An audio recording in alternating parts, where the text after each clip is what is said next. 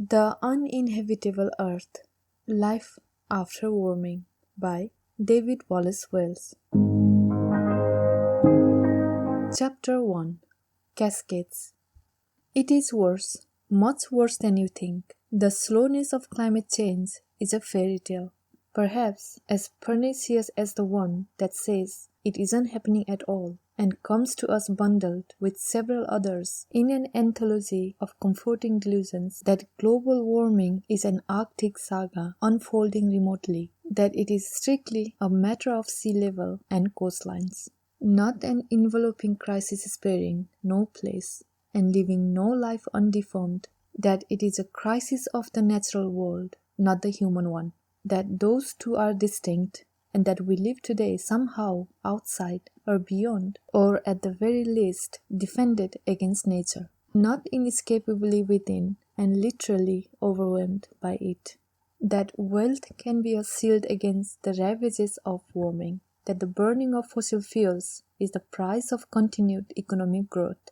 That growth and the technology it produces will allow us to engineer our way out of environmental disaster. That there is any analogue to the scale or scope of this threat in a long span of human history that might give us confidence in staring it down. None of this is true, but let's begin with the speed of change. The Earth has experienced 5 mass extinctions before the one we are living through now, each so complete a wiping of the fossil record that it functioned as an evolutionary reset. The planet's phylogenetic tree first expanding, then collapsing at intervals like a lung. 86% of all species dead 450 million years ago. 70 million years later, 75%. 125 million years later, 96%. 50 million years later, 80%. 135 million years after that, 75% again. Unless you are a teenager, you probably read in your high school textbooks that these extinctions were the results of asteroids. In fact, all but the one that killed the dinosaurs involved climate change produced by greenhouse gas. The most notorious was 250 million years ago. It began when carbon dioxide warmed the planet by 5 degrees Celsius, accelerated when that warming triggered the release of methane, another greenhouse gas, and ended with all but a sliver of life on Earth dead. We are currently adding carbon to the atmosphere at a considerably faster rate, by most estimates at least 10 times faster. The rate is 100 times faster than at any point in the human history before the beginning of industrialization.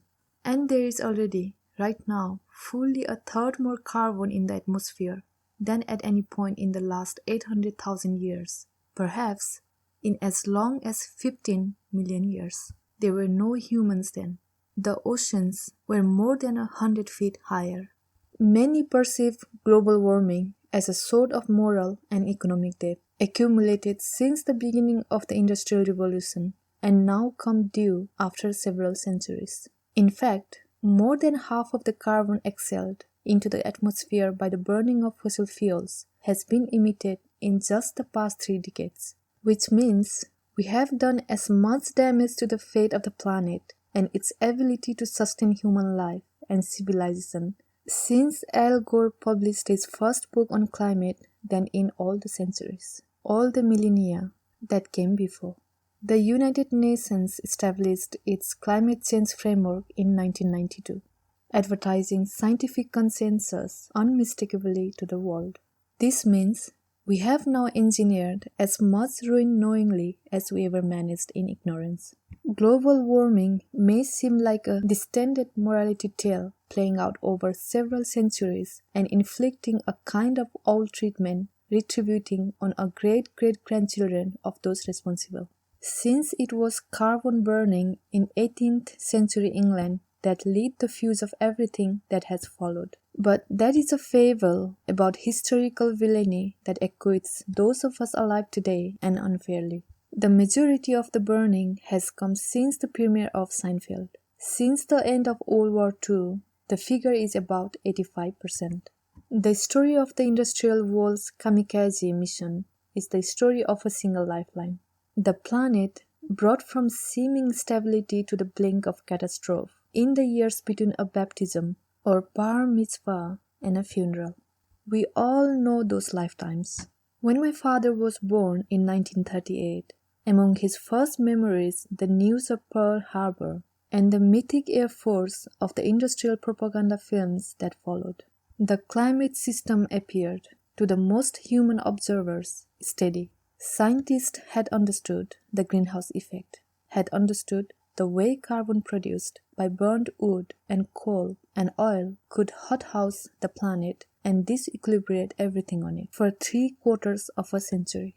But they had not yet seen the impact, not really, not yet, which made warming seem less like an observed fact than a dark prophecy, to be fulfilled only in a very distant future, perhaps never.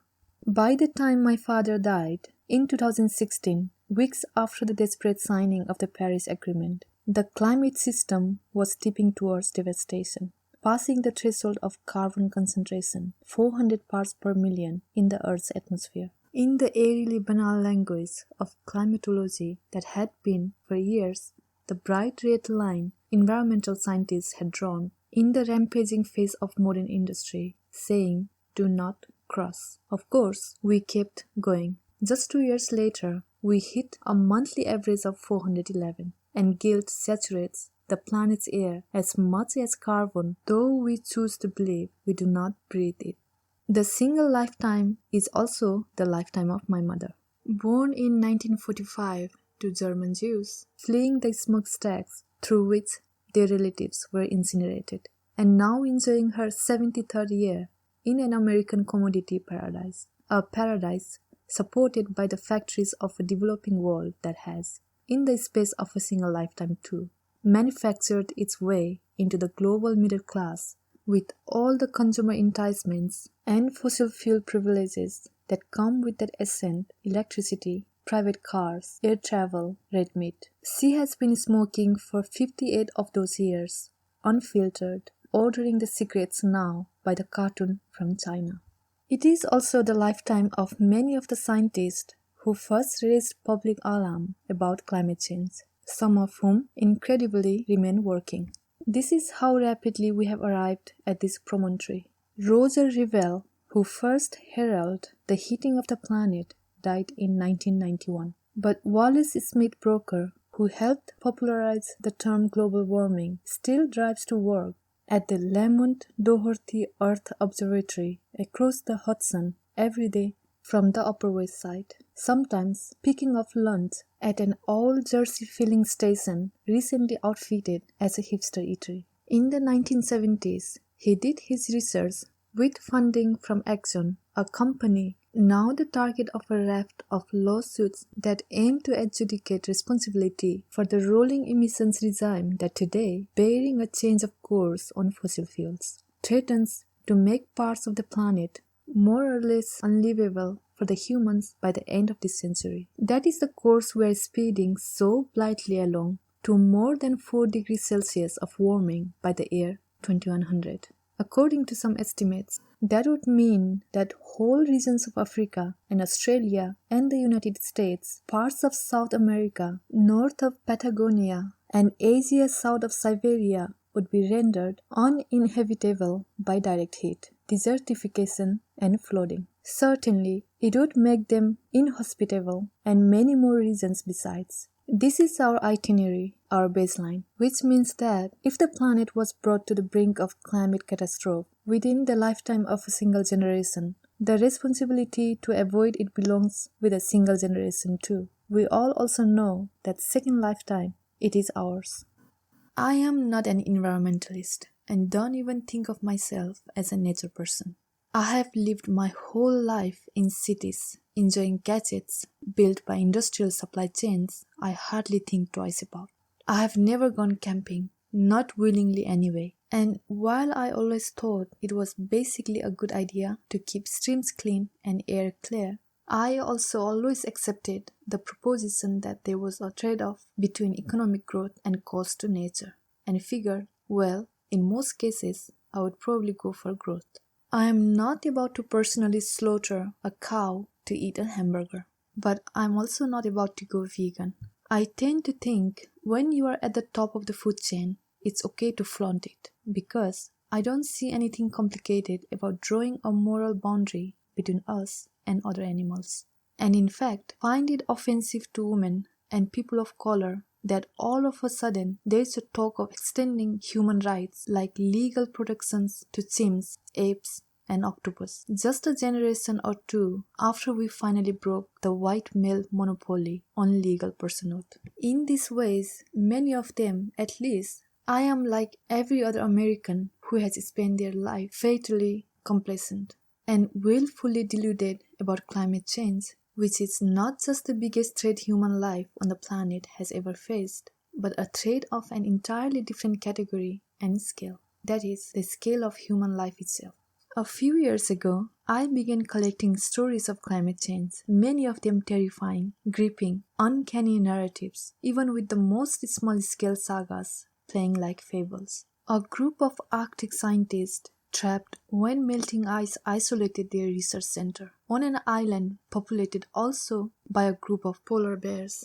A Russian boy killed by anthrax released from a thawing reindeer carcass, which had been trapped in permafrost for many decades. At first, it seemed the news was inventing a new genre of allegory. But of course, climate change is not an allegory.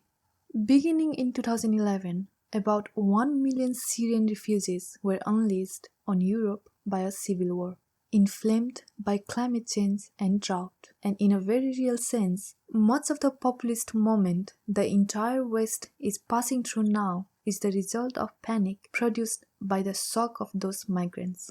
The likely flooding of Bangladesh threatens to create 10 times as many or more received by a world that will be even further destabilized by climate chaos, and one suspects less receptive the browner those in need. And then there will be the refugees from sub-Saharan Africa, Latin America, and the rest of South Asia, 140 million by 2050, the World Bank estimates, meaning more than 100 times Europe's Syrian crisis. The UN projections are bleaker, 200 million climate refugees by 2050. 200 million was the entire world population at the peak of the Roman Empire. If you can imagine every single person alive and living anywhere on the planet at the time dispossessed of their home and turned outward to wander through hostile territories in search of a new one. The high end of what's possible in the next 30 years, the United Nations says, is considerably worse. 1 billion or more vulnerable poor people with little choice but to fight or flee. 1 billion or more. That was the entire global population as recently as 1820, with the Industrial Revolution well underway, which suggests that we might better conceive of history not as a deliberate procession of years marching forward on a timeline, but as an expanding balloon of population growth, humanity dilating across the planet almost to the point of full eclipse.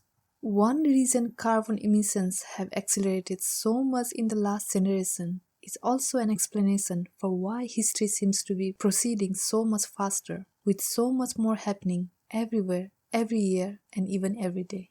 This is what results when there are simply that many more humans around. 15% of all human experience throughout the history, it's been estimated, belongs to people alive right now, each walking the earth with carbon footprints. Those refugee figures are high-end estimates, produced years ago by research groups designed to call attention to a particular cause or crusade. The true numbers will almost surely fall short of them, and scientists tend to trust projections in the tens of millions rather than the hundreds of millions. But that those bigger numbers are only the far upper reaches of what is possible should not lull us into complacency. When we dismiss the worst-case possibilities, it distorts our sense of likelier outcomes. We then regard as extreme scenarios we need not plan so conscientiously for. High-end estimates establish the boundaries of what's possible, between which we can better conceive of what is likely. Perhaps they will prove better guides even than that, considering the optimists have never, in the half-century of climate anxiety we have already endured, been right. My file of stories grew daily, but very few of the clips, even those drawn from new research published in the most pedigreed scientific journals, seemed to appear in the coverage about climate change the country watched on television and read in its newspaper. In those places, climate change was reported, of course, and even with those tints of alarm. But the discussion of possible effects was misleadingly narrow, limited almost invariably to the matter of sea level rise. Just as worrisome, the coverage was sanguine, all things considered. As recently as the 1997 signing of the landmark Kyoto Protocol, 2 degrees Celsius of global warming was considered the threshold of catastrophe. Flooded cities, crippling droughts and heat waves, a planet battered daily by hurricanes and monsoons we used to call natural disasters, but will soon normalize as simply bad weather. More recently, the foreign minister of the Marshall Islands offered another name for the level of warming: genocide. There is almost no chance we will avoid the scenario. The Kyoto Protocol achieved practically nothing. In the 20 years since, despite all of our climate advocacy and legislation and progress on green energy, we have produced more emissions than in the last 20 years before. In 2016, the Paris Accords established 2 degrees as a global goal, and to read our newspapers, the level of warming remains something like the scariest scenarios it is responsible to consider. Just a few years later, with no single industrial nation on track to meet its Paris commitment, 2 degrees look more like a base case outcome, at present hard to credit, with an entire bell curve of more horrific possibilities extending beyond it and yet shrouded delicately from public view. For those telling stories about climate, such horrific possibilities, and the fact that we had squandered our chance of landing anywhere on the better half of the curve, had become somehow unseemly to consider. Reasons are almost too many to count, and so half-formed they might better be called impulses. We chose not to discuss a world warmed beyond 2 degrees out of decency, perhaps our simple fear, or fear of fear-mongering, or technocratic faith, which is really market faith, or deference to partisan debates, or even partisan priorities, or skepticism about the environmental left of the kind I had always had, or disinterest in the fates of distant ecosystems like I had also always had. We felt confusion about the science and its many technical terms and hard-to-pass numbers. We suffered from slowness apprehending the speed of change, or semi-conspiratorial confidence in the responsibility of global elites and their institutions, or obeisance towards those elites and their institutions, whatever we thought of them. Perhaps we felt unable to really trust scarier projections because we had only just heard about warming, we thought, and things couldn't possibly have gotten that much worse just since the first inconvenient truth, or because we liked driving our cars and eating our beef and living as we did in every other way and didn't want to think too hard about that, or because we felt so post-industrial that we couldn't believe we were still drawing materials breeds from fossil fuels, furnaces. Perhaps it was because we were so sociopathically good at collating bad news into a sickening, evolving sense of what constituted normal, or because we looked outside and things seemed still okay, or because we were bored with writing or reading the same story again and again. Because climate was so global and therefore non-tribal, it suggested only the corniest politics. Because we did not yet appreciate how fully it would ravage our lives. And because, selfishly, we did not mind destroying the planet for others living elsewhere on it, or those not yet born who would inherit it from us, outraged. Because we had too much faith in the teleological shape of history and the arrow of human progress to countenance the idea that the arc of history would bend toward anything but environmental justice too. Because when we were being really honest with ourselves, we really thought of the world as a zero-sum resource competition and believed that whatever happened, we were probably going to continue to be the victors, relatively speaking anyway. Advantages of class being what they are and our own luck in the natalist lottery being what it was. Perhaps we were too panicked about our own jobs and industries to fret about the future of jobs and industry. Or perhaps we were also really afraid of robots, or were too busy looking at our new phones. Or perhaps, however easy we found the apocalypse reflects in our culture and the path of panic in our politics, we truly had a good news bias when it came to the big picture. Or really, who knows why? There are so many aspects to the climate kaleidoscope that transforms our institution about environmental devastation into an uncanny complacency that it can be hard to pull the whole picture of climate distortion into focus. But we simply wouldn't, or couldn't, or anyway, didn't look squarely in the face of the science.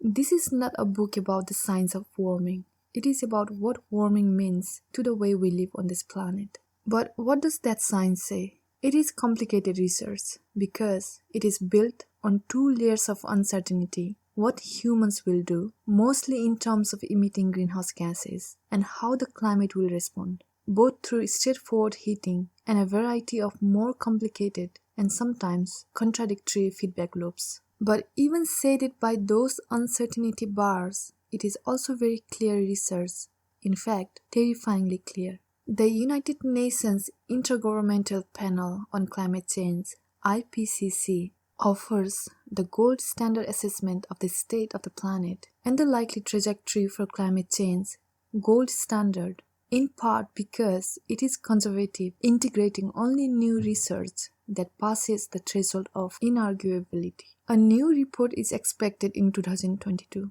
But the most recent one says that if we take action on emissions soon, instituting immediately all of the commitments made in the Paris Accords but nowhere yet actually implemented, we are likely to get about 3.2 degrees of warming, or about 3 times as much warming as the planet has seen since the beginning of industrialization, bringing the unthinkable collapse of the planet's ice sheets not just into the realm of the real but into the present. That would eventually flood not just Miami and Dhaka, but Shanghai and Hong Kong and 100 other cities around the world. The tipping point for that collapse is said to be around 2 degrees, according to several recent studies. Even a rapid cessation of carbon emissions could bring us that amount of warming by the end of the century. The assaults of climate change do not end at 2100, just because most modeling by convention sunsets at that point. This is why some studying global warming call the 100 years to follow the century of hell. Climate change is fast, much faster than it seems we have the capacity to recognize and acknowledge. But it is also long, almost longer than we can truly imagine. In reading about warming, you will often come across analogies from the planetary record. The last time the planet was this much warmer, the logic runs, sea levels were here. These conditions are not coincidences. The sea level was there largely because the planet was that much warmer, and the geologic record is the best model we have for understanding the very complicated climate system and gauging just how much damage will come from turning up the temperature by 2 or 4 or 6 degrees. Which is why it is especially concerning that recent research into the deep history of planets suggests that our current climate models may be underestimating the amount of warming we are due for in 2100 by as much as half. In other words, temperatures could rise ultimately by as much as double what the IPCC predicts. Hit our Paris emissions targets and we may still get 4 degrees of warming, meaning a green Sahara and the planet's tropical forest transformed into fire-dominated savanna. The authors of one recent paper suggested the warming could be more dramatic still. Slashing our emissions could still bring us to 4 or 5 degrees Celsius, a scenario they said would pose severe risk to the habitability of the entire planet. Hothouse Earth, they called it. Because these numbers are so small, we tend to trivialize the differences between them. 1, 2, 4, 5. Human experience and memory offer no good analogy for how we should think of these thresholds. But as with world wars or recurrences of cancer, you don't want to see even one. At 2 degrees, the ice sheets will begin their collapse. 400 million more people will suffer from water scarcity. Major cities in the equatorial band of the planet will become unlivable. And even in the northern latitude, heat waves will kill thousands each summer. There would be 32 times as many extreme heat waves in India, and each would last 5 times as long, exposing 93 times more people. This is our best case scenario. At 3 degrees, southern Europe would be in permanent drought, and the average drought in Central America would last 19 months longer, and in the Caribbean, 21 months longer. In Northern Africa, the figure is 60 months longer, that is 5 years. The areas burned each year by wildfires would double in the Mediterranean and sextuple, or more in the United States. At 4 degrees, there would be 8 million more cases of dengue fever each year in Latin America alone, and close to annual global food crisis. There could be 9% more heat-related deaths. Damages from river flooding would grow 30-fold in Bangladesh, 20-fold in India, and as much as 60-fold in the United Kingdom. In certain places, 6 climate-driven natural disasters could strike simultaneously, and globally, damages could pass $600 trillion, more than twice the wealth as exists in the world today. Conflict and warfare could double. Even if we pull the planet up short of 2 degrees by 2100, we will be left with an atmosphere that contains 500 parts per million of carbon, perhaps more. The last time that was the case, 16 million years ago, the planet was not 2 degrees warmer, it was somewhere between 5 and 8, giving the planet about 130 feet of sea level rise, enough to draw a new American coastline as far west as I-95. Some of these processes take thousands of years to unfold, but they are also irreversible, and therefore effectively permanent. You might hope to simply reverse climate change. You can't. It will outrun all of us. This is part of what makes climate change what the theorist Timothy Morton calls a hyperobject, a conceptual fact so large and complex that, like the internet, it can never be properly comprehended. There are many features of climate change, its size, its scope, its brutality, that alone satisfy this definition. Together, they might elevate it into a higher and more incomprehensible conceptual category yet. But time is perhaps the most mind-bending feature. The worst outcomes arriving so long from now that we reflexively discount their reality.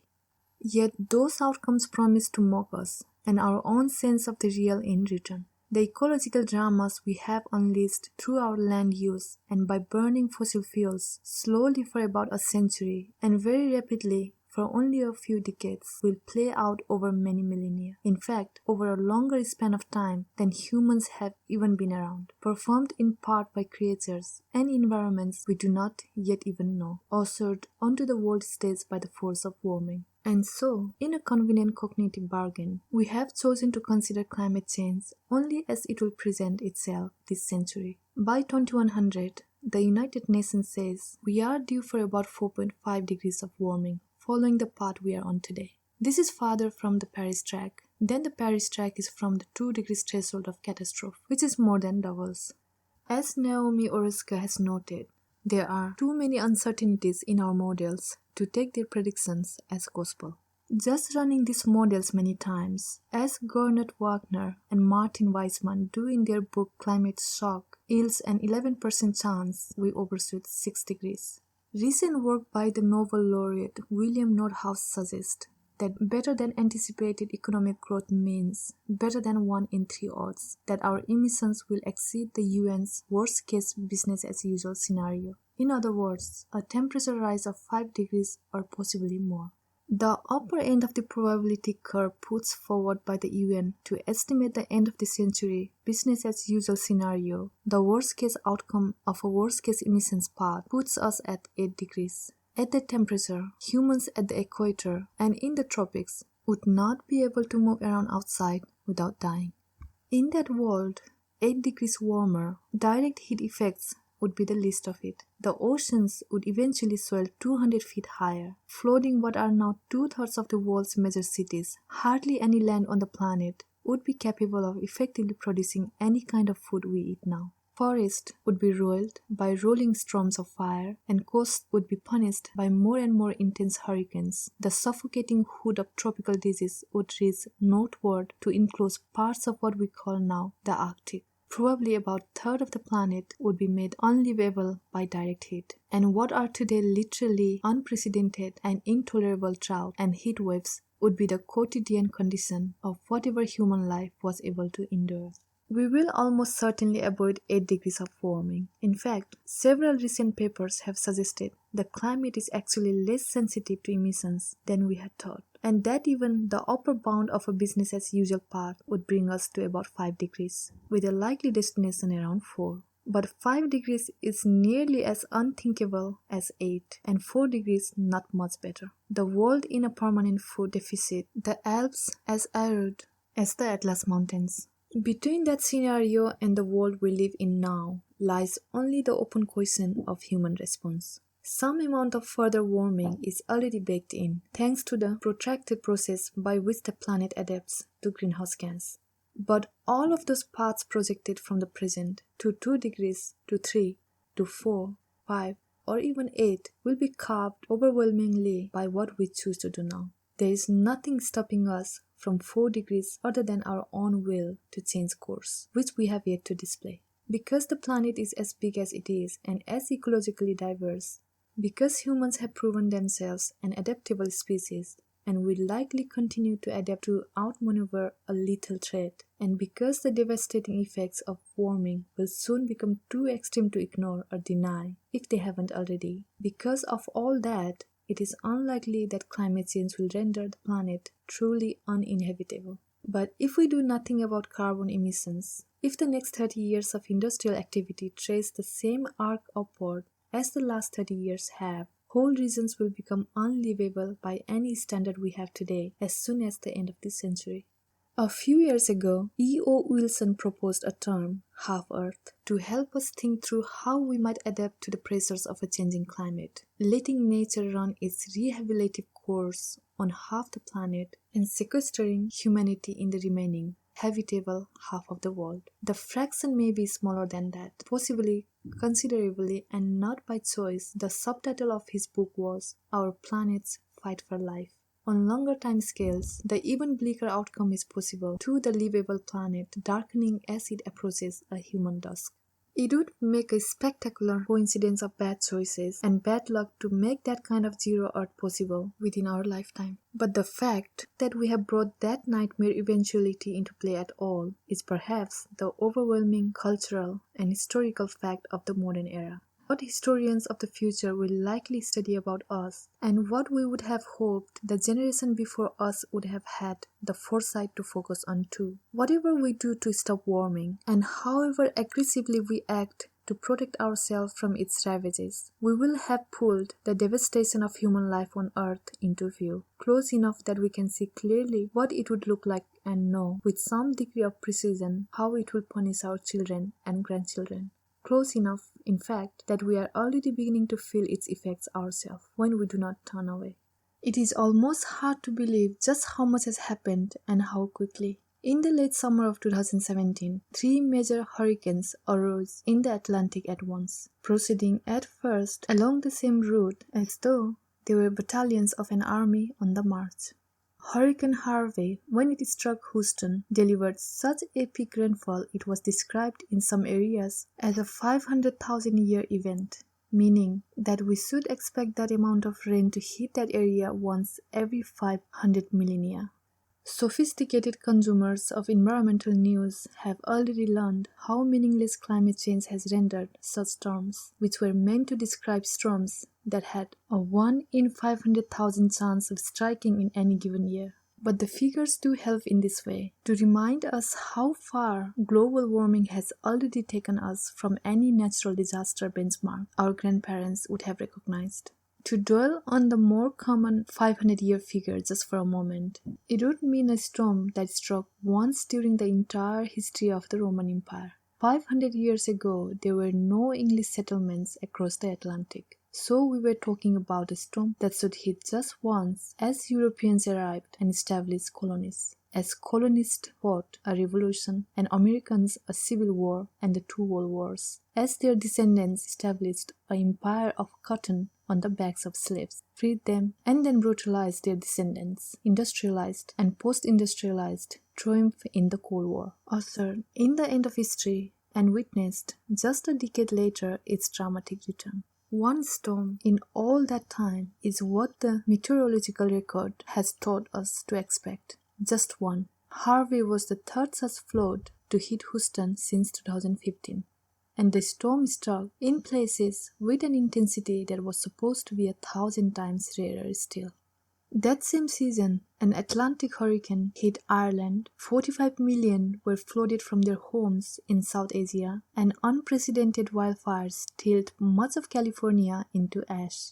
And then there was the new category of quotidian nightmare, climate change inventing the once unimaginable category of obscure natural disasters. Crises so large they would once have been inscribed in folklore for centuries today passing across our horizons, ignored, overlooked, or forgotten.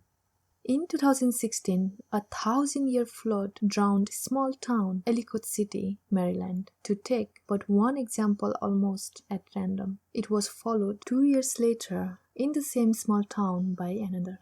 1 week that summer of 2018, dozens of places all over the world were hit with record heat waves. From Denver to Burlington to Ottawa, from Glasgow to Shannon to Belfast, from Tbilisi in Georgia and Yerevan in Armenia to whole swaths of southern Russia. The previous month, the daytime temperature of one city in Oman reached above 121 degrees Fahrenheit and did not drop below 108 all night. And in Quebec, Canada, 54 died from the heat. The same week, 100 major wildfires burned in the American West, including one in California that grew 4,000 acres in one day, and another in Colorado that produced a volcano-like 300-foot eruption of flames, swallowing an entire subdivision and inventing a new term, fire tsunami, along the way. On the other side of the planet, biblical rains flooded Japan, where 1.2 million were evacuated from their homes. Later that summer, Typhoon Mangkhut forced the evacuation of 2.45 million from mainland China. The same week, Hurricane Florence struck the Californias, turning the port city of Wilmington briefly into an island and flooding large parts of the state with hog manure and coal ash. Along the way, the winds of Florence produced dozens of tornadoes across the region.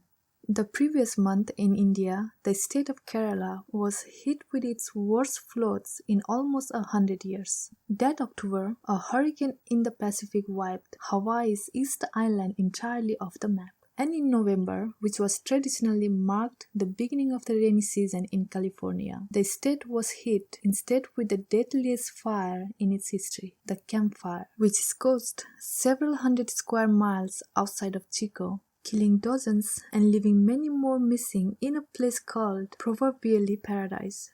The devastation was so complete you could almost forget the Woolsey fire closer to Los Angeles, which burned at the same time and forced the sudden evacuation of 170,000. It is tempting to look at these strings of disasters and think climate change is here. And one response to seeing things long predicted actually come to pass is to feel that we have settled in a new era, with everything transformed. In fact, that is how California Governor J.D. Brown described the state of things in the midst of the state's wildfire disaster, a new normal. The truth is actually much scarier. That is, the end of normal, never normal again. We have actually exited the state of environmental conditions that allowed the human animal to evolve in the first place, in an unsure and unplanned bed on just what that animal can endure. The climate system that raised us and raised everything we now know as human culture and civilization is now like a parent, dead. And the climate system we have been observing for the last several years, the one that has battered the planet again and again, is not our bleak future in the preview. It would be more precise to say that it is a product of our recent climate past, already passing behind us into a dustbin of environmental nostalgia. There is no longer any such thing as a natural disaster, but not only will things get worse, technically speaking, they have already gotten worse. Even if miraculously humans immediately ceased emitting carbon, we would still be due for some additional warming from just the stuff we have put into the air already. And of course, with global emissions still increasing, we are very far from zeroing out on carbon, and therefore very far from stalling climate change. The devastation we are now seeing all around us is a beyond best case scenario for the future of warming and all the climate disasters it will bring. What that means is that we have not at all arrived at a new equilibrium. It is more like we have taken one step out on the plank of a pirate ship. Perhaps because of the exhausting false debate about whether climate change is real, too many of us have developed a misleading impression that its effects are binary. But global warming is not yes or no, nor it is today's weather forever or doomsday tomorrow. It is a function that gets worse over time as long as we continue to produce greenhouse gas. And so the experience of life in a climate transformed by human activity is not just a matter of stepping from one stable ecosystem into another, somewhat worse one, no matter how degraded or destructive the transformed climate is. The effects will grow and build as the climate continues to warm, from 1 degree to 1.5 to almost certainly 2 degrees and beyond. The past few years of climate disasters may look like about as much as the climate can take. In fact, we are only just entering our new brave world, one that collapses below us as soon as we set foot on it. Many of these new disasters arrived accompanied by debate about their cause, about how much of what they have done to us comes from what we have done to the planet. For those hoping to better understand precisely how a monstrous hurricane arises out of a placid ocean, these inquiries are worthwhile. But for all practical purposes, the debate yields no real meaning or insight. A particular hurricane may owe 40% of its force to anthropogenic global warming, the evolving models might suggest, and a particular drought may be half again as bad as it might have been in the 17th century. But climate change is not a discrete clue we can find at the scene of a local crime. One hurricane, one heat wave, one famine, one war. Global warming isn't a perpetrator. It's a conspiracy. We all live within climate and within all the changes we have produced in it, which includes us all and everything we do. If the hurricanes of a certain force are now 5 times as likely as in the pre-Columbian Caribbean, it is parsimonious to the point of triviality to argue over whether this one or that one was climate-caused. All hurricanes now unfold in the weather systems we have rigged on their behalf, which is why there are more of them and why they are stronger. The same is true for wildfires. This one or that one may be caused by a cookout or a downed power line, but each is burning faster, bigger and longer because of global warming, which gives no reprieve to fire season. Climate change isn't something happening here or there, but everywhere and all at once. And unless we choose to halt it, it will never stop. Over the past few decades, the term Anthropocene has climbed out of academic discourse and into the popular imagination, a name given to the geologic era we live in now, and a way to signal that it is a new era, defined on the wall chart of deep history by human intervention. One problem with the term is that it implies a conquest of nature, even echoing the biblical dominion. But however sanguine you might be about the proposition that we have already ravaged the natural world, which we surely have, it is another thing entirely to consider the possibility that we have only provoked it, engineering first in ignorance and then in denial a climate system that will now go to war with us for many centuries, perhaps until it destroys us. That is what Wally Broker, the avuncular oceanographer, means when he calls the planet an angry beast. You could also go with war machine. Each day we arm it more. The assaults will not be discrete. This is another climate delusion. Instead, they will produce a new kind of cascading violence, waterfalls and avalanches of devastation. The planet pummeled again and again with increasing intensity and in ways that build on each other and undermine our ability to respond, uprooting much of the landscape we have taken for granted for centuries as the stable foundation on which we walk, build homes and highways, shepherd our children through schools and into adulthood under the promise of safety, and subverting the promise that the world we have engineered and built for ourselves out of nature will also protect us against it, rather than conspiring with disaster against its makers. Consider those California wildfires. In March 2018, Santa Barbara County issued mandatory evacuation orders for those living in Montecito, Goleta, Santa Barbara, Summerland, and Carpinteria, where the previous December's fires had hit hardest. It was the fourth evacuation order precipitated by a climate event in the county in just 3 months, but only the first had been for fire. The others were for the mudslides ushered into possibility by that fire. One of the thorniest communities in the most glamorous state of the world's preeminently powerful country, upended by fear that their toy vineyards and hobby stables, their world-class beaches and lavishly funded public schools would be inundated by rivers of mud. The community as truly ravaged as the sprawling camps of temporary sects housing Rohingya refugees from Myanmar in the monsoon region of Bangladesh. It was. More than a dozen died, including a toddler swept away by mud and carried miles down the mountain slope to the sea. Schools closed and highways flooded, foreclosing the routes of emergency vehicles and making the community an inland island, as if behind a blockage choked off by a mud noose. Some climate cascades will unfold at the global level, cascades so large their effect will seem, by the curious legerdemain of environmental change, imperceptible. A warming planet leads to melting Arctic ice, which means less sunlight reflected back to the sun and more absorbed by a planet warming faster still, which means an ocean less able to absorb atmospheric carbon and so a planet warming faster still.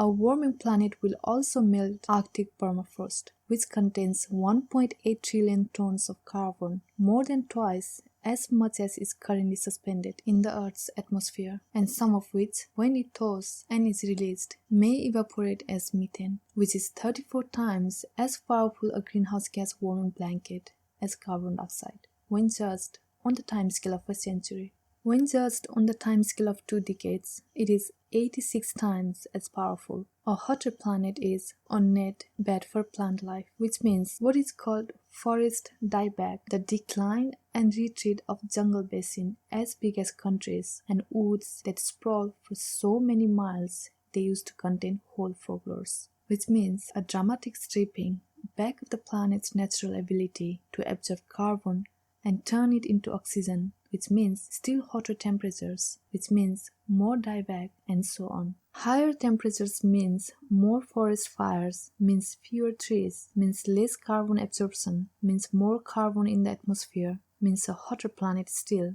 and so on. A warmer planet means more water vapor in the atmosphere, and water vapor being a greenhouse gas. This brings higher temperatures still, and so on. Warmer oceans can absorb less heat, which means more stays in the air and contains less oxygen, which is doomed for phytoplankton, which does for the ocean what plants do on land, eating carbon and producing oxygen, which leaves us with more carbon, which hits the planet further, and so on. These are the systems climate scientists call feedbacks. There are more. Some work in the other directions, moderating climate change, but many more point towards an acceleration of warming should we trigger them. And just how these complicated, countervailing systems will interact, what effects will be exaggerated, and what undermined by feedbacks is unknown, which pulls a dark cloud of uncertainty over any effort to plan ahead for the climate future. We know what a best-case outcome climate change looks like, however unrealistic, because it quite closely resembles the world as we live on it today. But we have not yet begun to contemplate those cascades that may bring us to the infernal range of the bell curve. Other cascades are regional, collapsing on human communities and buckling them where they fall. These can be literal cascades. Human-triggered avalanches are on the rise, with 50,000 people killed by avalanches globally between 2004 and 2016. In Switzerland, climate change has unleashed a whole new kind, thanks to what are called rain-on-snow events, which also caused the overflow of the Oroville Dam in North California and the 2013 flood of Alberta, Canada, with damages approaching $5 billion. But there are other kinds of cascades too. Climate-driven water shortages or crop failures push climate refugees into nearby regions already struggling with resource scarcity.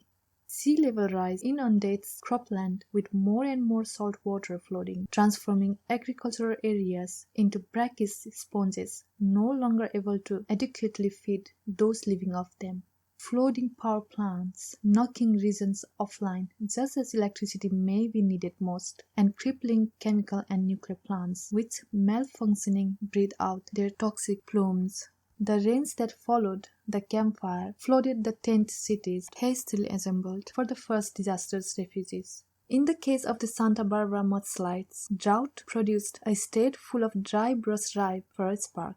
Then a year of enormously monsoonist rain produced only more growth, and wildfires tore through the landscape, leaving a mountain slide without much plant life to hold in place the millions of tons of loose earth that make up the towering coastal range where the clouds stain together and the rain first falls. Some of those watching from afar wondered incredulously how a mudslide could kill so many. The answer is the same way as hurricanes or tornadoes, by weaponizing the environment, whether man-made or natural. Wind disasters do not kill by wind, however brutal it gets, but by tugging trees out of earth and transforming them into clubs, making power lines into loose beams and electrified nooses, collapsing homes on cowering residents, and turning cars into tumbling boulders. And they kill slowly too, by cutting off food delivery and medical supplies, making roads impassable even to first responders, knocking out phone lines and cell towers so that the ill and elderly must suffer and hope to endure in silence and without aid. Most of the world is not Santa Barbara, with its mission-style impasto of infinite-seeming wealth, and in the coming decades, many of the most punishing climate horrors will indeed hit those least able to respond and recover. This is what is often called the problem of environmental justice. A sharper, less gauzy phrase would be climate caste system. The problem is acute within countries, even wealthy ones, where the poorest are those who live in the marshes, the swamps, the floodplains, the inadequately irrigated places with the most vulnerable infrastructure. Altogether an unwitting environmental apartheid. Just in Texas, 500,000 poor Latinos live in shanty towns called colonias with no drainage system to deal with increased flooding. The cleavage is even sharper globally, where the poorest countries will suffer more in our hot new world. In fact, with one exception, Australia, countries with lower GDPs will warm the most. This is notwithstanding the fact that much of the global south has not, to this point, defiled the atmosphere of the planet all that much. This is one of the many historical ironies of climate change that would better be called cruelties. So merciless is the suffering they will inflict. But disproportionately, as it will fall on the world's list, the devastation of global warming cannot be easily quarantined in the developing world, as much as those in the northern hemisphere would probably, and not to our credit, prefer it. Climate disaster is too indiscriminate for that. In fact, the belief that climate could be possibly governed or managed by any institution or human instrument presently at hand is another wide-eyed climate delusion. The planet survived many millennia without anything approaching a world government. In fact, endured nearly the entire span of human civilization that way, organized into competitive tribes and fiefdoms and kingdoms and nation-states, and only began to build something resembling a cooperative blueprint very piecemeal after brutal world wars in the form of the League of the Nations and United Nations and European Union and even the market fabric of globalization. Whatever its flaws, still a vision of cross-national participation imbued with the neoliberal ethos that life on Earth was a positive sum game. If you had to invent a trade grand enough and global enough to plausibly conjure into being a system of true international cooperation, climate change would be it. The threat everywhere and overwhelming and total. And yet now, just as the need for that kind of cooperation is paramount, indeed necessary for anything like the world we live to survive, we are only unbuilding those alliances, recoiling into nationalistic corners, and retreating from collective responsibility and from each other. That collapse of trust is a cascade too. Just how completely the world below our feet will become unknown to us is not yet clear, and how we register its transformation remains an open question. One legacy of the environmentalist creed that long prized the natural world as an otherworldly retreat is that we see its degradation as a sequestered story, unfolding separately from our own modern lives, so separately that the degradation acquires the comfortable contours of parable, like pages from Aesop, aestheticized even when we know the losses as tragedy. Climate change could soon mean that, in the fall, trees may simply turn brown, and so we will look differently at entire schools of painting, which stretched for generations, devoted to best capturing the oranges and reds. We can no longer see ourselves out of the windows of our cars as we drive along our highways. The coffee plants of Latin America will no longer produce fruit. Beach homes will be built on higher and higher stilts and still be drowned. In many cases, it is better to use the present tense. In just the last 40 years, according to the World Wildlife Fund, more than half of the world's vertebrate animals have died. In just the last 25, one study of German nature preserves found the flying insect population declined by 3/4. The delicate dance of flowers and their pollinators has been disrupted, as have the migration patterns of goat, which have fled up the eastern seaboard towards the Arctic, invading the communities of fishermen that fed on them for centuries, as have the hibernation patterns of black bears, many of which now stay awake all winter. Species individuated over millions of years of evolution but forced together by climate change have begun to mate with one another for the first time, producing a whole new class of hybrid species, the grizzly bear, the coy wolf. The zoos are already natural history museums, the children's book already out of date. Older fables too will be remade. The story of Atlantis, having endured and enchanted for several millennia, will compete with the real-time sagas of the Marshall Islands and Miami Beach, each sinking over time into snorkelers' paradises. The strange fantasy of Santa and his polar workshop will grow eerier still in an Arctic of ice-free summers, and there is a terrible poignancy in complementing how desertification of the entire Mediterranean basin will change our reading of the Odyssey, or how it will discolor the sign of Greek islands for dust from the Sahara to permanently blanket their skies, or how it will recast the meaning of the pyramids for the Nile to be dramatically drained. We will think of the border with Mexico differently. Presumably, when the Rio Grande is a line traced through a dry riverbed, the Rio Sand is already been called. The imperious West has spent 5 centuries looking down its nose at the plight of those living within the pale of tropical disease, and one wonders how that will change when mosquitoes carrying malaria and dengue are flying through the streets of Copenhagen and Chicago too. But we have for so long understood stories about nature as allegories that we seem unable to recognize that the meaning of climate change is not sequestered in parable. It encompasses us in a very real way. It governs us, our crop yields, our pandemics, our migration patterns and civil wars, crime waves and domestic assaults, hurricanes and heat waves, and rain bombs and mega droughts, the shape of our economic growth, and everything that flows downstream from it, which today means nearly everything. 800 million in South Asia alone, the World Bank says, would see their living conditions sharply diminished by 2050 on the current emissions track, and perhaps a climate slowdown will even reveal the bounty of what Andreas Malm calls fossil capitalism to be an illusion, sustained over just a few centuries by the arithmetic of adding the energy value of burnt fossil fuels to what had been before wood and coal and oil, an eternal Malthusian trap.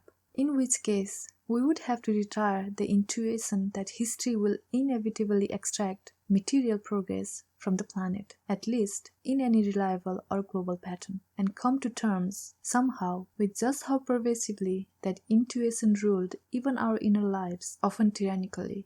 Adaptation to climate change is often viewed in terms of market trade-offs, but in the coming decades the trade will work in the opposite direction, with relative prosperity or benefit of more aggressive action. Every degree of warming It's been estimated to cost a temperate country like the United States about 1 percentage point of GDP. And according to one recent paper, at 1.5 degrees, the world would be $20 trillion richer than at 2 degrees. Turn the dial of another degree or two, and the cost balloon, the compound interest of environmental catastrophe. 3.7 degrees of warming would produce $551 trillion in damages. Research suggests total worldwide wealth is today about $280 trillion. Our current emissions trajectory takes us over 4 degrees by 2100. Multiply that by that 1% of GDP, and you have almost entirely wiped out the very possibility of economic growth, which has not topped 5% globally in over 40 years. A French group of alarmed academics call this prospect steady-state economics, but it ultimately suggests a more complete retreat from economics as an orienting beacon and from growth as the lingua franca through which modern life launders all of its aspirations. Steady-state also gives a name to the creeping panic that history may be less progressive, as we have come to believe, really only over the last several centuries, than cyclical, as we were sure it was for the many millennia before. More than that, in the vision steady-state economics projects of a state of nature competitive scramble, everything from politics to trade and war seems brutally zero-sum. For centuries, we have looked to nature as a mirror onto which to first project, then observe ourselves. But what is the moral? There is nothing to learn from global warming because we do not have the time or the distance to contemplate its lesson. We are, after all, not merely telling the story but living it. There is trying to. The threat is immense. How immense? One 2018 paper sketches the math in horrifying detail. In the journal Nature Climate Change, a team led by Drew Sindel tried to quantify the suffering that would be avoided if warming was kept to 1.5 degrees rather than 2 degrees. In other words, how much additional suffering would result from just that additional half degree of warming. Their answer, 150 million more people would die from air pollution alone in a 2-degree warmer world than in a 1.5-degree warmer one. Later that year, the IPCC raised the stakes further. In the gap between 1.5 degrees and 2, it said hundreds of millions of lives were at stake.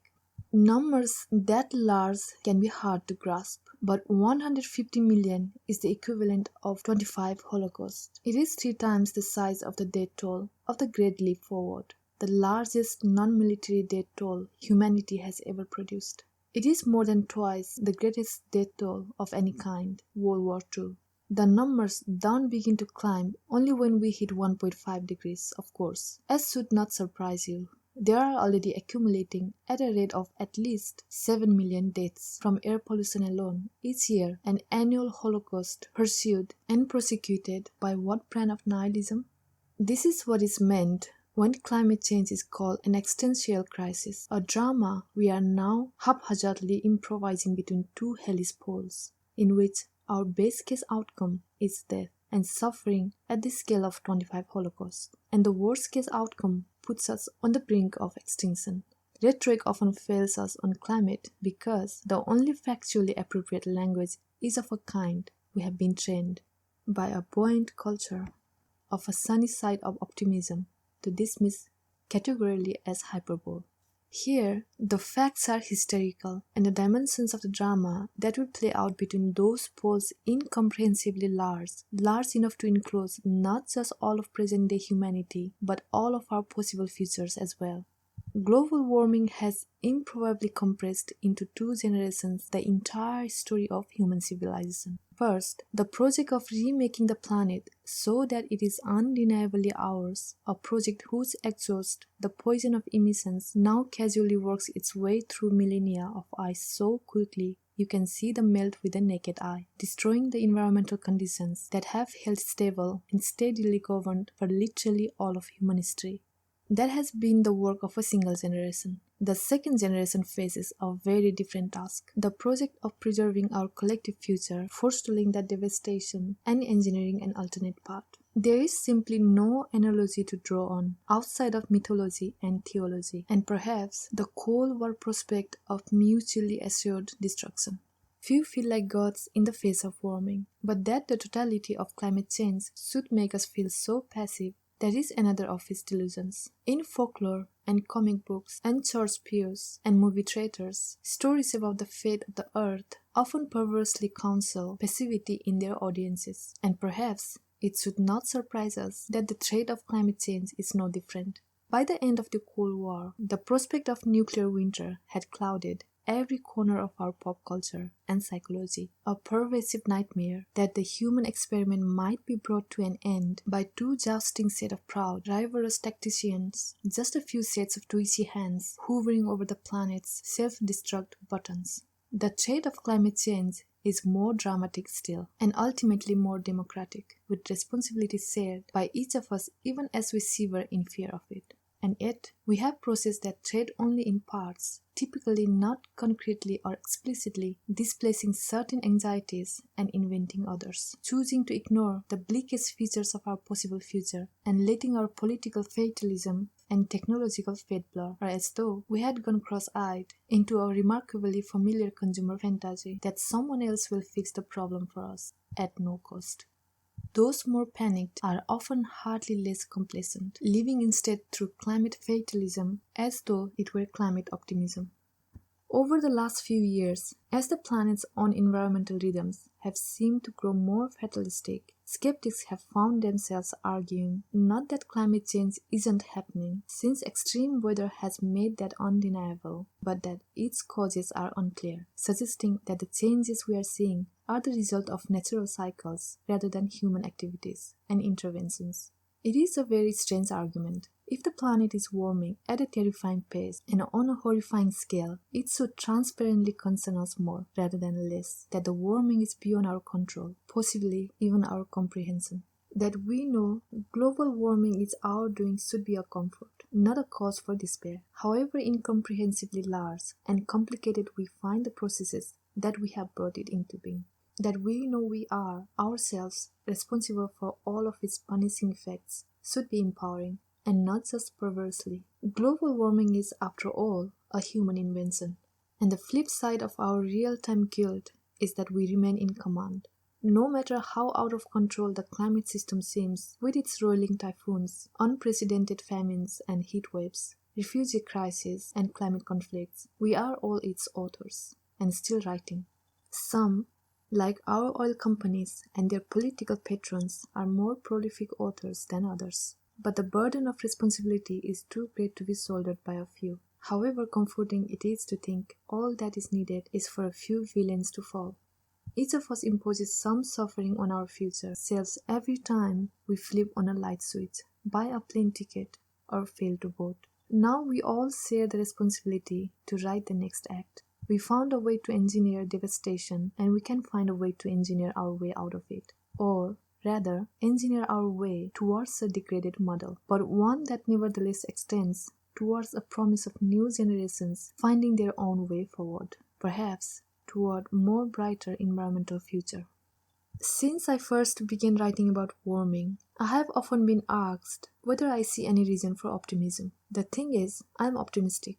Given the prospect that humans could engineer a climate that is 6 or even 8 degrees warmer over the course of the next several centuries, large swathes of the planet, unlivable by any definition we use today, that degraded model counts for me as an encouraging future. Warming of 3 or 3.5 degrees would unleash suffering beyond anything that humans have ever experienced through many millennia of strain and strife and all-out war. But it is not a fatalistic scenario. In fact, it is a whole lot better than where we are headed. And in the form of carbon capture technology, we should extract CO2 from the air, or geoengineering, we should cool the planet by suspending gas in the atmosphere, or other now unfathomable innovations, we may conjure new solutions which could bring the planet closer to a state we would today regard as merely grim rather than apocalyptic. I have also often been asked whether it's moral to reproduce in this climate, whether it's responsible to have children, whether it's fair to the planet, or perhaps more important to the children. As it happens, in the course of writing this book, I did have a child, Roka. Part of that choice was delusion, that same willful blindness. I know there are climate horrors to come, some of which will inevitably be visited on my children. That is what it means for warming to be all-encompassing, all-touching threat. But those horrors are not yet scripted. We are staging them by inaction, and by action can stop them. Climate change means some bleak prospects for the decades ahead, but I don't believe the appropriate response to that challenge is withdrawal, is surrender. I think you have to do everything you can to make the world accommodate dignified and flourishing life, rather than giving up early, before the fight has been lost or won, and acclimating yourself to a dreary future brought into being by others less concerned about climate pain. The fight is definitely not yet lost. In fact, will never be lost, so long as we avoid extinction, because, however warm the planet gets, it will always be the case that the decade that follows could contain more suffering or less. And I have to admit, I am also excited for everything that Roka and her sisters and brothers will see, will witness, will do. She will hit her child-rearing years around 2050, when we could have climate refugees in the many tens of millions. She will be entering old age at the close of the century, the end stage bookmark on all of our projections for warming.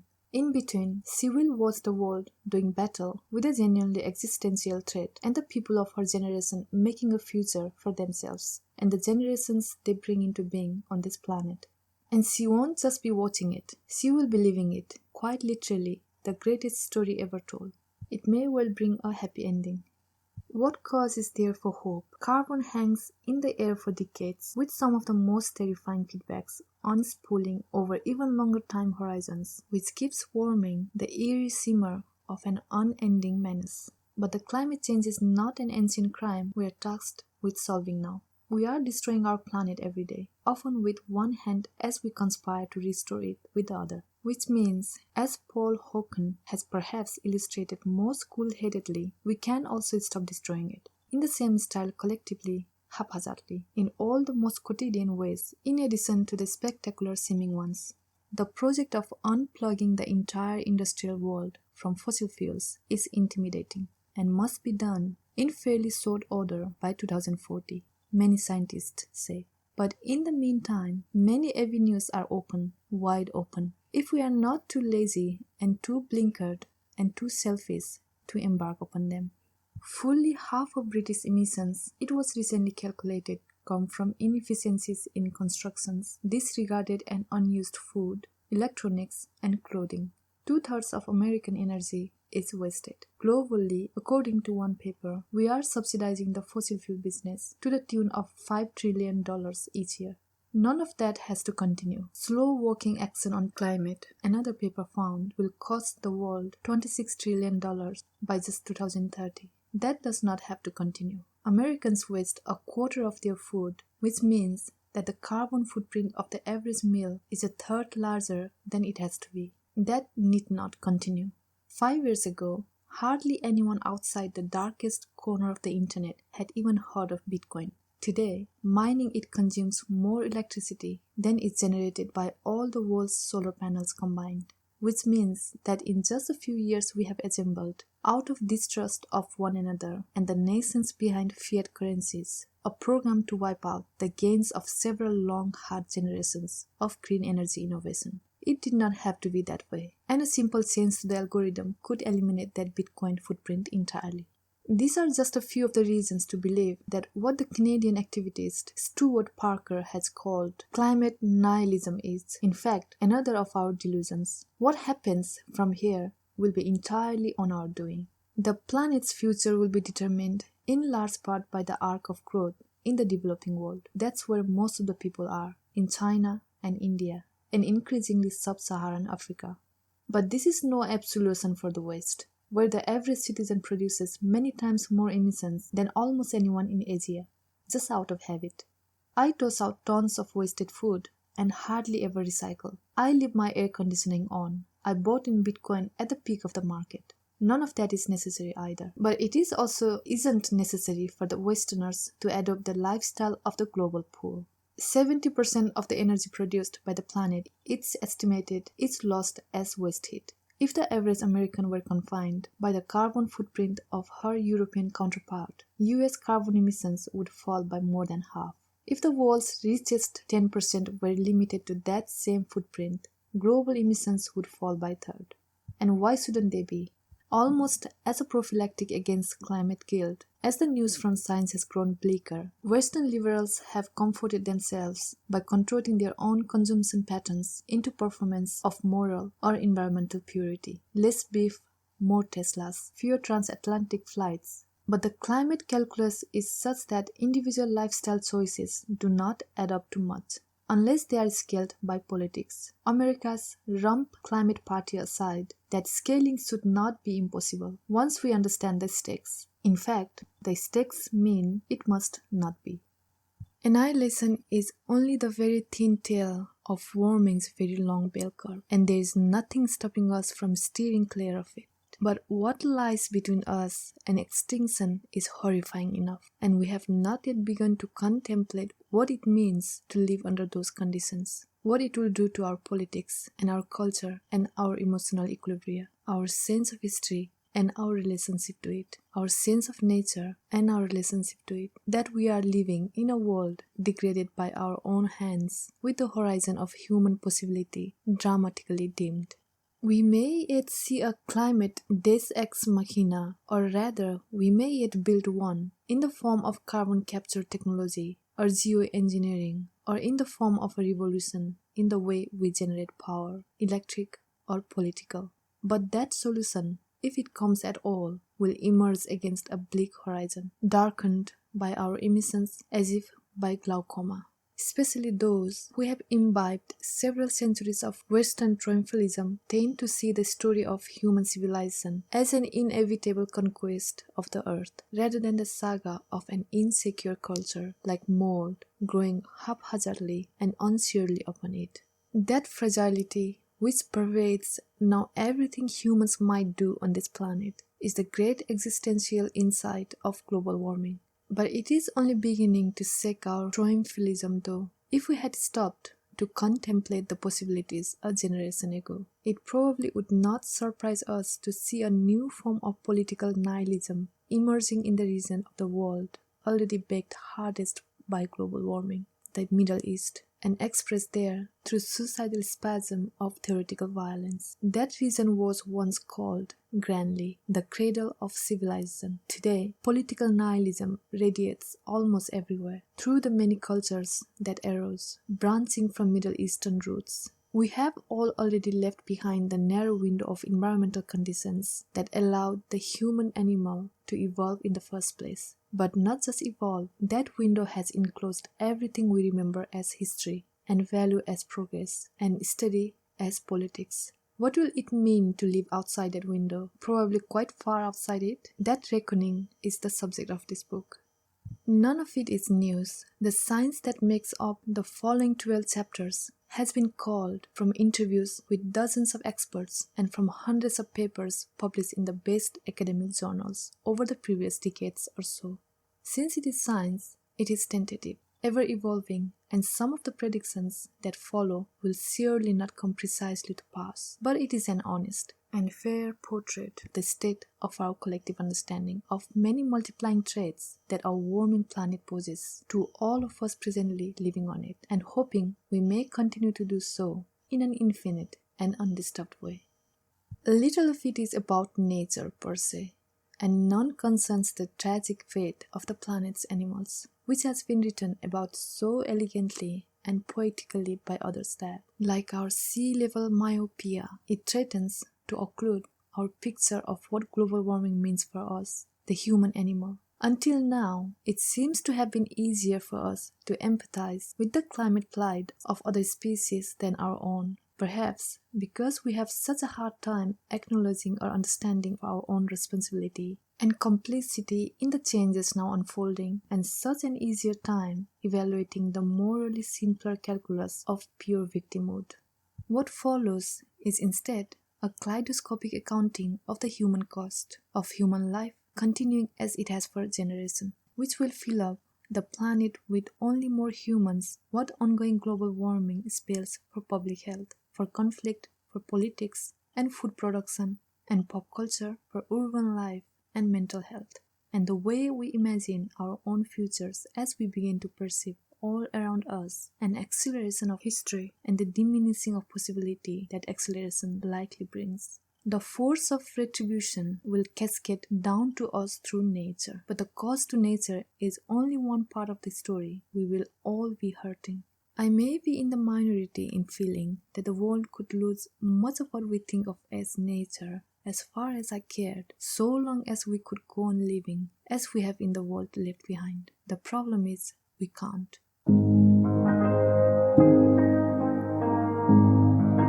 Chapter 2. Elements of Chaos. Heat death. Humans, like all mammals, are heat engines. Surviving means having to continually cool off, as panting dogs do. For that, the temperature needs to be low enough for the air to act as a kind of refrigerant, drawing heat off the skin so the engine can keep pumping. At 7 degrees of warming, that would become impossible for portions of the planet's equatorial band, and especially the tropics, where humidity adds to the problem, and the effect would be fast. After a few hours, a human body would be cooked to death from both inside and out. At 11 or 12 degrees Celsius of warming, more than half the world's population, as distributed today, would die of direct heat. Things almost certainly won't get that hot anytime soon, though some models of unabated emissions do bring us that far eventually, over centuries.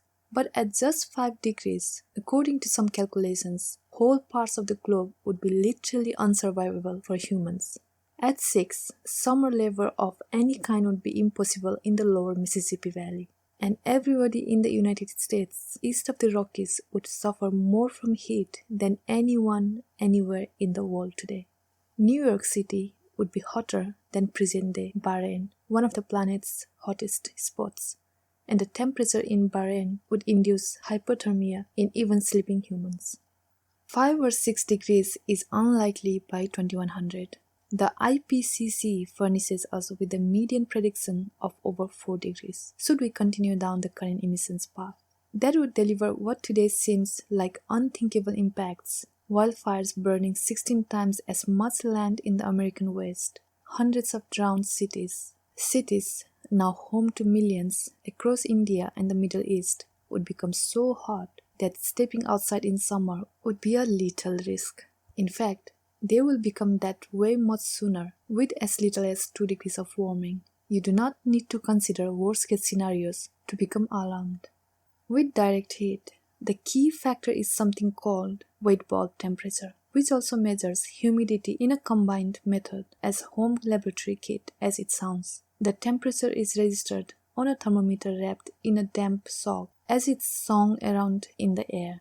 At present, most regions reach a wet bulb temperature of 26 or 27 degrees Celsius. The true red line for habitability is 35 degrees, beyond which humans begin simply dying from the heat. That leaves a gap of 8 degrees. What is called heat stress comes much sooner.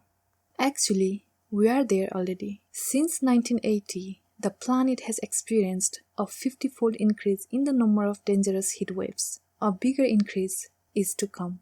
The 5 warmest summers in Europe since 1500 have all occurred since 2002, and eventually the IPCC warns simply working outdoors at the time of year will be unhealthy for parts of the globe. Even if we meet the Paris goals, cities like Karachi and Kolkata will annually encounter deadly heat waves like those that crippled them in 2015, when heat killed thousands in India and Pakistan.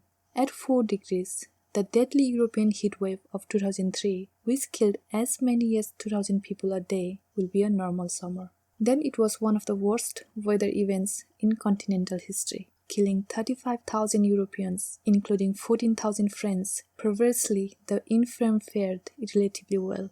William Langewiese has written, most of them watched over in the nursing homes and hospitals of those well-off countries, and it was the comparatively healthy elderly who accounted for most of the death, many left behind by vacationing families escaping the heat, with some corpses rotting for weeks before the families returned. It will get worse. In the business as usual scenario, a research team led by Ethan Coffell calculated in 2017 the number of days warmer than what were once the warmest days of the year could grow by a factor of 100 by 2080, possibly by a factor of 250. The metric Coffell uses is person days, a unit that combines the number of people affected with the number of days. Every year, there would be between 150 and 750 million person days with wet bulb temperatures equivalent to today's most severe, that is quite deadly, heat waves. There would be 1 million person days each year with intolerable wet bulb temperatures, combinations of heat and humidity beyond the human capacity for survival. By the end of the century, the World Bank has estimated the coolest months in tropical South America, Africa, and Pacific are likely to be warmer than the warmest months at the end of the 20th century. We had heat waves back then, of course, deadly ones. In 1998, the Indian summer killed 2,500. More recently, temperature spikes have gotten hotter. In 2010, 55,000 died in a Russian heat wave that killed 700 people in Moscow each day.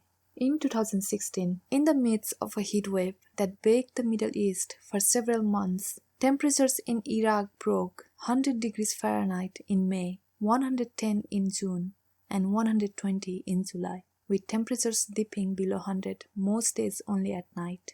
In 2018, the hottest temperature likely ever recorded in April was registered in southeast Pakistan. In India, a single day over 95 degrees Fahrenheit increases annual mortality rates by 0.75%. In 2016, a string of days topped 120 in May. In Saudi Arabia, where summer temperatures often approach that mark, 700,000 barrels of oil are burned each day in the summer, mostly to power the nation's air conditioning. That can help with the heat, of course. But air conditioners and fans already account for fully 10% of global electricity consumption. Demand is expected to triple or perhaps quadruple by 2050. According to one estimate, the world will be adding 700 million AC units by just 2030.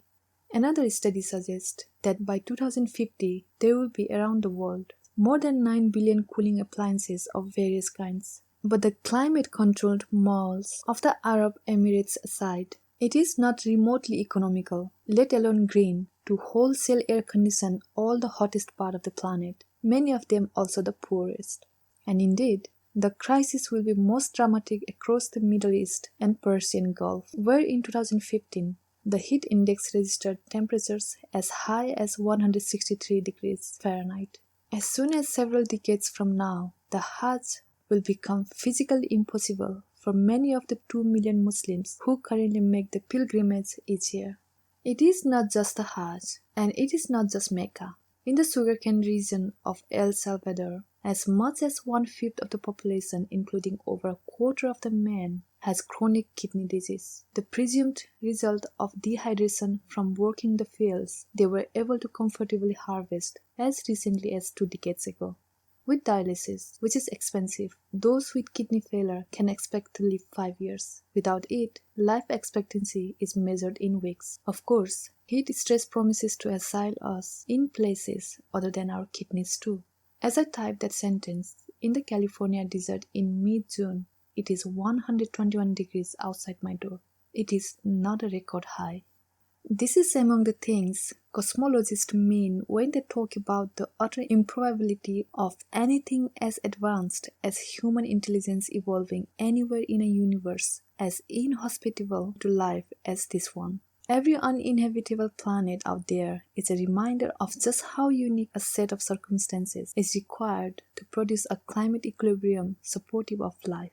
No intelligent life that we know of ever evolved anywhere in the universe outside of the narrow Goldilocks range of temperatures that enclosed all of human evolution and that we have now left behind, probably permanently. How much hotter will it get?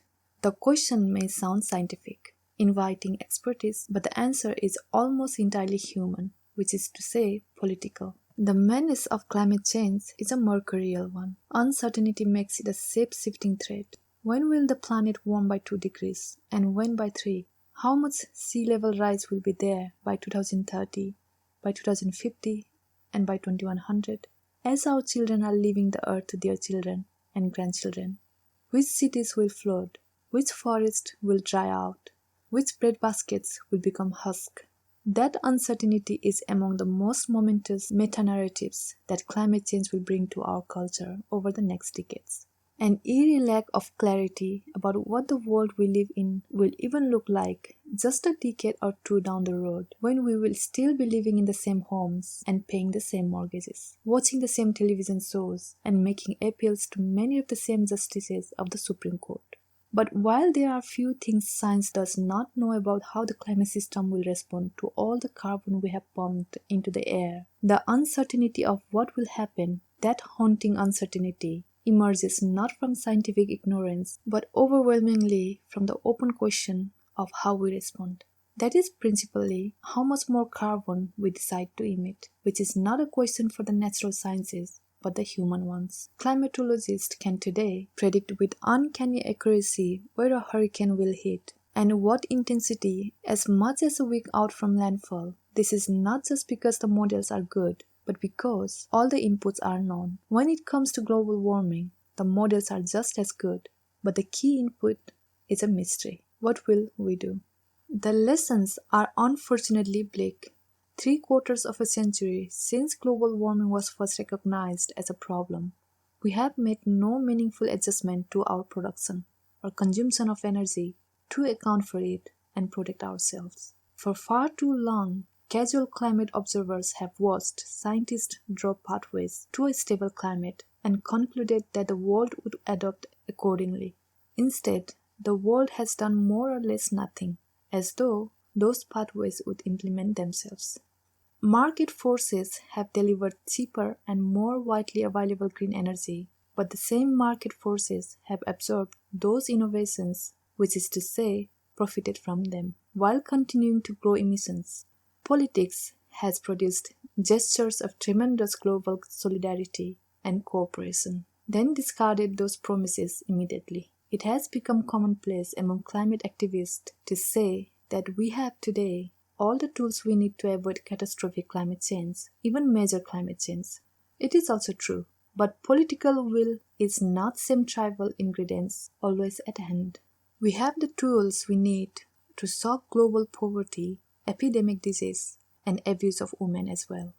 It was as recent as 2016 that the celebrated Paris Climate Accords were adopted, defining 2 degrees of global warming as a must-meet target and rallying all the world's nations to meet it. And the returns are already dispiritingly grim. In 2017, carbon emissions grew by 1.4%, according to the International Energy Agency. After an ambiguous couple of years, optimists had hoped represented a leveling off, or peak. Instead, we are climbing again. Even before the new spike, not a single major industrial nation was on track to fulfill the commitments it made in the Paris Treaty. Of course, those commitments only get us down to 3.2 degrees. To keep the planet under 2 degrees of warming, all signatory nations have to significantly better their pledges. At present, there are 195 signatories, of which only the following are considered, even in range of their Paris targets: Morocco, Gambia, Bhutan, Costa Rica, Ethiopia, India, and the Philippines.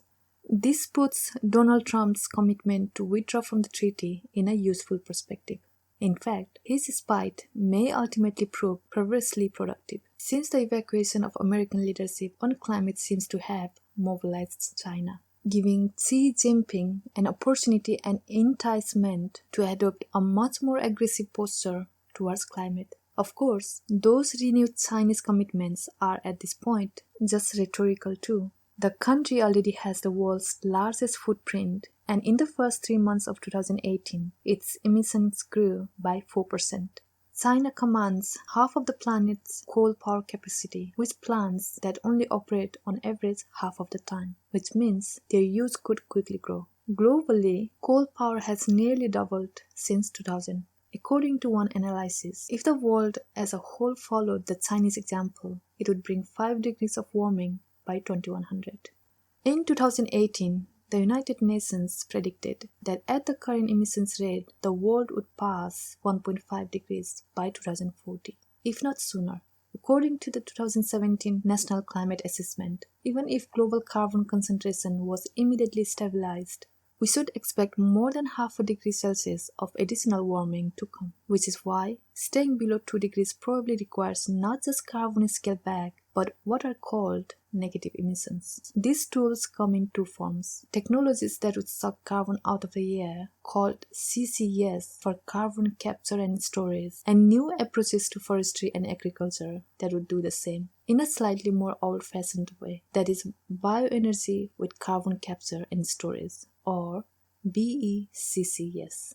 According to a raft of recent papers, both are something close to fantasy, at least at present. In 2018, the European Academy's Science Advisory Council found that existing negative emissions technologies have limited realistic potential to even slow the increase in concentration of carbon in the atmosphere, let alone meaningfully reduce the concentration. In 2018, Nature dismissed all scenarios built on CCS as magical thinking. It is not even so pleasant to engage in that thinking. There is not much carbon in the air, all told, just 410 parts per million, but it is everywhere, and so relying on carbon capture globally could require large-scale scrubbing plantations nearly everywhere on Earth. The planet transformed into something like an air recycling plant orbiting the sun, an industrial satellite tracing a parabola through the solar system. This is not what Barbara Ward or Buckminster Fuller meant by spaceship Earth, and while advances are sure to come, bringing costs down and making more efficient machines, we can't wait much longer for that progress. We simply don't have the time. One estimate suggests that to have hope of 2 degrees, we need to open full-scale carbon capture plants at the pace of 1.5 per day, every day for the next 70 years. In 2018, the world has 18 of them in total. This is not good, but indifference is unfortunately nothing new when it comes to climate. Projecting future warming is a foolish game, given how many layers of uncertainty govern the outcome. But if a best case scenario is now somewhere between 2 and 2.5 degrees of warming by 2100, it seems that the likeliest outcome, the fattest part of the belly curve of probability, sits at about 3 degrees, or just a bit above. Probably, even that amount of warming would require significant negative emissions use, given that our use of carbon is still growing. And there is also some risk from scientific uncertainty. The possibility that we are underestimating the effects of those feedback loops in natural systems we only poorly understand. Conceivably, if those processes are triggered, we could hit 4 degrees of warming by 2100, even with a meaningful reduction in emissions over the coming decades. But the track record since Kyoto implies that human short-sightedness makes it unproductive to offer predictions about what will happen when it comes to emissions and warming. Better to consider what could happen. The sky is literally the limit. Cities, where the world will overwhelmingly live in the near future, only magnify the problem of high temperature. Asphalt and concrete and everything else that makes a city dense, including human flesh, absorb ambient heat, essentially storing it for a time, like a slow-release poison pill. This is especially problematic because, in a heat wave, nightly reprieves are vital, allowing bodies to recover. When those reprieves are shorter and shallower, flesh simply continues to simmer. In fact, the concrete and asphalt of cities absorb so much heat during the day that when it is released at night, it can raise the local temperature as much as 22 degrees Fahrenheit, turning what could be bearably hot days into deadly ones. As in the Chicago heat wave of 1995, which killed 739 people, the direct heat effects compounded by broken public health infrastructure. That commonly cited figure only reflects immediate deaths of the many thousands more who visited hospitals during the heat wave. Almost half died within the year. Others merely suffered permanent brain damage. Scientists call this the heat island effect. Each city is its own enclosed space, and hotter the more crowded it is.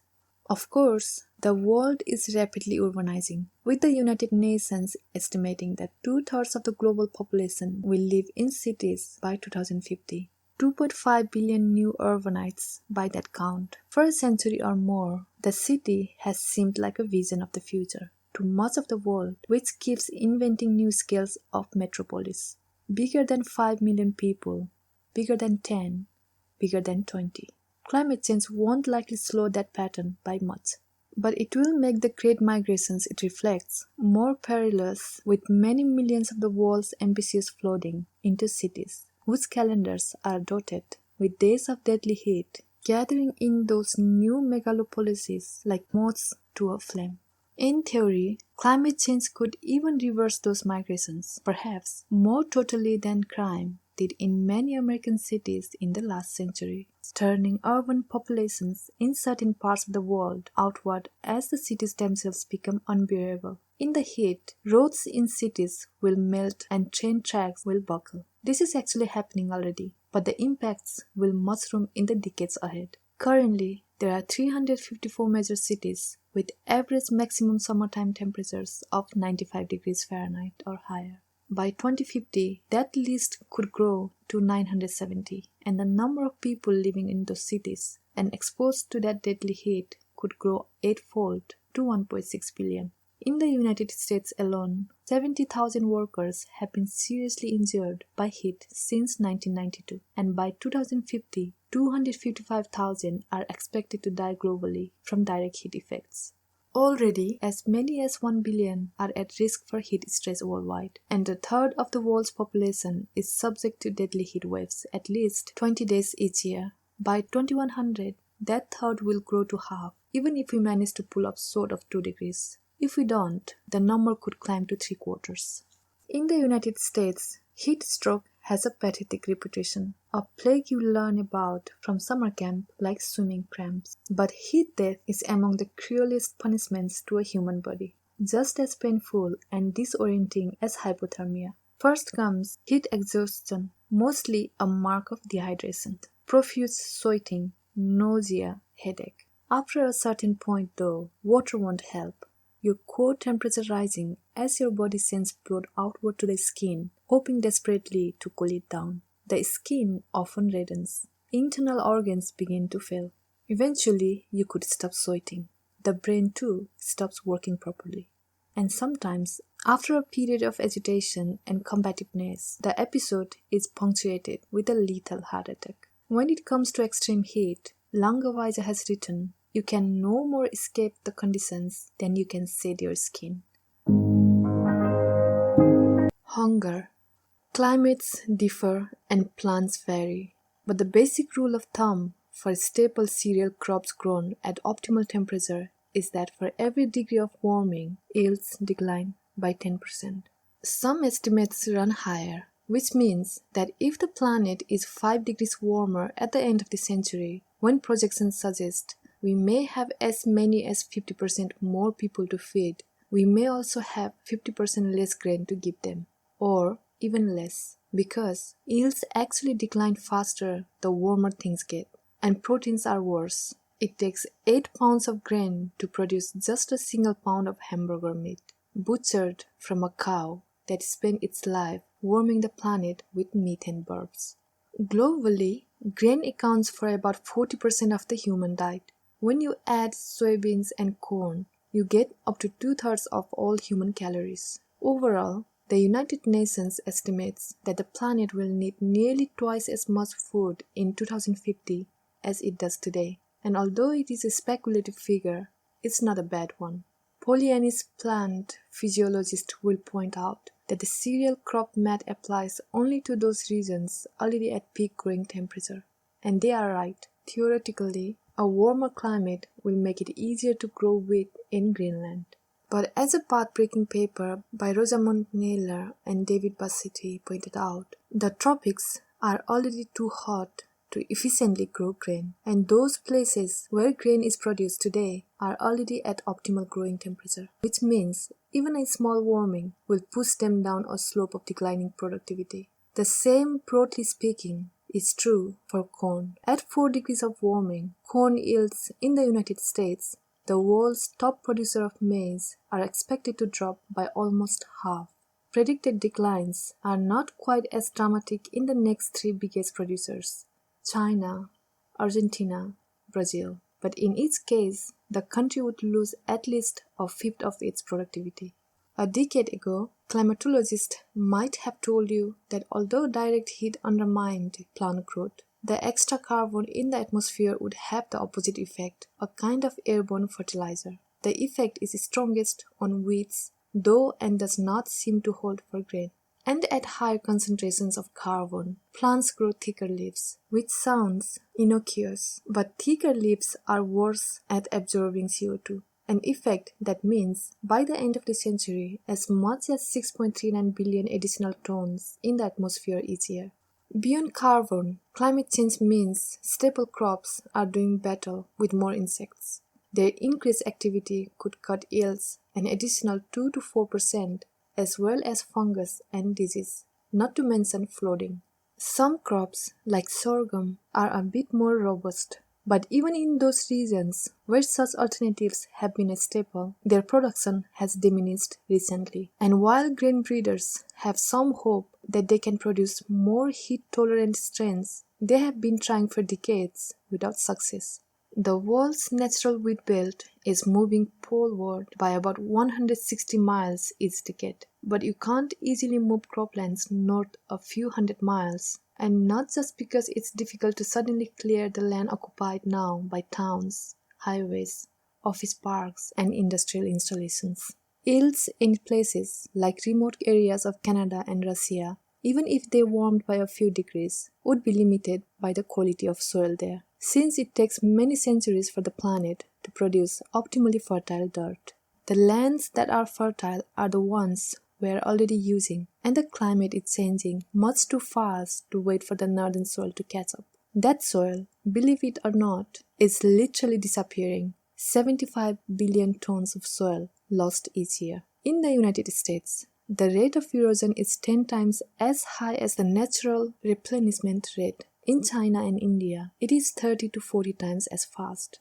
Even when we try to adapt, we move too slowly. Economist Richard Hornbeck specializes in the history of the American Dust Bowl. He says that farmers of that era could conceivably have adapted to the changing climate of their time by cultivating different crops, but they didn't, lacking credit to make the necessary investment, and were therefore unable to shake inertia and ritual and the rootedness of identity.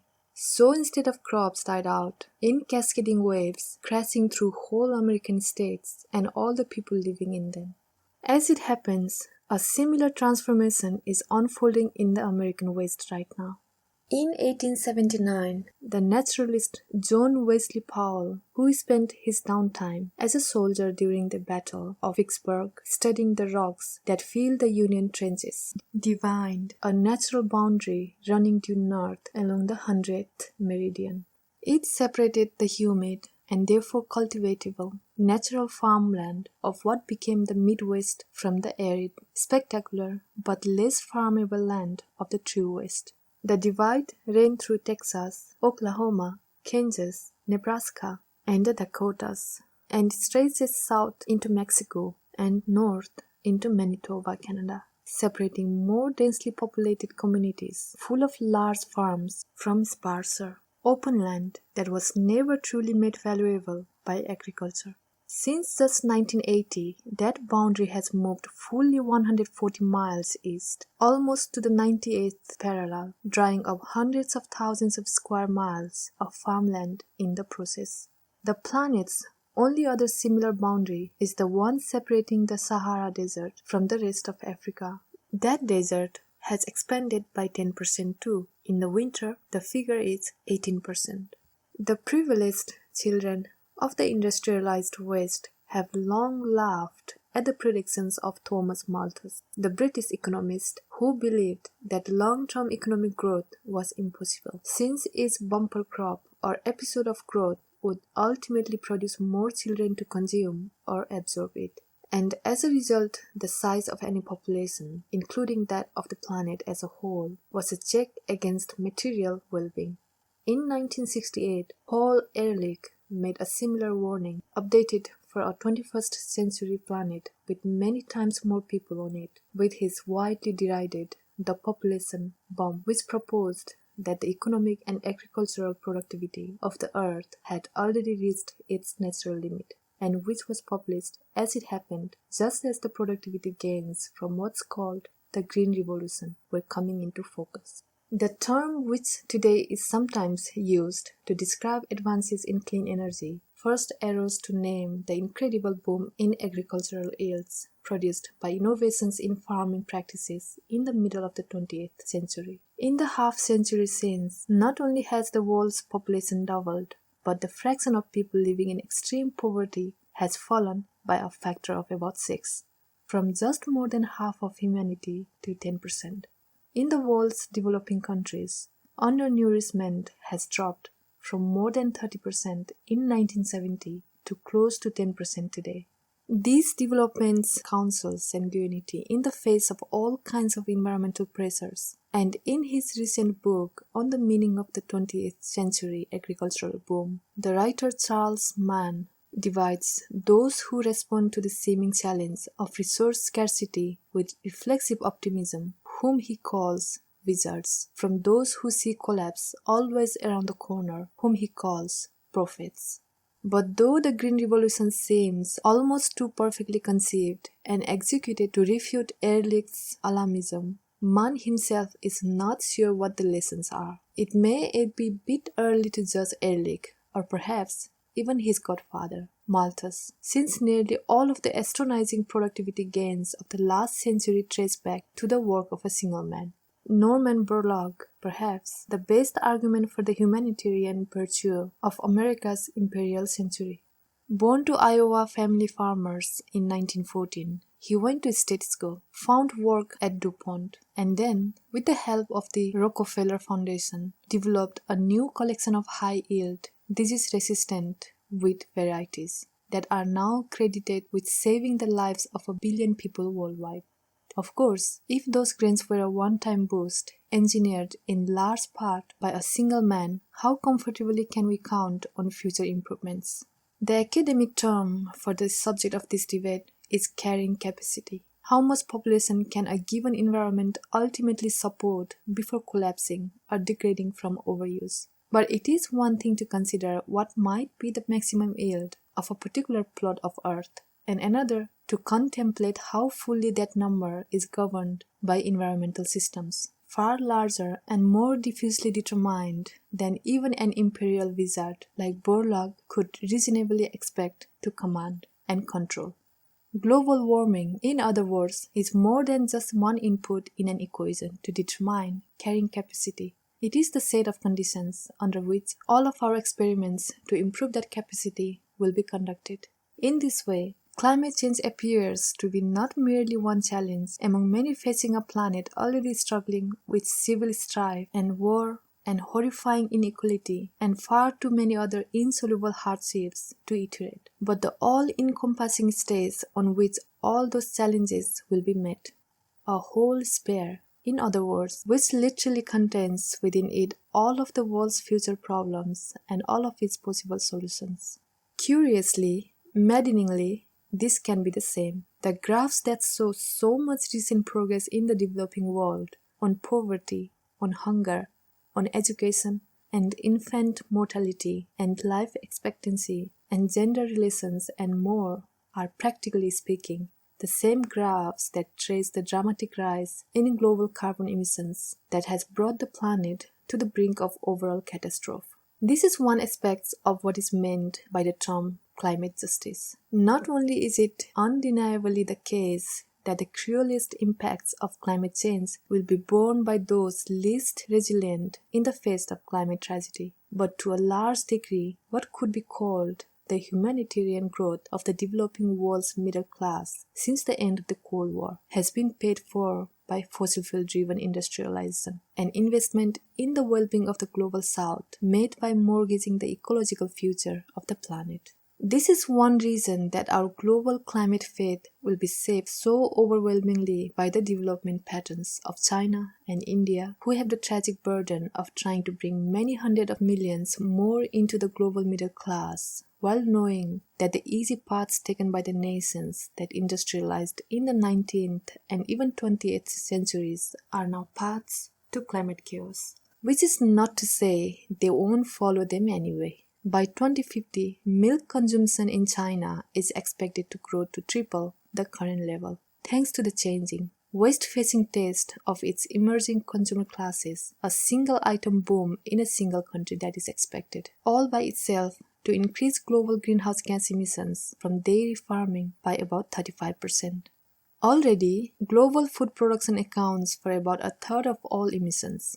To avoid dangerous climate change, Greenpeace has estimated that the world needs to cut its meat and dairy consumption in half by 2050. Everything we know about what happens when countries get wealthier suggests this will be close to impossible. And turning away from milk is one thing. Turning down cheap electrification, automobile culture, or the protein-heavy diets the world's healthy rely on to stay thin are much bigger asks. In the post-industrial West, we try not to think about these bargains, which have benefited us so enormously. When we do, it is often in the guilt spirit of what critic Chris Bartkus has memorably called the Malthusian tragic, namely our inability to see any remaining innocence in the quotidian life of the well-to-do West, given the devastation that wealth has imposed on the world of natural wonder it conquered, and the suffering of those elsewhere on the planet, left behind in the race to endless material comforts, and asked functionally to pay for them. Of course, most have not embraced that tragic or self-pitying view. A state of half ignorance and half indifference is a much more pervasive climate sickness than true denial or true fatalism. It is the subject of William Faulkner's grand two-part Carbon Ideologies, which opens beyond the epigraph, "A crime is something someone else commits." From Steinbeck like this, "Someday, perhaps not long from now, the inhabitants of a hotter, more dangerous and biologically diminished planet than the one on which I lived may wonder what you and I were thinking, or whether we thought at all." For much of the book's prologue, he writes in a past tense rendered from an imagined devastated future. Of course, we did it to ourselves. We had always been intellectually lazy, and the less asked of us, the less we had to say. He writes, "We all lived for money, and that is what we die for." Drought may be an even bigger problem for food production than heat, with some of the world's most arable land turning quickly to desert. At 2 degrees of warming, droughts will wallop the Mediterranean and much of India, and corn and sorghum all around the world will suffer, straining global food supply. At 2.5 degrees, thanks mostly to drought, the world could enter a global food deficit, needing more calories than the planet can produce. At 3 degrees, there would be further drought in Central America, Pakistan, the western United States, and Australia. At 5 degrees, the whole Earth would be wrapped in what the environmentalist Mark Linus calls 2 globe-girdling belts of perennial drought. Precipitation is notoriously hard to model in detail, yet predictions for later this century are basically unanimous. Both unprecedented droughts and unprecedented flood-producing rains. By 2080, without dramatic reductions in emissions, Southern Europe will be in permanent extreme drought, much worse than the American Dust Bowl ever was. The same will be true in Iraq and Syria, and much of the rest of the Middle East. Some of the most densely populated parts of Australia, Africa, and South America, and the breadbasket regions of China. None of these places, which today supply much of the world's food, would be reliable sources going forward. As for the original Dust Bowl, the droughts in the American plains and Southwest would not just be worse than in the 1930s, a 2015 NASA study predicted, but worse than any drought in 1,000 years, and that includes those that struck between 1100 and 1300, which dried up all the rivers east of the Sierra Nevada mountains and may have been responsible for the death of the Anasazi civilization. Remember, even with the remarkable gains of the last decades, we do not presently live in a world without hunger. Far from it, most estimates put the number of undernourished at 800 million globally, with as many as 100 million hungry because of climate shocks. What is called hidden hunger, micronutrient, and dietary deficiencies is considerably high, affecting well over 1 billion people. The spring of 2017 brought an unprecedented quadruple famine to Africa and the Middle East. The United Nations warned that those separate starvation events in Somalia, South Sudan, Nigeria, and Yemen could kill 20 million that year. That was a single year in a single region. Africa is today straining to feed about 1 billion people, a population expected to quadruple over the course of the 21st century to 4 billion. One hopes these population booms will bring their own burlogs, ideally many of them, and already there are some hints of possible technological breakthroughs. China has invested in truly customized farming strategies to boost productivity and cut the use of greenhouse gas producing fertilizer. In Britain, a soil-free startup announced its first harvest in 2018. In the United States, you already hear about the prospects for vertical farming, which saves farmland by stacking crops indoors, and lab-grown protein, which does the same by culturing meats inside test tubes. But these remain vanguard technologies, distributed unequally and being so expensive, unavailable for now to the many who are most in need. A decade ago, there was great optimism that GMO crops could produce another green revolution. But today, gene modification has been used mostly to make plants more resistant to pesticides. Pesticides manufactured and sold by the same companies engineering the crops. And cultural resistance has grown so rapidly that Whole Foods now advertises its house brand of seltzer as GMO-free sparkling water. It is far from clear how much benefit even those able to take advantage of vanguard techniques will be able to reap. Over the past 15 years, the iconoclastic mathematicians Irakli Lolatsa has isolated a dramatic effect of carbon dioxide on human nutrition. Unanticipated by plant physiologists, it can make plants bigger, but those bigger plants are less nutritious. Every leaf and every grass blade on Earth makes more and more sugars as CO2 levels keep rising. Lolatse told Politico in a story about his work headlined "The Great Nutrient Collapse." We are witnessing the greatest injection of carbohydrates into the biosphere in human history, an injection that dilutes other nutrients in our food supply. Since 1950, much of the food stuff in the plants we grow, protein, calcium, iron, vitamin C, to name just 4, has declined by as much as 1/3. A landmark 2004 study showed. Everything is becoming more like junk food. Even the protein content of bee pollen has dropped by 1/3. The problem has gotten worse as carbon concentrations have gotten worse.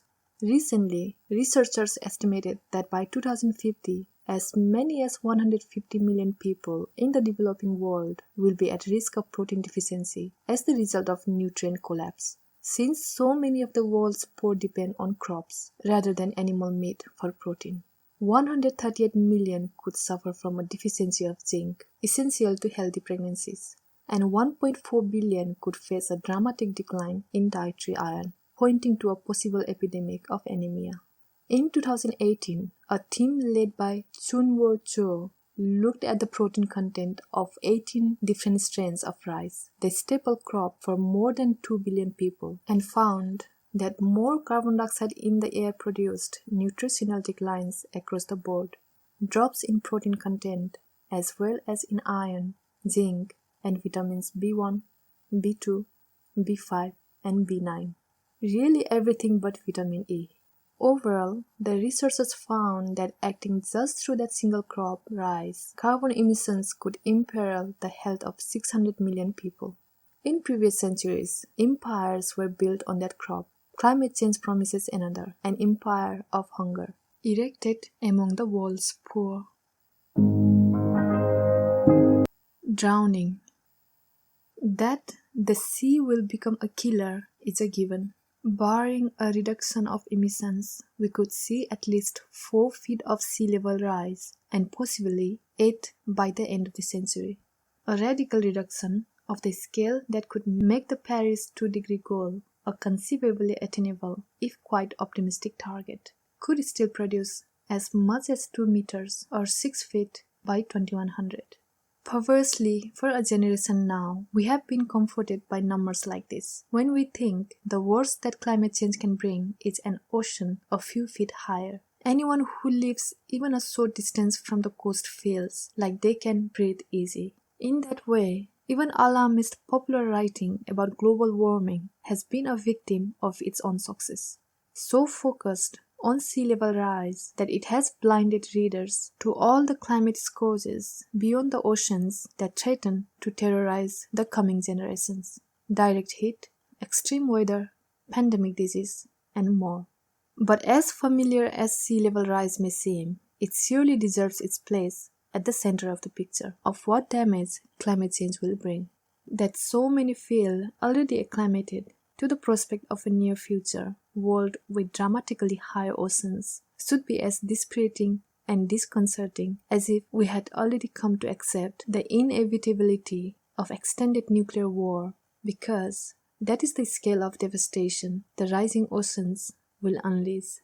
In The Water Will Come, Jeff Goodell runs through just a few of the monuments, indeed, in some cases, whole cultures that will be transformed into underwater relics. Like sunken ships this century, any beach you have ever visited, Facebook's headquarters, the Kennedy Space Center, and the United States' largest naval base in Norfolk, Virginia, the entire nations of the Maldives and the Marshall Islands, most of Bangladesh, including all of the mangrove forests that have been the kingdom of Bengal tigers for millennia, all of Miami Beach, and much of the South Florida paradise engineered out of marsh and swamp and sandbar by rabid real estate spectaculars less than a century ago.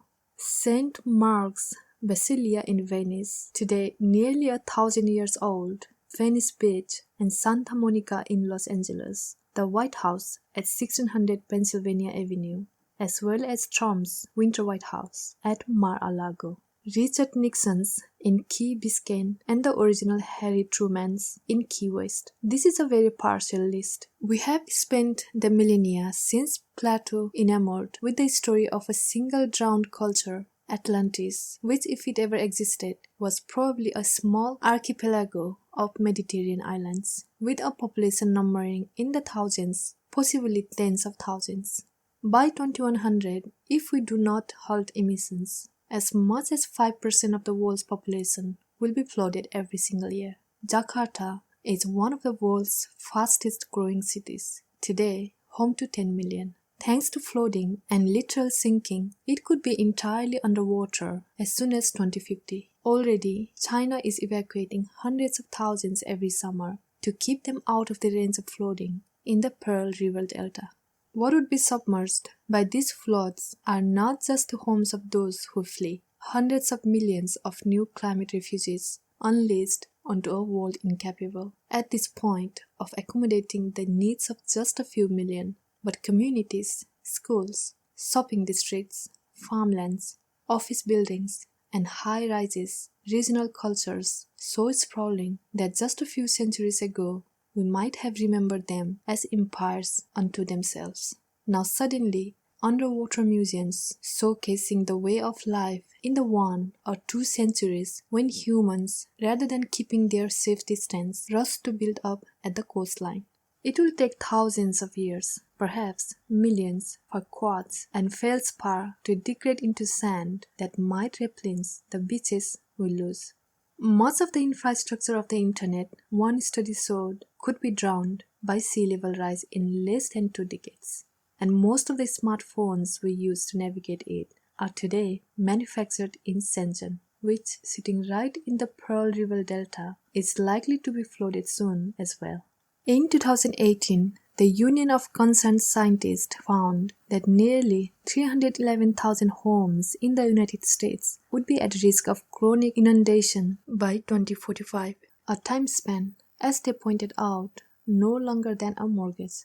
By 2100, the number would be more than 2.4 million properties, or $1 trillion worth of American real estate underwater. Climate change may not only make the miles along the American coast uninsurable, it could render obsolete the very idea of disaster insurance by the end of the century, one recent study showed. Certain places could be struck by 6 different climate-driven disasters simultaneously. If no significant action is taken to curb emissions, one estimate of global damages is as high as $100 trillion per year by 2100. That is more than global GDP today. Most estimates are a bit lower, $14 trillion a year, still almost a fifth of present-day GDP. But the flooding would not stop at the end of the century, since sea level rise would continue for millennia, ultimately producing, in even that optimistic 2-degree scenario, oceans 6 meters higher. What would that look like? The planet would lose about 444,000 square miles of land, where about 375 million people live today, a quarter of them in China. In fact, the 20 cities most affected by such sea level rise are all Asian megalopolis, among them Shanghai, Hong Kong, Mumbai, and Kolkata, which does cast a climate shroud over the prospect, now so much taken for granted among the Nostradamuses of geopolitics of an Asian century. Whatever the course of climate change, China will surely continue its ascent, but it will do so while fighting back the ocean. As well, perhaps one reason it is already so focused on establishing control over the South China Sea. Nearly 2/3 of the world's major cities are on the coast, not to mention its power plants, ports, navy bases, farmlands, fisheries, river deltas, marshlands, and rice paddies. And even those above 10 feet will flood much more easily and much more regularly if the water gets that high.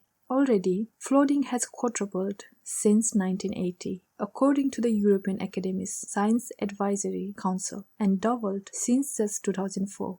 Even under an intermediate low sea level rise scenario, by 2100, high tide flooding could hit the east coast of the United States every other day. We haven't even gotten to inland flooding, when rivers run over, swollen by deluges of rain or storm surges channeled downstream from the sea. Between 1995 and 2015, this affected 2.3 billion and killed 157,000 around the world. Under even the most radically aggressive global emissions reduction regime, the further warming of the planet from just the carbon we have already pumped into the atmosphere would increase global rainfall to such a degree that the number affected by river flooding in South America would double, according to one paper, from 6 million to 12 million. In Africa, it would grow from 24 to 35 million. And in Asia from 70 to 156 million. All told, at just 1.5 degrees Celsius of warming, food damage would increase by between 160 and 240%. At 2 degrees, the death toll from flooding would be 50% higher than today. In the United States, one recent model suggested that FEMA's recent projections of flood risk were off by a factor of 3. And that more than 40 million Americans were at the risk of catastrophic inundation. These effects will come to pass even with a radical reduction of emissions. Keep in mind, without flood adaptation measures, large swathes of northern Europe and the whole eastern half of the United States will be affected by at least 10 times as many floods. In large parts of India, Bangladesh, and Southeast Asia, where flooding is today catastrophically common, the multiplier could be just as high, and the baseline is already so elevated that it annually produces humanitarian crises on a scale we like to think we would not forget for generations. Instead, we forget them immediately. In 2017, floods in South Asia killed 1,200 people, leaving 2/3 of Bangladesh underwater. Antonio Guterres, the Secretary General of the United Nations, estimated that 41 million people had been affected.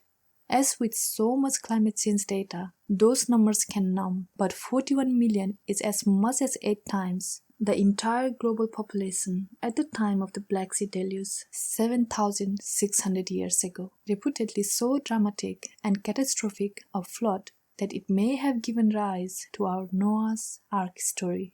At the same time as the floods hit in 2017, Almost 700,000 Rohingya refugees from Myanmar arrived in Bangladesh, most of them in a single settlement site that became more populous than Lyon, France's third biggest city, and was erected in the path of landslides just as the next monsoon season arrived. To what degree we will be able to adapt to new coastlines is primarily a matter of just how fast the water rises. Our understanding of that timeline has been evolving disconcertingly fast. When the Paris Agreement was drafted, those writing it were sure that the Antarctic ice sheets, even as the planet warmed several degrees. Their expectation was that oceans could rise at most only 3 feet by the end of the century. That was just in 2015. The same year, NASA found that this expectation was hopelessly complacent, suggesting 3 feet was not a maximum but in fact a minimum. In 2017, the National Oceanic and Atmospheric Administration (NOAA) suggested 8 feet was possible, still just in this century. On the East Coast, scientists have already introduced a new term, sunny day flooding, when high tide alone, aided by no additional rainstorm, inundates a town. In 2018, a major study found things accelerating faster still, with the melt rate of the Antarctic ice sheet tripling just in the past decade. From 1992 to 1997, the sheet lost, on average, 49 billion tons of ice each year. From 2012 to 2017, it was 219 billion. In 2016, climate scientist James Hansen has suggested sea level could rise several meters over 50 years if ice melt doubled every decade. The new paper, keep in mind, registers a tripling and in the space of just 5 years. Since the 1950s, the continent has lost 13,000 square miles from its ice shelf. Experts say its ultimate fate will probably be determined by what human action is taken in just the next decade. All climate change is governed by uncertainty, mostly the uncertainty of human action. What action will be taken and when to avert or forestall the dramatic transformation of life on the planet that will unfold in the absence of dramatic intervention. Each of our projections, from the most blasé to the most extreme, comes wrapped in doubt, the result of so many estimates and so many assumptions that it would be foolish to take any of them, so to speak, to the blank. But sea level rise is different because on top of the basic mystery of human response, it layers much more epistemological ignorance than governs any other aspect of climate change science, say perhaps the question of cloud formation. When water warms, it expands. This we know, but the breaking up of ice represents almost an entirely new physics, never before observed in human history, and therefore only poorly understood. There are now, thanks to rapid Arctic melt, papers devoted to what are called the damage mechanics of ice shelf loss, but we do not yet well understand those dynamics, which will be one of the main drivers of sea level rise, and so cannot yet make confident predictions about how quickly ice sheets will melt. And even though we now have a decent picture of the planet's climatological past, never in the Earth's entire recorded history has there been warming at anything like this speed. By one estimate, around 10 times faster than at any point in the last 66 million years. Every year, the average American emits enough carbon to melt 10,000 tons of ice in the Antarctic ice sheets, enough to add 10,000 cubic meters of water to the ocean. Every minute, each of us adds 5 gallons. One study suggests that the Greenland ice sheet could reach a tipping point at just 1.2 degrees of global warming.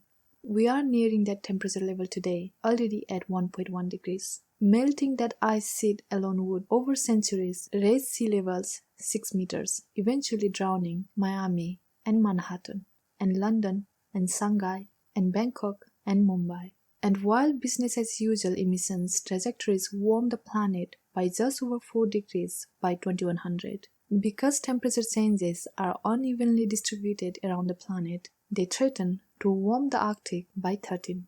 In 2014, we learned that the West Antarctic and Greenland ice sheets were even more vulnerable to melting than scientists anticipated. In fact, The West Antarctic sheet had already passed a tipping point of collapse, more than doubling its rate of ice loss in just 5 years.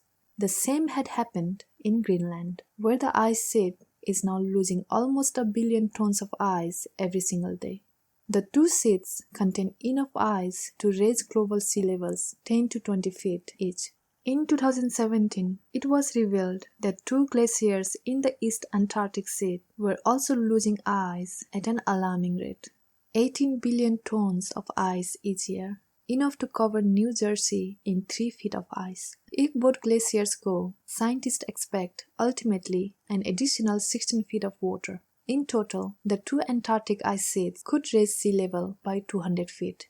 In many parts of the world, the shoreline would move by many miles. The last time the Earth was 4 degrees warmer, as Peter Brennan has written, there was no ice at either pole and sea level was 260 feet higher. There were palm trees in the Arctic. Better not to think what that means for the life at the equator. As with all else in climate, the melting of the planet's ice will not occur in a vacuum, and scientists do not yet fully understand exactly what cascading effects such as collapses will trigger. One major concern is methane, particularly the methane that might be released by a melting Arctic, where permafrost contains up to 1.8 trillion tons of carbon, considerably more than is currently suspended in the Earth's atmosphere.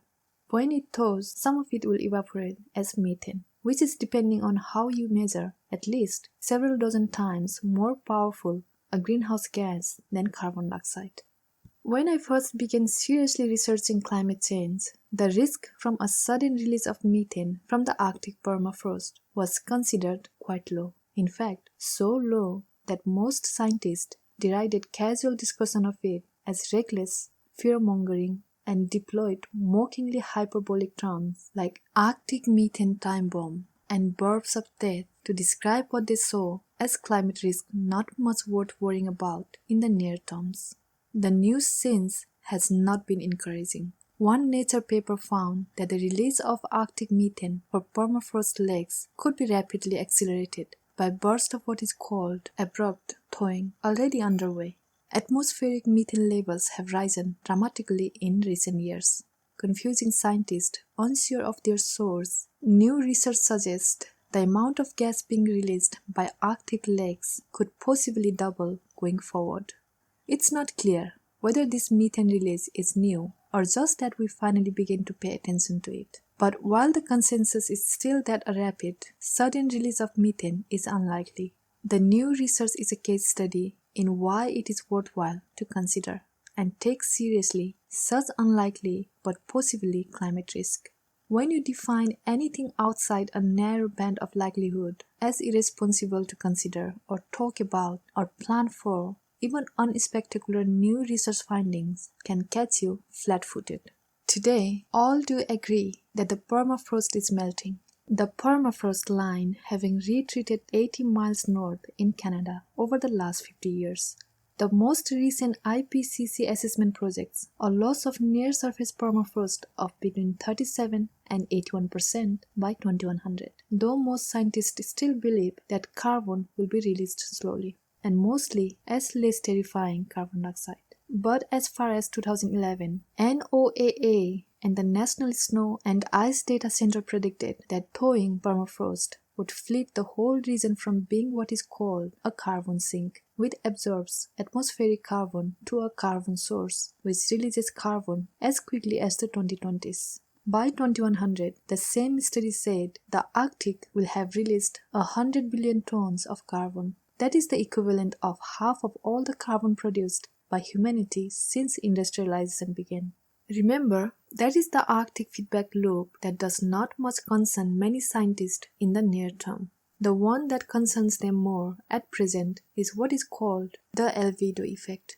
Ice is white and so reflects sunlight back into space rather than absorbing it. The less ice, the more sunlight is absorbed as global warming. And total disappearance of that ice, Peter Wadhams has estimated, could mean a massive warming equivalent to the entire last 25 years of global carbon emissions. The last 25 years of emissions, keep in mind, is about half of the total that humanity has ever produced. the scale of carbon production that has pushed the planet from near complete climate stability to the brink of chaos. All of this is speculative, but our uncertainty over each of these dynamics, ice sheet collapse, Arctic methane, and albedo effect, clouds our understanding only of the pace of change, not its scale. In fact, we do know what the endgame for oceans look like, just not how long it will take us to get there. How much sea level rise is that? The ocean chemist David Archer is the researcher who has focused perhaps most acutely on what he calls the long-term impacts of global warming. It may take centuries, he says, even millennia, but he estimates that ultimately even at just 3 degrees of warming, sea level rise will be at least 50 meters, that is fully 100 times higher than Paris predicted for 2100. The US Geological Survey puts the ultimate figure at 80 meters or more than 260 feet. The world would perhaps not be made literally unrecognizable by that flooding, but the distinction is ultimately semantic. Montreal would be almost entirely underwater, as would London. The United States is an unexceptional example. At just 170 feet, more than 97% of Florida would disappear, leaving only a few hills in the panhandle, and just under 97% of Delaware would submerged. Oceans would cover 80% of Louisiana, 70% of New Jersey, and half of South Carolina, Rhode Island, and Maryland. San Francisco and Sacramento would be underwater, as would New York City, Philadelphia, Providence, Houston, Seattle, and Virginia Beach, among dozens of other cities. In many places, the coast would retreat by as much as 100 miles. Arkansas and Vermont, landlocked today, would become coastal. The rest of the world may fare even worse. Manaus, the capital of the Brazilian Amazon, would not just be on the ocean front, but underneath its water, as would Buenos Aires and the biggest city in the landlocked Paraguay, Asunción, now more than 500 miles inland. In Europe, in addition to London, Dublin would be underwater, as would Brussels, Amsterdam, Copenhagen, and Stockholm, Riga and Helsinki, and St. Petersburg. Istanbul would flood, and the Black Sea and the Mediterranean would join. In Asia, you could forget the coastline cities of Doha and Dubai, and Karachi, and Kolkata and Mumbai, just to name a few, and would be able to trace the trail of underwater metropolises from what is now close to desert in Baghdad, all the way to Beijing itself, 100 miles inland. That 260-foot rise is ultimately the ceiling, but it is a pretty good bet we will get there eventually. Greenhouse gases simply work on too long a time scale to avoid it. Though what kind of human civilization will be around to see that flooded planet is very much to be determined. Of course, the scariest variable is how quickly that flood will come. Perhaps it will be 1,000 years, but perhaps much sooner. More than 600 million people live within 30 feet of sea level today. Wildfire.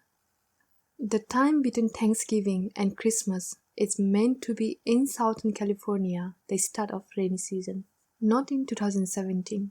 The Thomas Fire, the worst of those that roiled the region that fall, grew 50,000 acres in one day, eventually burning 440 square miles and forcing the evacuation of more than 100,000 Californians. A week after it was sparked, it reminded, in the ominous semi-clinical language of wildfires, merely 15% contained. For a poetic approximation, it was not a bad estimate of how much of a handle we have on the forces of climate change that unleashed the Thomas Fire and the many other environmental calamities for which it was an apocalyptic harbinger. This is to say, hardly any. The city burning is Los Angeles' deepest image of itself. John Didion wrote in Los Angeles Notebook, collected in Slouching Towards Bethlehem, published in 1968. But the cultural impression is apparently not that deep since the fires that broke out in the fall of 2017 produced, in headlines and on television and via text messages, astonished refrain of the adjectives unthinkable, unprecedented, and unimaginable. Didion was writing about the fires that had swept through Malibu in 1956, Bel Air in 1961, Santa Barbara in 1964, and Watts in 1965. She updated her list in 1989 with Fire Season, in which she described the fires of 1968, 1970, 1975, 1978, 1979, 1980, and 1982. Since 1919, when the county began keeping records of its fires, some areas have burned 8 times. The list of deaths cautions, on the one hand, against wildfire alarmism, against a sort of cartoonishly Californian environmental panic, in which all observers are all consumed by the present instance of disaster. But all fires are not equal. 5 of the 20 worst fires in California history hit the state in the fall of 2017, a year in which over 9,000 separate ones broke out, burning through more than 1.2 million acres, nearly 2,000 square miles mid-suit.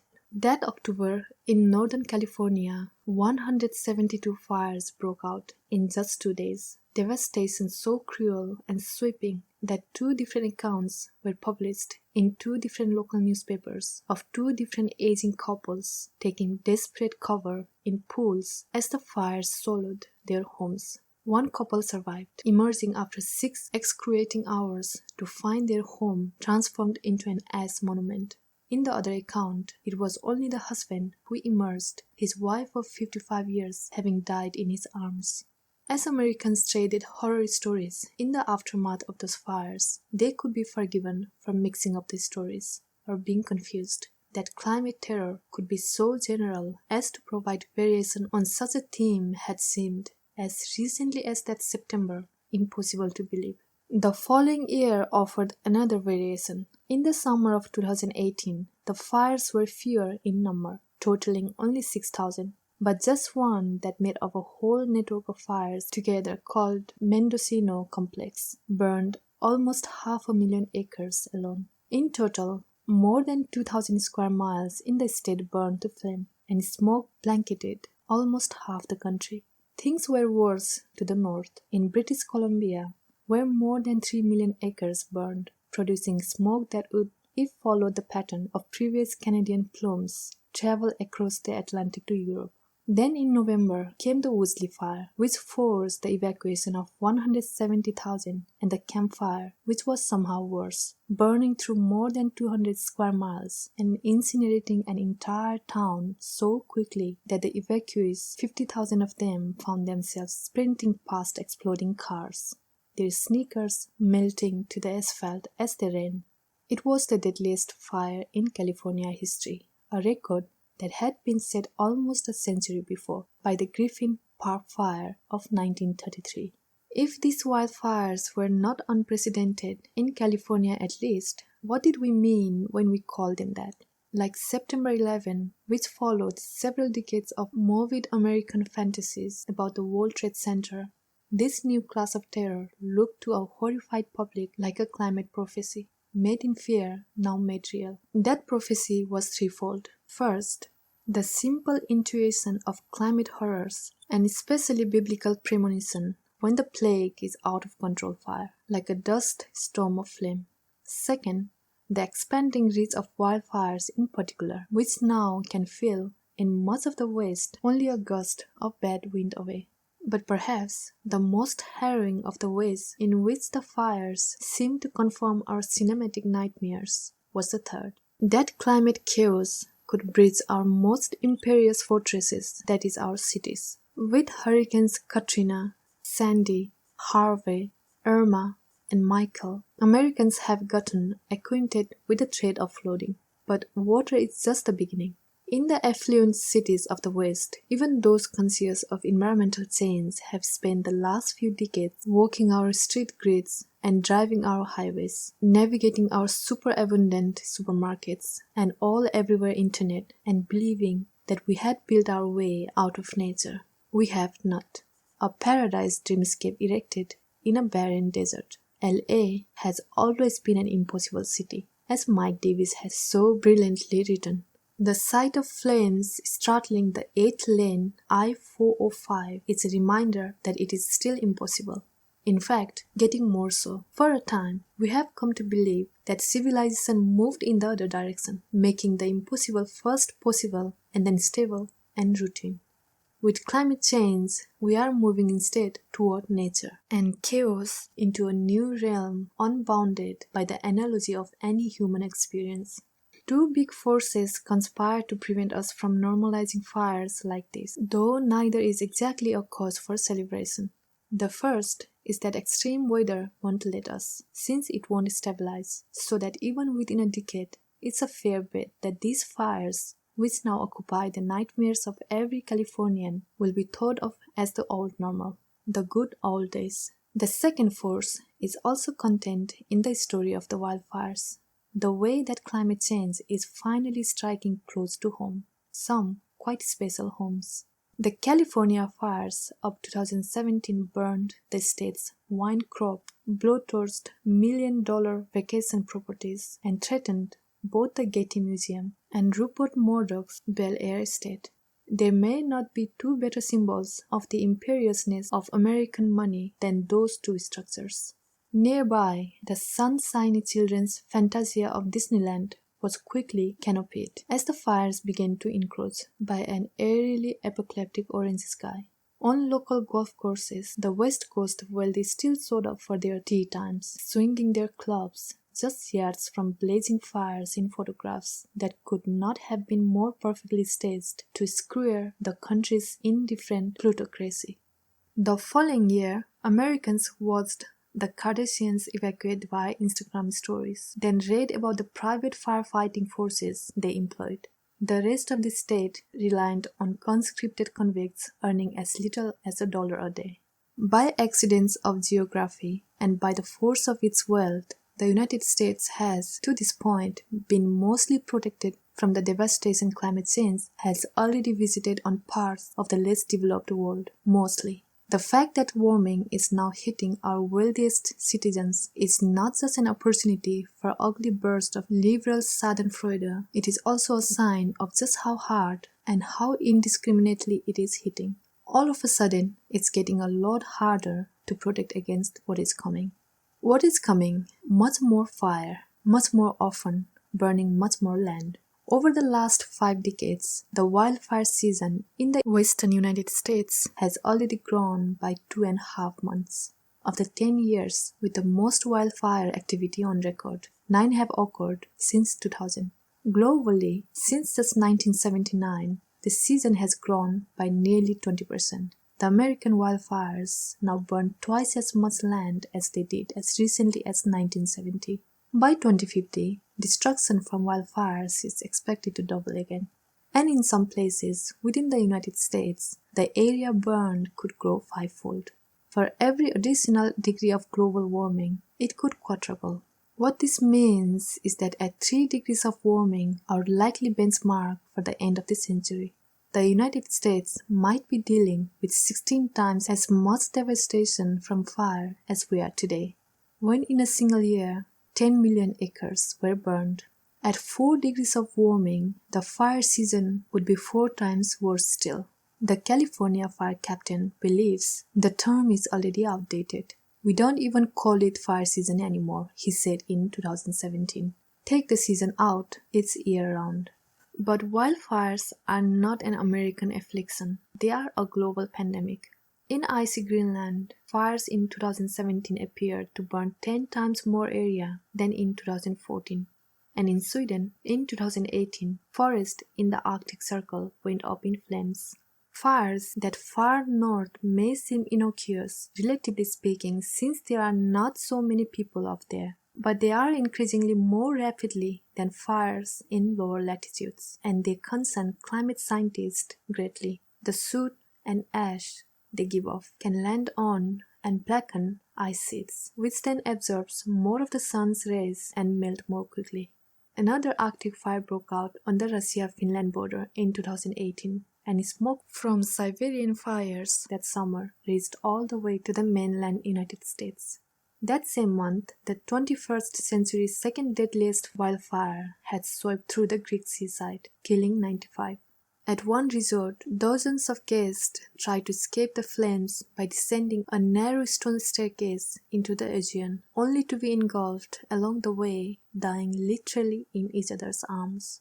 The effects of these fires are not linear or neatly additive. It might be more accurate to say that they initiate a new set of biological cycles. Scientists warn that even as California is baked into brush by a drier future, making inevitable more and more damaging fires, the probability of unprecedented seeming rainfalls will grow to as much as a threefold increase of events like that which produced the state's Great Flood of 1862. And mudslides are among the clearest illustrations of what new horrors that heralds. In Santa Barbara that January, the town's low-lying homes were pounded by the mountain's detritus cascading down the hillside toward the ocean in an endless brown river. One father, in a panic, put his young children up on his kitchen's marble countertop, thinking it is the strongest feature of the house, then watched as a rolling boulder smashed through the bedroom where the children had been just moments before.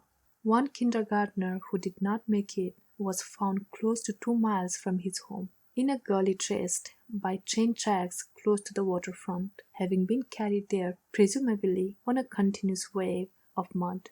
2 miles. Each year, globally between 260,000 and 600,000 people die from smoke from wildfires, and Canadian fires have been linked to spikes in hospitalization as far away as the eastern seaboard of the United States.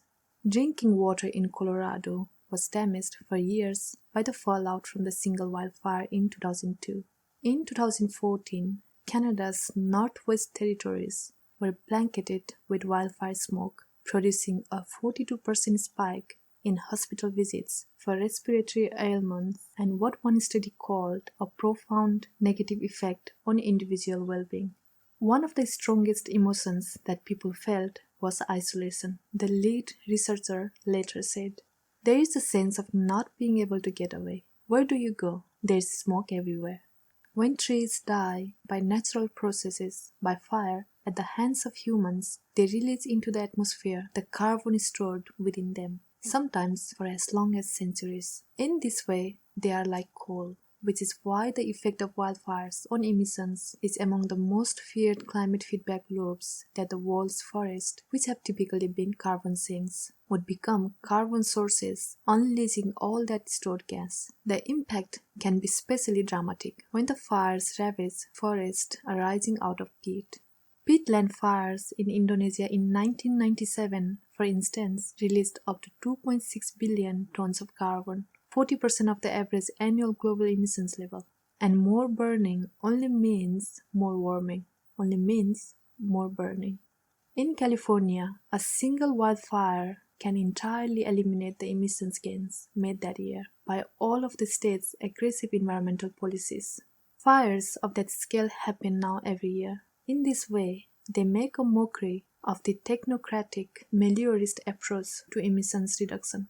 In the Amazon, which in 2010 suffered its second 100-year drought in the space of 5 years, 100,000 fires were found to be burning in 2017. At present, the trees of the Amazon take in a quarter of all the carbon absorbed by the planet's forest each year. But in 2018, Jair Bolsonaro was elected president of Brazil, promising to open the rainforest to development, which is to say, deforestation. How much damage can one person do to the planet? A group of Brazilian scientists has estimated that between 2021 and 2030, Bolsonaro's deforestation would release the equivalent of 13.12 gigatons of carbon. Last year, the United States estimated about 5 gigatons. This means that this one policy would have between 2 and 3 times the annual carbon impact of the entire American economy, with all of its airplanes and automobiles and coal plants. The world's worst emitter by far is China. The country was responsible for 9.1 gigatons of emissions in 2017. This means Bolsonaro's policy is the equivalent of adding, if just for a year, a whole second China to the planet's fossil fuel problem. And on top of that, a whole second United States. Globally, deforestation accounts for about 12% of carbon emissions, and forest fires produce as much as 25%. The ability of forest soils to absorb methane has fallen by 77% in just 3 decades. And some of those studying the rate of tropical deforestation believe it could deliver an additional 1.5 degrees Celsius of global warming, even if fossil fuel emissions immediately ceased. Historically, the emissions rate from deforestation was even higher, with the clearing of woods and flattening of forests caused 30% of emissions from 1861 to 2000. Until 1980, deforestation played a greater role in increases of hottest day records than it did direct greenhouse gas emission. There is a public health impact as well. Every square kilometer of deforestation produces 27 additional cases of malaria, thanks to what is called vector proliferation. When the trees are cleared out, the bugs move in. This is not simply a wildfire phenomenon. Each climate threat promises to trigger similarly brutal cycles. The fires should be terrorizing enough, but it is the cascading chaos that reveals the true cruelty of climate change. It can upend and turn violently against us, everything we have ever thought to be stable. Homes become weapons, roads become death traps, air becomes poison, and the idyllic mountain vistas around which generations of entrepreneurs and spectaculars have assembled entire resort communities become themselves indiscriminate killers and are made with each successive destabilizing event only more likely to kill again. Disasters no longer natural. Humans used to watch the weather to prophesy the future. Going forward, we will see in its wrath the vengeance of the past. In the 4-degree warmer world, the Earth's ecosystem will boil with so many natural disasters that we will just start calling them weather. Out of control typhoons and tornadoes and floods and droughts. The planet assaulted regularly with climate events that not so long ago destroyed whole civilizations. The strongest hurricanes will come more often, and we will have to invent new categories with which to describe them. Tornadoes will strike much more frequently, and their trails of destruction could grow longer and wider. Hail rocks will quadruple in size.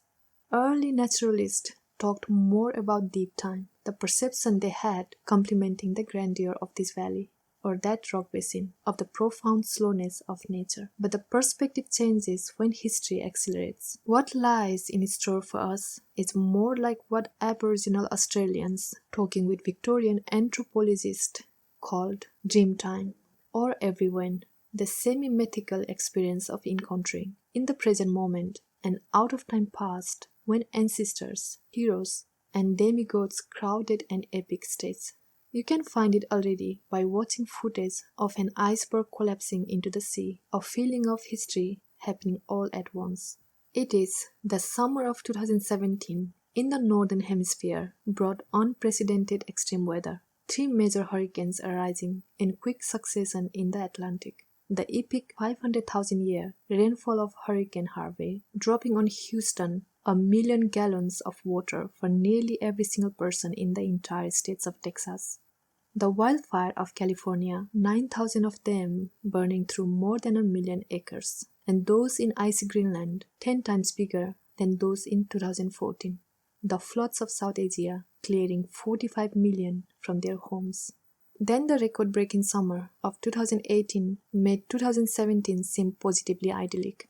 It brought an unheard of global heatwave, with temperatures hitting 108 in Los Angeles, 122 in Pakistan, and 124 in Algeria.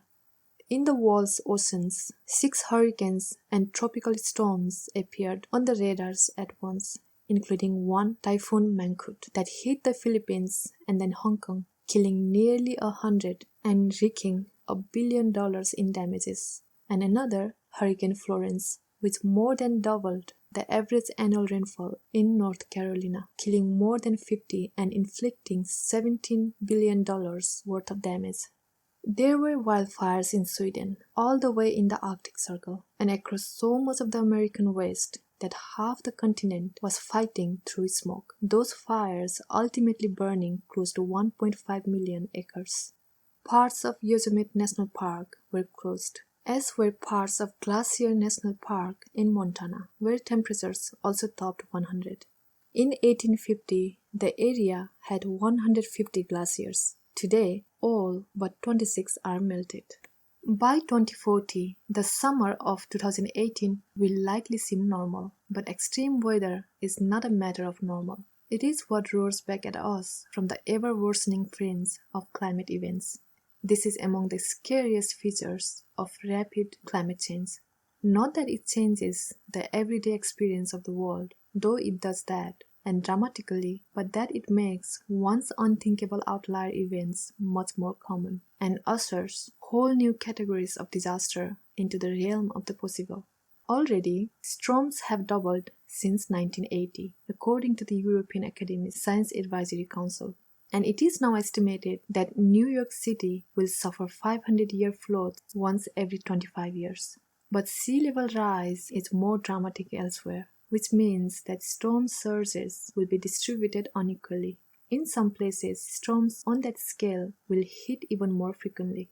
The result is radically accelerated experience of extreme weather, which was once centuries' worth of natural disaster compressed into just a decade or two. In the case of Hawaii's East Island, which disappeared underground during a single hurricane into a day or two. The climate effects on extreme precipitation events, often called deluges or even rain bombs, are even clearer than those on hurricanes, since the mechanism is about as straightforward as it gets. Warmer air can hold more moisture than cooler air. Already, there are 40% more intense rainstorms in the United States than in the middle of the last century. In the Northeast, the figure is 71%. The very heaviest downfalls are today 3/4 heavier than they were in 1958. The island of Kauai in Hawaii is one of the wettest places on Earth and has in recent decades endured both tsunamis and hurricanes when a climate change-driven rain event hit in April 2018. It literally broke the rain gauges, and the National Weather Service had to offer a best-case estimate, 50 inches of water in 24 hours. When it comes to extreme weather, we are already living in unprecedented times. In America, the damages from quotidian thunderstorms, the unexceptional kind, have increased more than sevenfold since the 1980s. Power outages from storms have doubled just since 2003. When Hurricane Irma first emerged, it was with such intensity that some meteorologists proposed creating an entirely new category of hurricane for it, a Category 6. And then came Maria, rolling through the Caribbean and devastating a string of islands for the second time in a single week.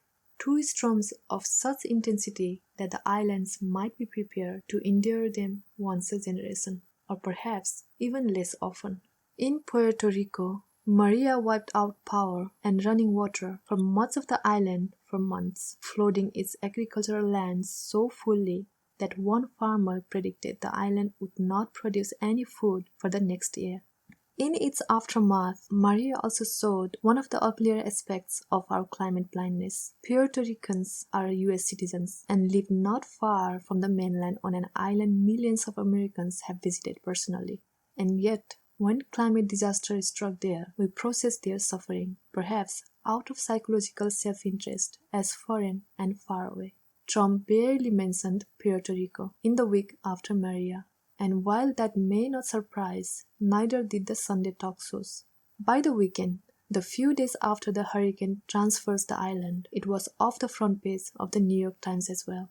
When Trump's feud with the heroic mayor of San Juan and his problematic visit to the island, during which he tossed paper towels into a crowd without power or water like T-shirts at a Knicks game, made the hurricane a partisan issue.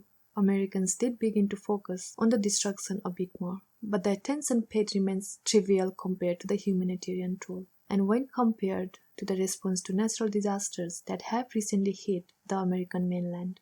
We are getting some intimations of how the ruling class intends to handle the accumulating disasters of the Anthropocene. As the cultural theorist Mackenzie Werk of the New School wrote, we are on our own. And in the future, all that was once unprecedented becomes quickly routine. Remember Hurricane Sandy? By 2100, floods of that scale are expected as many as 17 times more often in New York. Katrina-level hurricanes are expected to double in frequency. Looking globally, researchers have found an increase of 25 to 30% in Category 4 and 5 hurricanes for just 1 degree Celsius of global warming. Between just 2006 and 2013, the Philippines were hit by 75 natural disasters. Over the last 4 decades in Asia, typhoons have intensified by between 12 and 15%, and the proportion of Category 4 and 5 storms has doubled. In some areas, it has tripled. By 2070, Asian megacities could lose as much as $35 trillion in assets due to storms, up from just $3 trillion in 2005.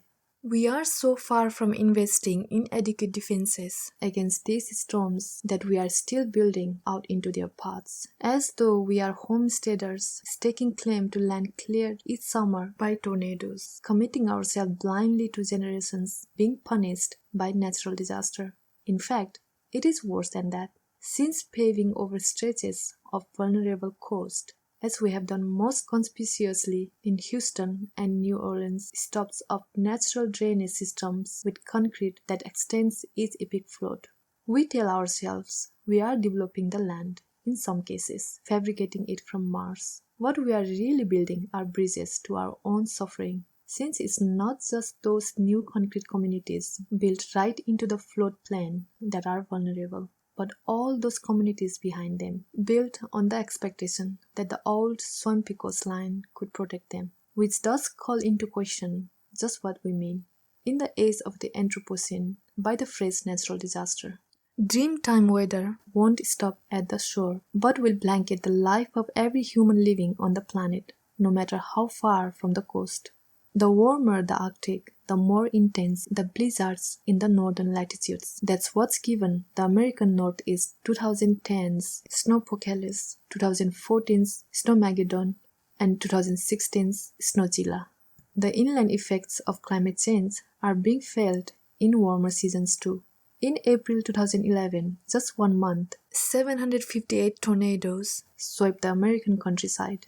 The previous April record had been 267, and the most for any previous month in recorded history was 542. The next month, there was another wave, including the tornado that killed 138 people in Joplin, Missouri. What's called America's Tornado Alley has moved 500 miles in just 30 years. And while technically, scientists aren't sure that climate change increases tornado formation, the paths of destruction tornadoes live are getting longer, and they are getting wider. They arise from thunderstorms, which are increasing, the number of days on which they are possible growing as much as 40% by 2100, according to one assessment. The United States Geological Survey, not a notably alarmist corner of even the temperamentally conservative federal bureaucracy, recently war-gamed an extreme weather scenario they called Arc Storm. Winter storms strike California, producing flooding in the Central Valley, 300 miles long and 20 miles wide, and more destructive flooding in Los Angeles, Orange County, and the Bay Area up north, altogether forcing evacuation of more than 1 million Californians. Wind speeds reach hurricane levels of 125 miles per hour in parts of the state, and at least 60 miles per hour throughout much of it. Landslides cascade down from the Sierra Nevada mountains, and damage all told reaches $725 billion, nearly 3 times the estimate for a massive earthquakes in the state, the much feared big one. In the past, even the recent past, disasters like this arrived with otherworldly force and incomprehensible moral logic. We could see them coming, on radar and by satellite, but could not interpret them, not legibly, not in ways that really made sense of them in relation to one another. Even atheists and agnostics might find themselves whispering the phrase, act of God, in the aftermath of hurricane or wildfire or tornado. if only to express how inexplicable it felt to endure such suffering with no author behind it, no one to blame for it. Climate change will change this. Even as we settle into thinking of natural disasters as a regular feature of our weather, the scope of devastation and horror they bring will not diminish. There are cascade effects here too. Ahead of Hurricane Harvey, the state of Texas cut off Houston's air quality monitors, fearing they would be damaged. Immediately afterward, a cloud of unbearable smells began drifting out of the city's petrochemical plants. Ultimately, nearly 500 million gallons of industrial wastewater surged out of a single petrochemical plant into Galveston Bay. All told, that one storm produced more than 100 toxic releases, including 460,000 gallons of gasoline, 52,000 pounds of crude oil, and a massive quarter-mile wide discharge of hydrogen chloride, which when it mixes with moisture becomes hydrochloric acid, which can burn, suffocate, and kill. Down the coast in New Orleans, the storm hit was less direct, but there the city had already been knocked offline without a full complement of drain pumps after an August 5 storm. When Katrina had hit New Orleans in 2005, it was not walloping a thriving city. The 2000 population of 480,000 had declined from a peak of over 600,000 in 1960. After the storm, it was as low as 230,000. Houston is a different case. One of the fastest growing cities in the country in 2017, Greater Houston even included the fastest growing suburb in the country that year. It has more than 5 times as many residents as New Orleans. It's a tragic irony that many of those new arrivals who moved into the path of this storm over the last decades were brought there by the oil business, which has worked tirelessly to undermine public understanding of climate change and derail global attempts at reducing carbon emissions. One suspects this is not the last 500-year storm those workers will see before retirement, nor the last to be seen by the hundreds of oil rigs off the coast of Houston, or the 1,000 more bobbing now elsewhere off the Gulf Coast, until the toll of our emissions becomes so brutally clear that those rigs are finally retired. The phrase 500-year storm is also very helpful on the question of resilience.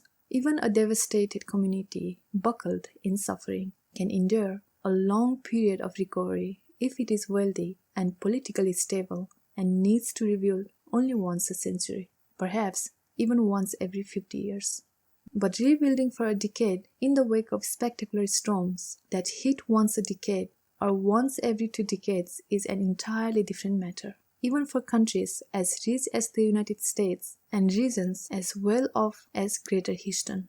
New Orleans is still reeling from Katrina, a dozen years on, with the lower 9th Ward barely 1/3 as populated as it was before the storm. And it surely doesn't help that the entire coastline of Louisiana is being swallowed by the sea, with 2,000 square miles already gone.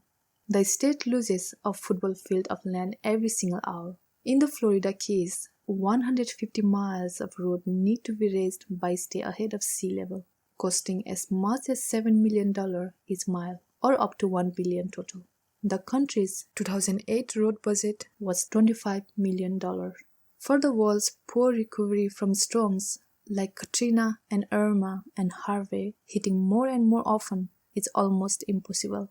The best choice is often simply to leave. In the months after Hurricane Maria devastated Puerto Rico, thousands of inlanders arrived in Florida, thinking it might be for good. Of course, that land is disappearing too. Freshwater drain. 71% of the planet is covered in water.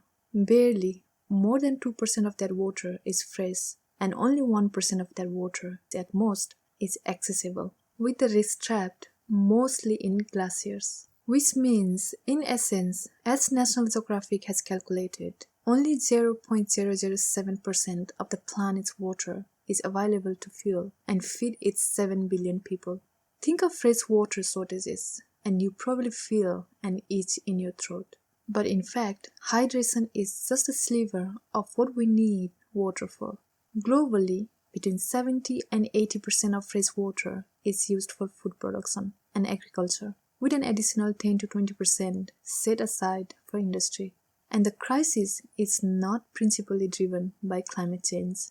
That 0.007% should be, believe it or not, plenty, not just for the 7 billion of us here, but for many as 9 billion, perhaps even a bit more. Of course, we are likely heading north of 9 billion this century, to a global population of at least 10 and possibly 12 billion. As with food scarcity, much of the growth is expected in parts of the world already most strained by water shortage, in this case, urban Africa. In many African countries already, you are expected to get by on as little as 20 liters of water each day, less than half of what water organizations say is necessary for public health. As soon as 2030, global water demand is expected to outstrip supply by 40%. Today, the crisis is political, which is to say, not inevitable or necessary, or beyond our capacity to fix, and therefore functionally elective. This is one reason it is nevertheless harrowing as a climate parable, an abundant resource made scarce through governmental neglect and indifference, bad infrastructure and contamination, careless urbanization and development. There is no need for a water crisis, in other words, but we have one anyway, and aren't doing much to address it. Some cities lose more water to leaks than they deliver to homes. Even in the United States, leaks and theft account for an estimated loss of 16% of fresh water. In Brazil, the estimate is 40%. In both cases, as everywhere, scarcity plays out so nakedly on a stage defined by have and have-not inequalities that the resulting drama of resource competition can hardly be called truly a competition. The deck is so stacked that water shortage looks more like a tool of inequality. The global result is that as many as 2.1 billion people around the world do not have access to safe drinking water, and 4.5 billion don't have safety managed water for sanitation. Like global warming, the water crisis is solvable at present, but that 0.007% leaves an awfully thin margin, and climate change will cut into it. Half of the world's population depends on seasonal melt from high elevation snow and ice deposits that are dramatically threatened by warming.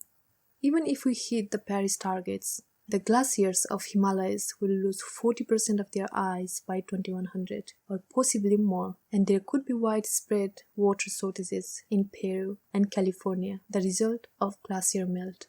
At 4 degrees, the snow-capped Alps could look more like Morocco's Atlas Mountains, with 70% less snow by the end of the century. As soon as 2020, as many as 250 million Africans could face water shortages due to climate change. By the 2050s, the number could hit 1 billion people in Asia alone. By the same year, the World Bank found freshwater availability in cities around the world could decline by as much as 2/3. Overall, according to the United Nations, 5 billion people could have poor access to fresh water by 2050.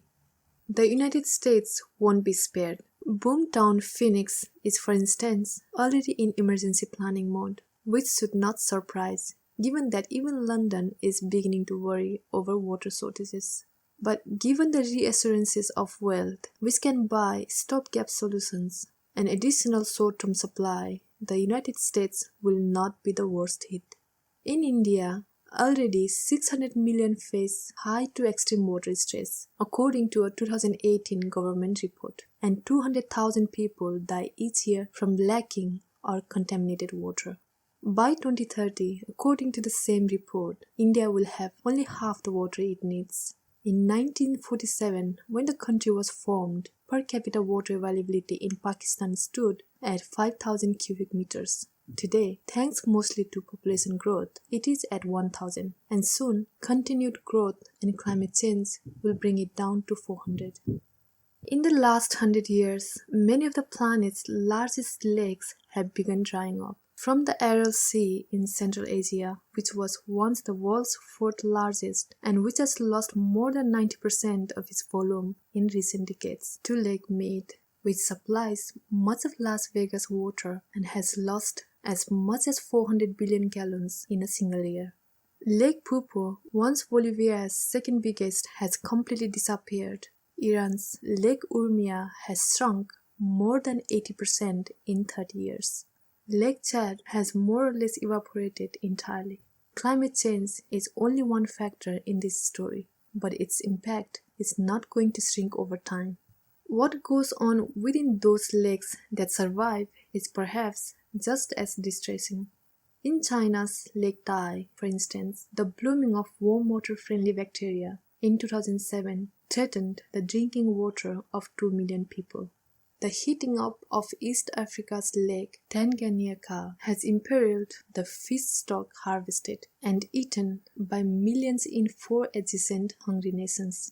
Freshwater lakes, by the way, account for up to 16% of the world's natural methane emissions, and scientists estimate that climate-fueled aquatic plant growth could double those emissions over the next 50 years.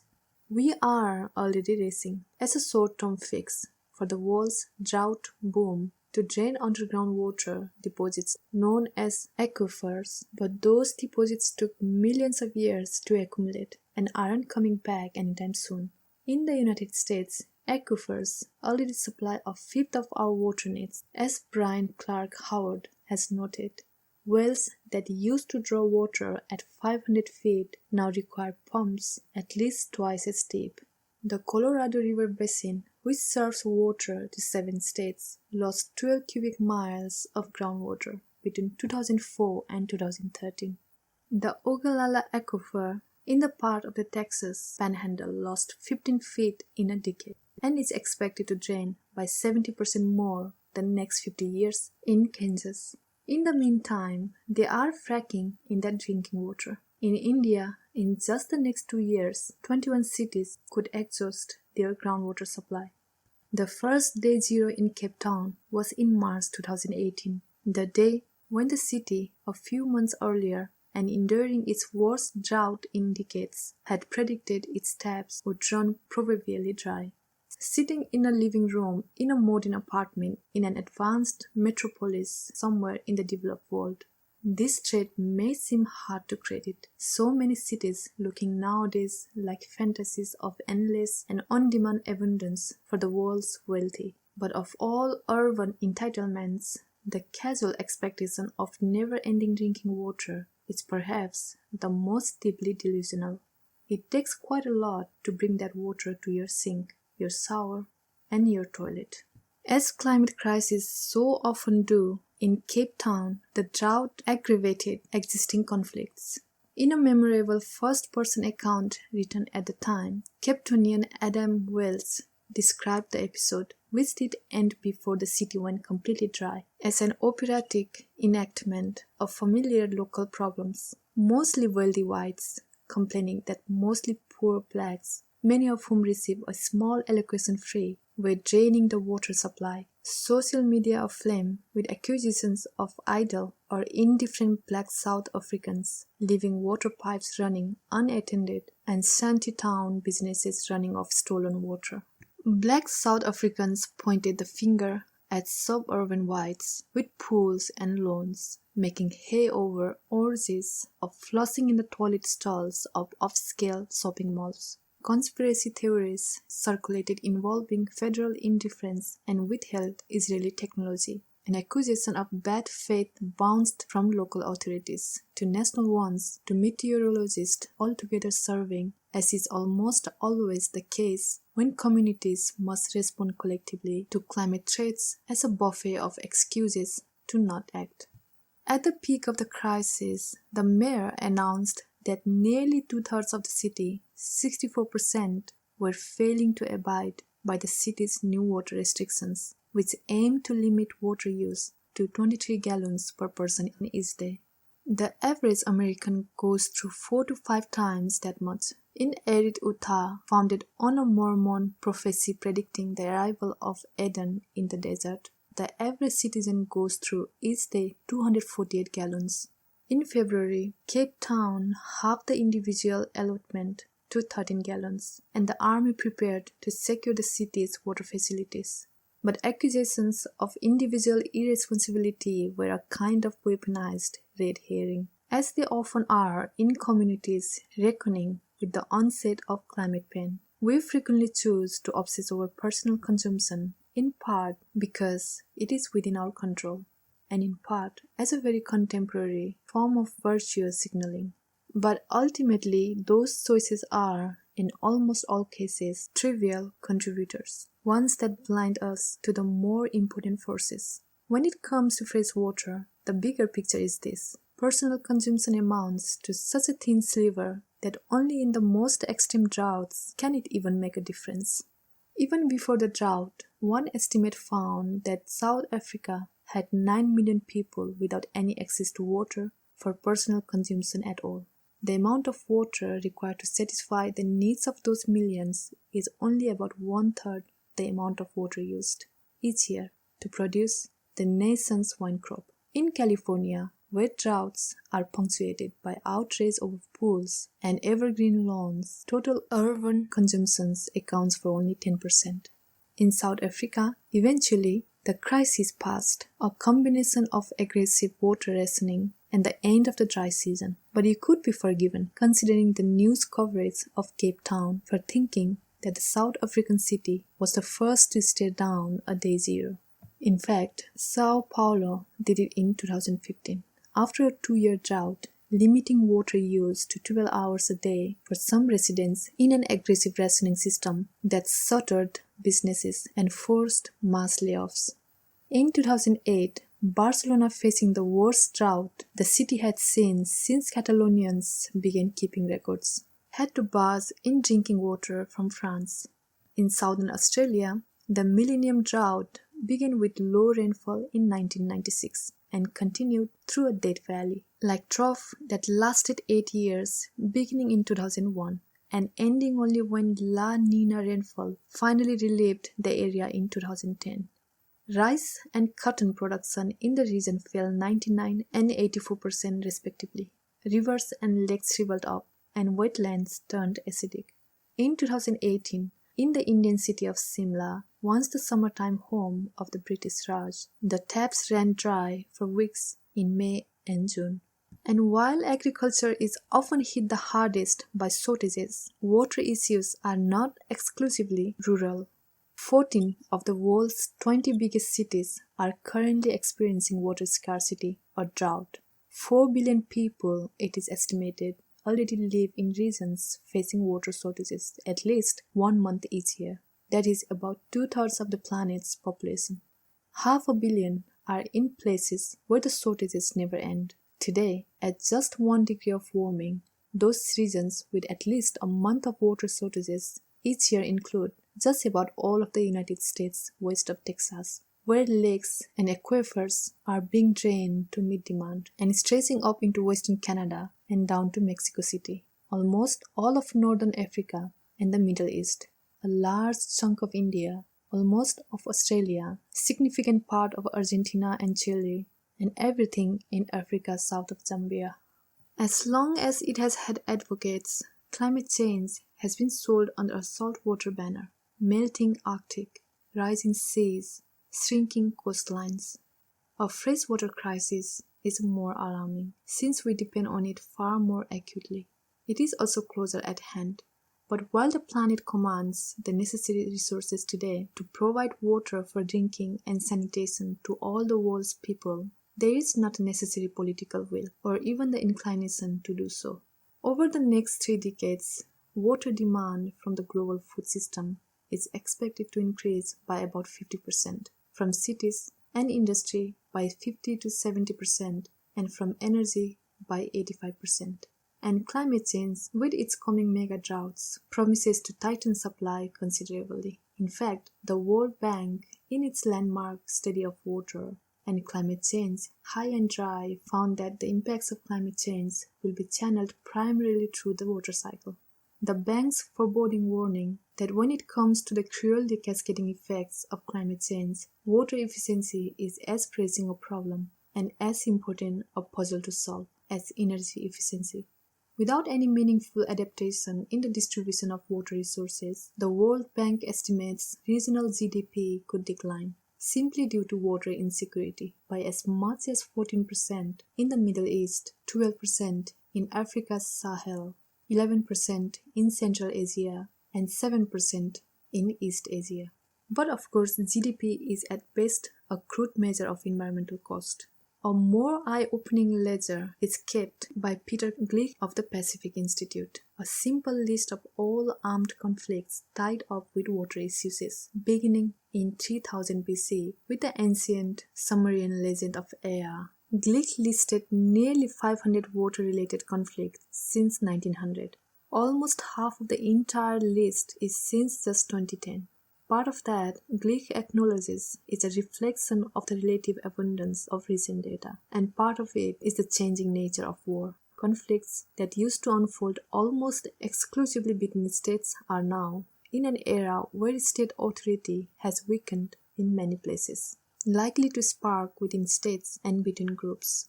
The 5-year Syrian drought that stretched from 2006 to 2011, producing crop failures that created political instability and helped usher in the civil war that produced a global refugee crisis, is one vivid example. Glick is personally more focused on the strange war unfolding in Yemen since 2015, technically a civil war, but practically a proxy regional war between Saudi Arabia and Iran, and conceptually a sort of world war in miniature, with American and Russian involvement as well. There, the humanitarian cost has been carried as much by water as by blood, in part because of targeted attacks on water infrastructure. The number of cholera cases grew to 1 million in 2017, which means in a single year, roughly 4% of the country contracted the disease. There is a saying in the water community, Glick tells me, if climate change is a shark, the water resources are the teeth. Dying oceans. We tend to see oceans as unfathomable, the closest thing we have on this planet to outer space. Dark, forbidding, and especially in the depth, quite weird and mysterious. Who has known the ocean? Rachel Carson wrote in her essay, Undersea, published 25 years before, she tackled the discretion of the planet's land by human hands and industrial cure-alls in Silent Spring. Neither you nor I, with our earth-bound senses, know the form and source of the tide that beats over the crab hiding under the seaweed of his tide pool home, or the lilt of the long, slow swells of mid-ocean, where shoals of wandering fish prey and are preyed upon, and the dolphin breaks the waves to breathe the upper atmosphere. But the ocean isn't the other. We are. Water is not a beachside attraction for land animals. At 70% of the Earth's surface it is, by an enormous margin, the planet's predominant environment. Along with everything else it does, oceans feed us. Globally, seafood accounts for nearly a fifth of all animal protein in the human diet, and in coastal areas, it can provide much more. The oceans also maintain our planetary seasons through prehistoric currents like the Gulf Stream and modulate the temperature of the planet, absorbing much of the heat of the sun. Perhaps has fed, has maintained, and has modulated are better terms, since global warming threatens to undermine each of those functions. Already, fish populations have migrated north by hundreds of miles in search of colder waters, flounder by 250 miles of the American East Coast, mackerel so far from their continental home that the fishermen chasing them are no longer bound by rules set by the European Union. One study tracing human impact on marine life found only 13% of the ocean undamaged, and parts of the Arctic have been so transformed by warming that scientists are beginning to wonder how long they can keep calling those waters Arctic. And however much sea level rise and coastal flooding have dominated our fears about the impact of climate change on the planet's ocean water, there is much more than just that to worry over. At present, more than a fourth of the carbon emitted by humans is sucked up by the oceans, which also in the past 50 years have absorbed 90% of global warming's excess heat. Half of that heat has been absorbed since 1997, and today's seas carry at least 15% more heat energy than they did in that year 2000, absorbing 3 times as much additional energy in just those 2 decades as is contained in the entire planet's fossil fuel reserves. But the result of all that carbon dioxide absorption is what's called ocean acidification, which is exactly what it sounds like, and which is also already burning through some of the planet's water basins. You may remember this as the place where life arose in the first place, all on its own through its effect on phytoplankton, which releases sulfur into the air that helps cloud formation. Ocean acidification could add between a quarter and half of a degree of warming. You have probably heard of coral bleaching, that is coral dying, in which warmer ocean waters strip reefs of the protozoa, called zooxanthellae, that provide, through photosynthesis, up to 90% of the energy need of the coral. Each reef is an ecosystem as complex as a modern city, and the zooxanthellae are its food supply, the basic building block of an energy chain. Where they die, the whole complex is starved with military efficiency, a city under siege or blockage. Since 2016, as much as half of Australia's landmark Great Barrier Reef has been stripped in this way. These large-scale die-outs are called mass bleaching events. One unfolded globally from 2014 to 2017. Already, coral life has declined so much that it has created an entirely new layer in the ocean, between 30 and 150 meters below the surface, which scientists have taken to calling a twilight zone. According to the World Resources Institute, by 2030, ocean warming and acidification will threaten 90% of all reefs. This is very bad news because reefs support as much as a quarter of all marine life and supply food and income for 500 million people. They also protect against flooding from storm surges, a function that offers value in the many billions, with reefs presently worth at least $400 million annually to Indonesia, the Philippines, Malaysia, Cuba, and Mexico. $400 million annually to each. Ocean acidification will also damage fish population directly. Though scientists aren't yet sure how to predict the effects on the stuff we haul out of the ocean to eat, they do know that in acid waters, oysters and mussels will struggle to grow their shells, and that rising carbon concentration will impair fish's sense of smell, which you may not have known they had, but which often aids in navigation. Off the coast of Australia, fish production have declined an estimated 32% in just 10 years.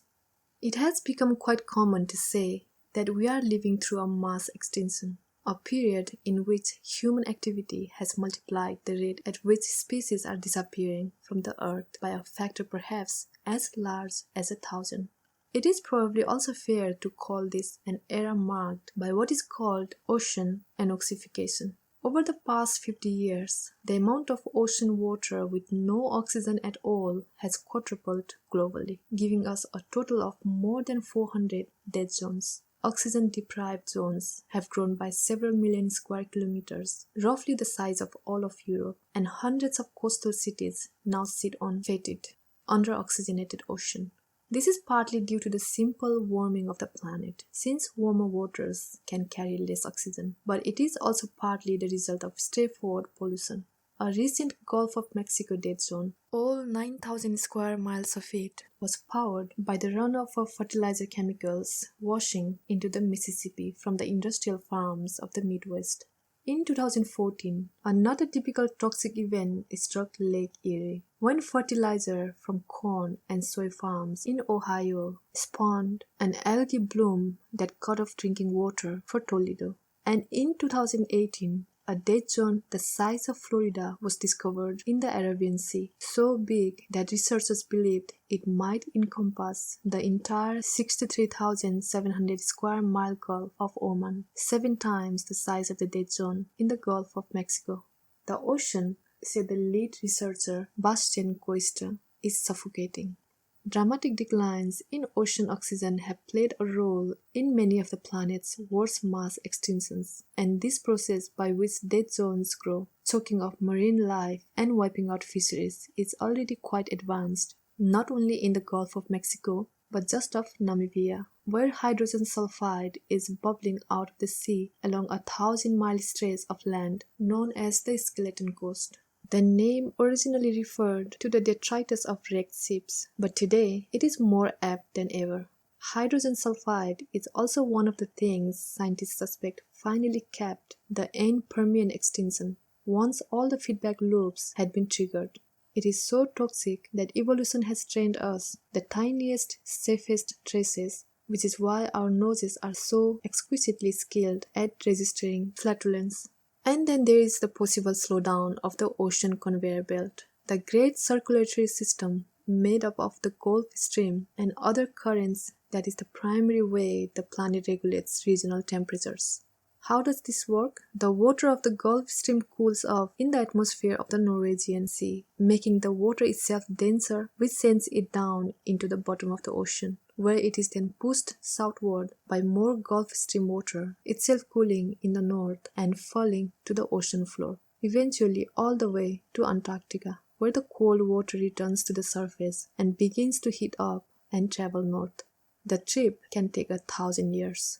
As soon as the conveyor belt became the subject of real study, in the 1980s, there were those oceanographers who worried it might shut down, which would lead to a dramatic disequilibration of the planet's climate, the hotter parts getting much hotter and the colder parts much colder. A total shutdown would be inconceivably catastrophic, though the impacts look deceptively innocuous on first scan. A colder Europe, more intense weather, additional sea level rise. Invariably, this is described as the day after tomorrow scenario. And it is a strange twist of fate that so forgettable a movie has become the memorable shorthand for this particular worst-case nightmare. A shutdown of the conveyor belt is not a scenario that any credible scientist worry about on any human timescale, but a slowdown is another matter. Already, climate change has depressed the velocity of Gulf Stream by as much as 15%, a development that scientists call an unprecedented event in the past millennium, believed to be one reason the sea level rise along the east coast of the United States is dramatically higher than anywhere else in the world. And in 2018, 2 major papers triggered a new wave of concern over the conveyor belt, technically called Atlantic Meridional Overturning Circulation, which was found to be moving at its slowest rate in at least 1,500 years. This had happened about 100 years ahead of the schedule of even alarmed scientists and marked what the climate scientist Michael Mann called ominously a tipping point. Further change, of course, is to come. The transformation of the ocean by warming, making these unknown waters doubly unknowable, remodeling the planet's seas before we were able to discover their depth and all the life submerged there. Unbreathable air.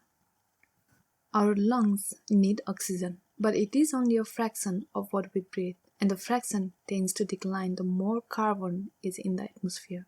That doesn't mean we are at risk of suffocation. Oxygen is far too abundant for that, but we will nevertheless suffer. With CO2 at 930 parts per million, more than double where we are today, cognitive ability declines by 21%.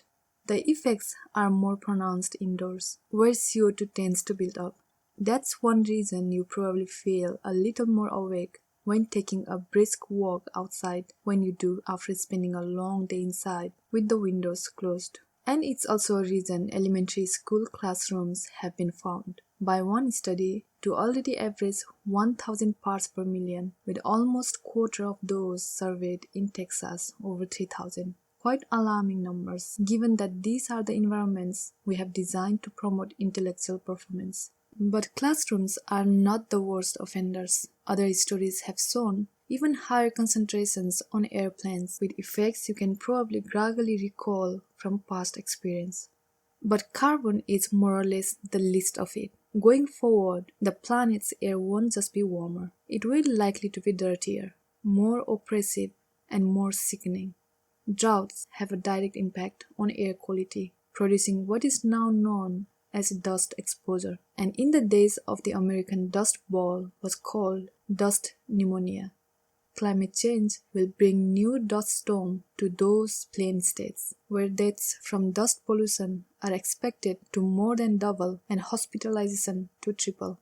The hotter the planet gets, the more ozone forms, and by the middle of the century, Americans should suffer a 70% increase in days with unhealthy ozone smoke, the National Center for Atmospheric Research has projected.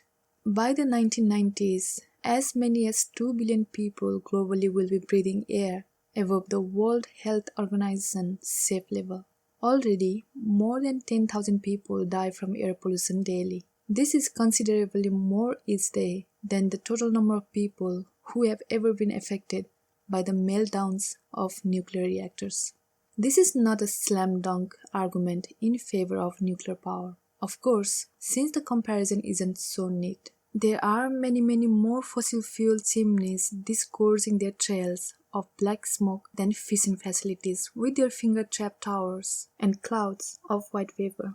But it is a startling mark of just how all-encompassing our design of carbon pollution really is, enclosing the planet in a toxic soil. In recent years, researchers have uncovered a whole secret history of adversity woven into the experience of the last half-century by the hand of leaded gasoline and lead paint, which seem to have dramatically increased rates of intellectual disability and criminality, and dramatically decreased educational attainment and lifetime earnings wherever they were introduced. The effects of air pollution seem starker already. Small particulate pollution, for instance, lowers cognitive performance over time so much that researchers call the effect huge. Reducing Chinese pollution to the EPA standard, for instance, would improve the country's verbal test score by 13% and its math scores by 8%. Pollution has been linked with increased mental illness in children and the likelihood of dementia in adults. A higher pollution level in the air a baby is born has been shown to reduce earnings and labor force participation at age 30, and the relationship of pollution to premature births and low birth weight of babies is so strong that the simple introduction of E-Jet Pass in American cities reduced both problems in the vicinity of toll plazas by 10.8% and 11.8% respectively, just by cutting down on the exhaust expelled when cars slowed to pay the toll. Then there is the more familiar health threat from pollution. In 2013, melting Arctic ice remodeled Asian weather patterns, depriving industrial China of the natural wind ventilation patterns it had come to depend on, and as a result, blanketing much of the country's north in an unbreathable smoke. An obtuse-seeming metric called the Air Quality Index categorizes the risk according to an idiosyncratic unit scale, tabulating the presence of a variety of pollutants. The warnings begin at 51 to 100 and at 201 to 300 include promises of significant increase in respiratory effects in the general population. The index tops out with the 301 to 500 range, warning of serious aggravation of heart or lung disease and premature mortality in persons with cardiopulmonary disease and the elderly and serious risk of respiratory effects in the general population. At that level, everyone should avoid all outdoor exertion. The Chinese apocalypse of 2013 doubled the high end of that upper range, reaching a peak air quality index of 993. And scientists studying the phenomenon suggested that China has inadvertently invented an entire new and unstudied kind of smoke, one that combined the pea soup population of industrial-era Europe and the small particulate pollution that has lately contaminated so much of the developing world. That year, smoke was responsible for 1.37 million deaths in the country.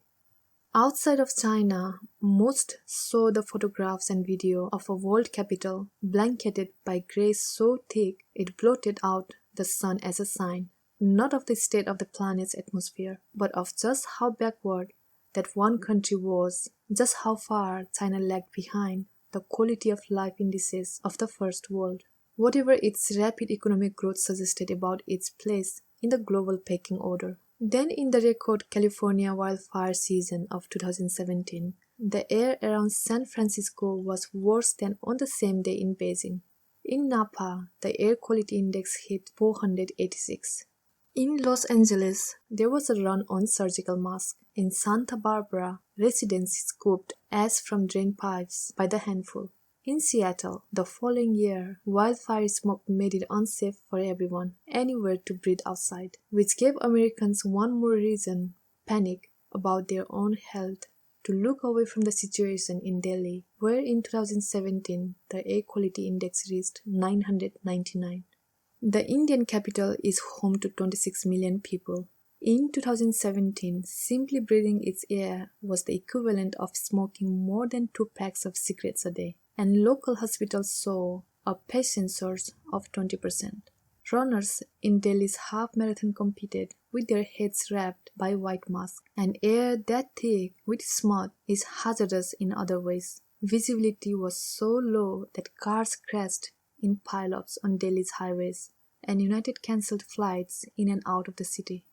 New research shows that even short-term exposure to particulate pollution can dramatically increase rates of respiratory infections, with every additional 10 micrograms per cubic meter associated with a rise in diagnosis between 15 and 32%.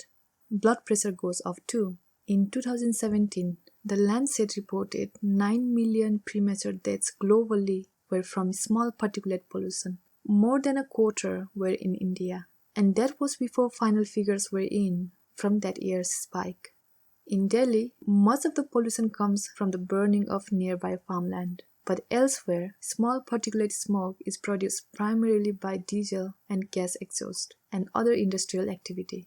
The public health damage is indiscriminate, touching nearly every human vulnerability. Pollution increases prevalence of stroke, heart disease, cancer of all kinds, acute and chronic respiratory diseases like asthma, and adverse pregnancy outcomes, including premature birth. New research into the behavioral and development effects is perhaps even scarier. Air pollution has been linked to worse memory, attention, and vocabulary, and to ADHD and autism spectrum disorders. Pollution has been shown to damage the development of neurons in the brain, and proximity to a coal plant can deform your DNA. In the developing world, 98% of cities are enveloped by air above the threshold of safety established by the WHO, World Health Organization. Get out of urban areas and the problem doesn't just improve. 95% of the world's population is breathing dangerously polluted air. Since 2013, China has undertaken an unprecedented cleanup of its air, but as of 2015, pollution was still killing more than 1 million Chinese each year. Globally, 1 out of 6 deaths is caused by air pollution. Pollution like this isn't news in any meaningful sense. You can find omens about the toxicity of smoke and the dangers of blackened air. For instance, in the writing of Charles Dickens, rarely appreciated as an environmentalist. But every year, we are discovering more and more ways in which our industrial activity is poisoning the planet.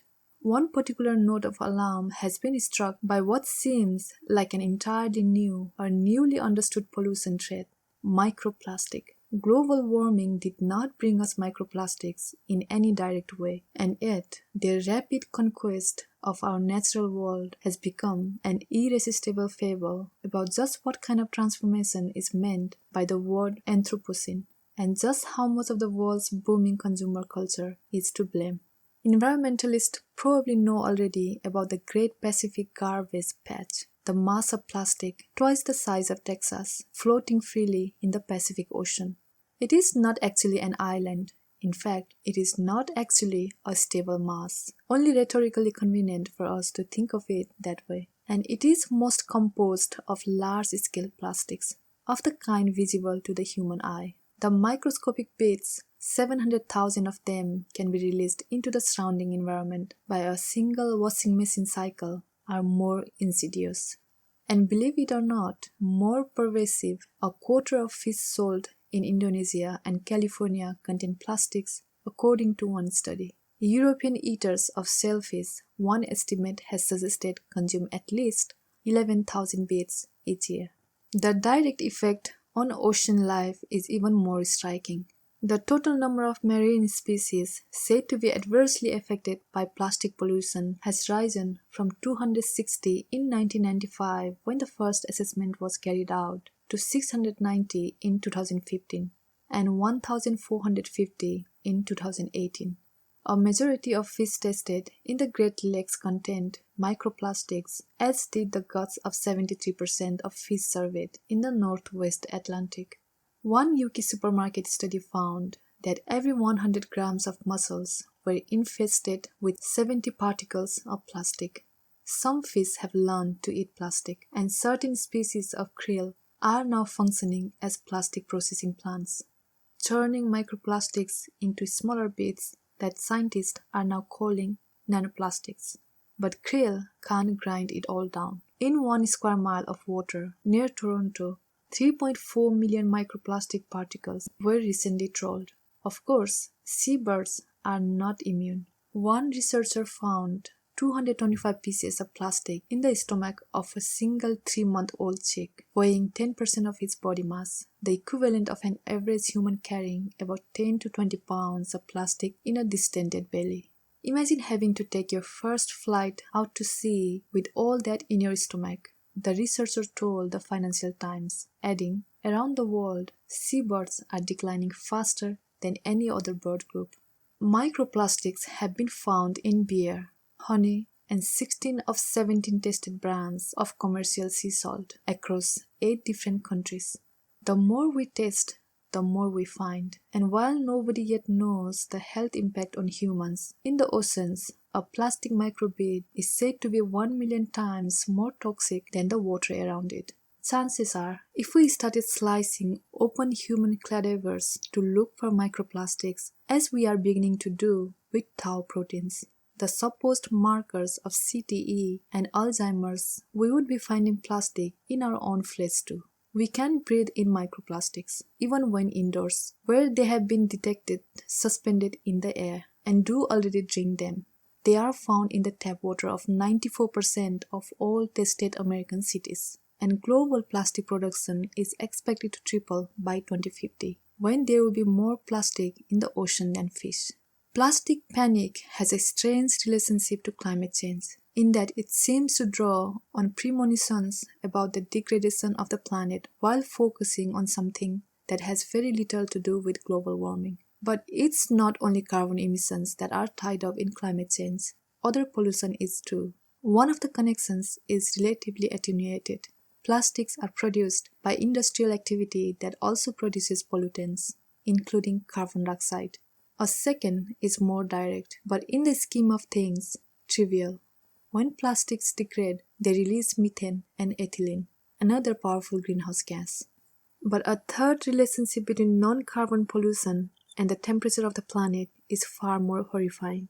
This is not the problem of plastic, but of aerosol pollution, the blanket term for any particles suspended in our atmosphere.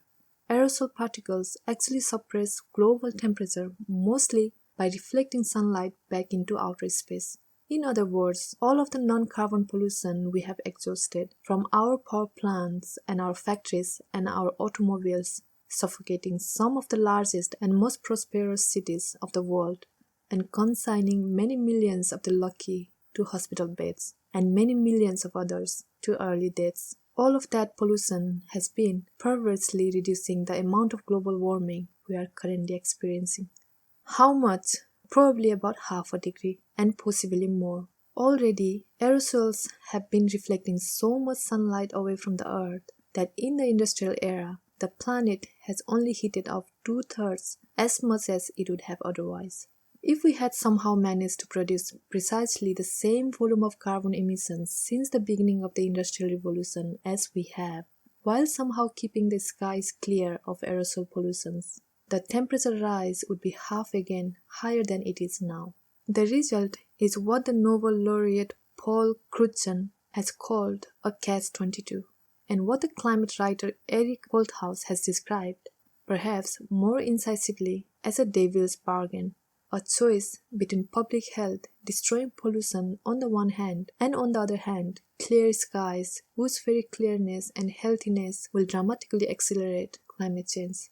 Eliminate that pollution and you save millions of lives each year, but also create a dramatic spike in warming. That would bring us to between 1.5 and 2 degrees warmer than the pre-industrial baseline, pushing us right up to the threshold of 2 degrees of warming, long thought to be the border separating a livable future from climate catastrophe. For almost a generation now, engineers and futurists have contemplated the practical implications of this phenomenon and the prospect of suppressing global temperature with a program of suspended particles that is polluting the air on purpose to keep the planet cooler.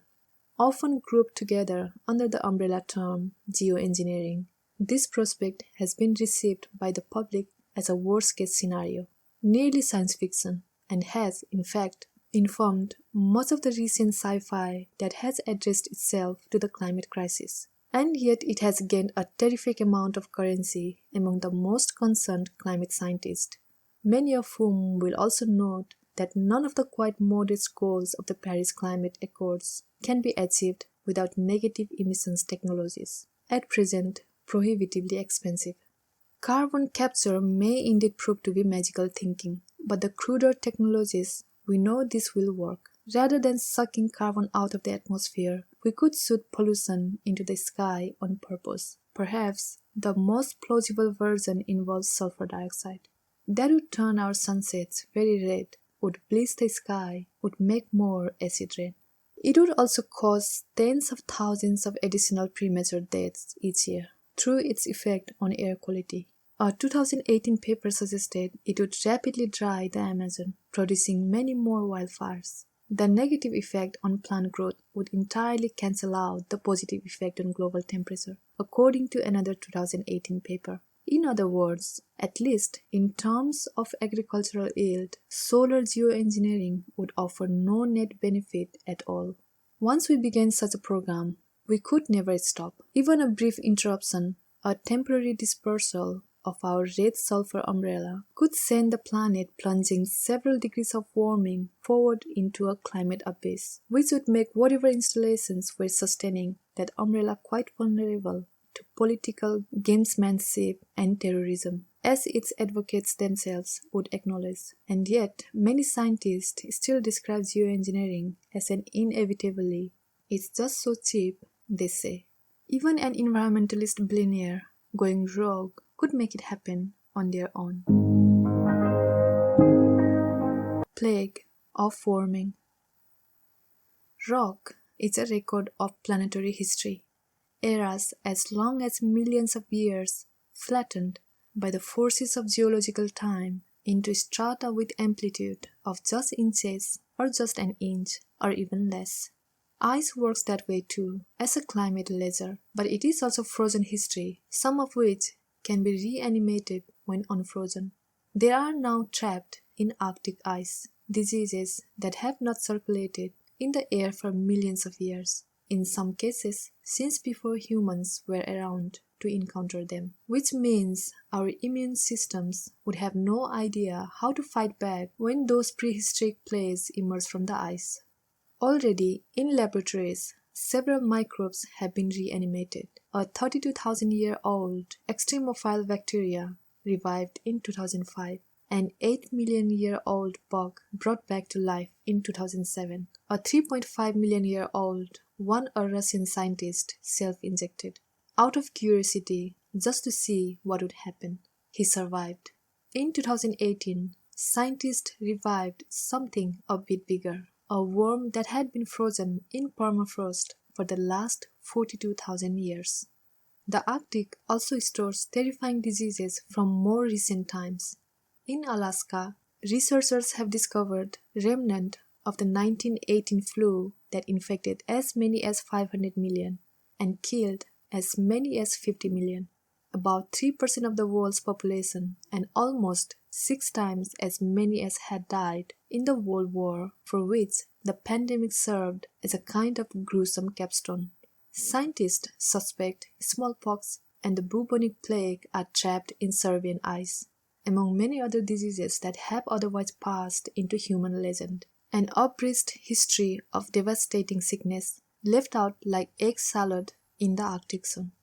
Many of these frozen organisms won't actually survive the thaw. Those that have been brought back to life have been reanimated typically under fastidious lab conditions. But in 2016, a boy was killed and 20 others infected by anthrax released when retreating permafrost exposed the frozen carcass of a reindeer killed by the bacteria at least 75 years earlier. More than 2,000 present-day reindeer died. What concerns epidemiologists more than ancient diseases are existing scourges relocated, rewired, or even re-evolved by warming. The first effect is geographical. Before the early modern period, human provinciality was a guard against pandemic. A bug could wipe out a town or a kingdom, or even in an extreme case, devastate a continent. But in most instances, it could not travel much farther than its victims, which is to say, not very far at all.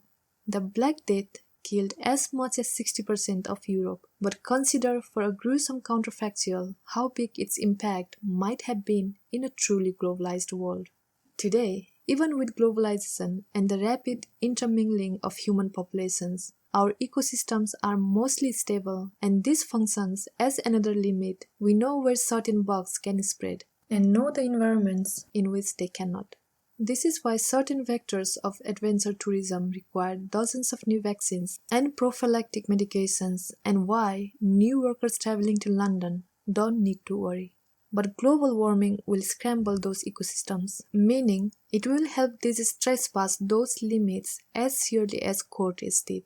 The footprint of every mosquito-borne illness is presently circumscribed, but those borders are disappearing rapidly as the tropics expand. The current rate is 30 miles per decade. In Brazil, for generations, yellow fever sat in the Amazon basin, where the Haemococcus and Civetes mosquitoes thrived, making the disease a concern for those who lived, worked, or traveled deep into the jungle, but only for them. In 2016, it left the Amazon as more and more mosquitoes fanned out of the rainforest. And by 2017, it had reached areas around the country's megalopolises, Sao Paulo and Rio de Janeiro, more than 30 million people, many of them living in shanty towns, facing the arrival of a disease that kills between 3 and 8% of those infected. Yellow fever is just one of the plagues that will be carried by mosquitoes as they migrate, conquering more and more of a warming world, the globalization of pandemic disease. Malaria alone kills 1 million people each year already, infecting many more, but you don't worry much about it if you are living in Maine or France. As the tropics creep northward and mosquitoes migrate with them, you may, over the course of the next century, more and more of the world's population will be living under the shadow of the diseases like this. You did not much worry about Zika before a couple of years ago either. As it happens, Zika may also be a good model of a second worrying effect, disease mutation. One reason you hadn't heard about Zika until recently is that it had been trapped in Uganda and Southeast Asia. Another is that it did not until recently appear to cause birth defects. Scientists still don't entirely understand what happened or what they missed. Even now, several years after the planet seemed gripped by panic about microcephaly, it could be that the disease changed as it came to the Americas, the result of a genetic mutation or inadaptive response to a new environment, or that Zika produces those devastating prenatal effects only when another disease is present, possibly one less common in Africa, or that something about the environment or immunological history in Uganda protects mothers and their unborn children. But there are things we do know for sure about how climate affects some diseases. Malaria, for instance, thrives in hotter regions, which is one reason the World Bank estimates that by 2030, 3.6 billion people will be reckoning with it, 100 million as a direct result of climate change. Projections like those depend not just on climate models, but on an integrated understanding of the organism at play, or rather, organisms. Malaria transformation involves both the disease and the mosquito. Lyme disease, both the disease and the tick, which is another epidemiologically threatening creature whose universe is rapidly expanding, thanks to global warming. As Mary Beth Pfeiffer has documented, Lyme case counts have spiked in Japan, Turkey, and South Korea, where the disease was literally non-existent as recently as 2010. 0 cases, and now lives inside hundreds more Koreans each year. In the Netherlands, 54% of the country's land is now infested. In Europe as a whole, Lyme case loads are now 3 times the standard level. In the United States, there are likely around 300,000 new infections each year. And since many of even those treated for Lyme continues to show symptoms years after treatment, the numbers can stockpile. Overall, the number of disease cases from mosquitoes, ticks, and fleas have tripled in the United States over just the last 13 years, with dozens of counties across the country encountering ticks for the first time. But the effects of the epidemic can be seen, perhaps, most clearly in animals other than humans. In Minnesota, during the 2000s, winter ticks helped drop the moose population by 58% in a single decade. And some environmentalists believe the species could be eradicated entirely from the state as soon as 2020. In New England, dead moose calves have been found suckling as many as 90,000 engorged ticks, often killing the calves, not through Lyme disease but simple anemia. The effect of that number of bugs is drawing a few millimeters of blood from the moose. Those that survive are far from robust, many having scratched so incessantly at their own hides to clear it of ticks that they completely eliminated their own hair, leaving behind a spooky grey skin that has earned them the name ghost moose. Lyme is still, in relative terms, a young disease, and one we don't yet understand all that well. We attribute a very mysterious and incoherent set of symptoms to it, from joint pain to fatigue to memory loss to facial palsy, almost as a catch-all explanation for ailments we cannot pinpoint in patients who we know have been bitten by a bug carrying the bug. We do know ticks, however, as surely as we know malaria. There are not many parasites we understand better, but there are many millions we understand worse, which means our sense of how climate change will redirect or remodel them is shrouded in a foreboding ignorance. And then there are the plagues that climate change will confront us with for the very first time. A whole new universe of diseases humans have never before known to even worry about. New universe is not hyperbole. Scientists guess the planet could harbor more than 1 million yet to be discovered viruses. Bacteria are even trickier, and so we probably know about even fewer of them. Perhaps scariest are those that live within us, peacefully for now. More than 99% of even those bacteria inside human bodies are presently unknown to science, which means we are operating in near total ignorance about the effects climate change might have on the bugs in, for instance, our guts, about how many of the bacteria modern humans have come to rely on, like unseen factory workers, for everything from digesting our food to modulating our anxiety, could be rewired, diminished, or entirely killed off by an additional few degrees of heat. Overwhelmingly, of course, the viruses and bacteria making homes inside us are non-threatening to humans at present. Presumably, a difference of a degree or two in global temperature won't dramatically change the behavior of the majority of them. Probably the vast majority, even the overwhelming majority. But consider the case of the saiga, the adorable dwarf-like antelope native to Central Asia. In May 2015, nearly 2/3 of the global population died in the span of just days. Every single saiga in an area the size of Florida, the land suddenly dotted with hundreds of thousands of Saiga carcasses and not one lone survivor. And even like this is called a mega death. This one so striking and cinematic that it gave rise immediately to a whole raft of conspiracy theories. Aliens, radiation, dumped rocket fuel. But no toxins were found by researchers poking through the killing fields in the animals themselves, in the soil, in the local plants. The culprit, it turned out, was a simple bacteria, Pasteurella multicida, which had lived inside the Saiga's tonsils without threatening its host in any way for many generations. Suddenly, it had proliferated, immigrated to the bloodstream, and from there to the animal's liver, kidneys, and spleen. Why? The places where the Saigas died in May 2015 were extremely warm and humid. 8 young rode in the Atlantic. In fact, the humidity levels were the highest ever seen in the region since records began in 1948. The same pattern held for 2 earlier and much smaller die-offs from 1981 and 1988. When the temperature gets really hot and the air gets really wet, Saiga die. Climate is the trigger. Pasteurella is the bullet. This is not to say we now understand what precisely about humidity weaponized Pasteurella or how many of the other bacteria living inside mammals like us, the 1% we have identified, or perhaps more worryingly the 99% we house without any knowledge or understanding, might be similarly triggered by climate-friendly symbiotic bugs with whom we have lived in some cases for millions of years, transformed suddenly into contagions already inside us. That remains a mystery, but ignorance is no comfort. Presumably, climate change will introduce us to some of them.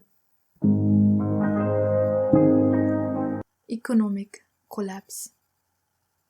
The murmuring mantra of global markets, which prevailed between the end of Cold War and the onset of the Great Recession, promising something like their own eternal reign, is that economic growth will save us from anything and everything. But in the aftermath of 2008 crash, a number of historians and iconoclastic economists studying what they call fossil capitalism have started to suggest that the entire history of swift economic growth, which began somewhat suddenly in the 18th century, is not the result of innovation or the dynamics of free trade, but simply our discovery of fossil fuels and all their raw power, a one-time injection of that new value into a system that had previously been characterized by unending subsistence living. This is a minority view among economists, and yet preachy version of the perspective is quite powerful.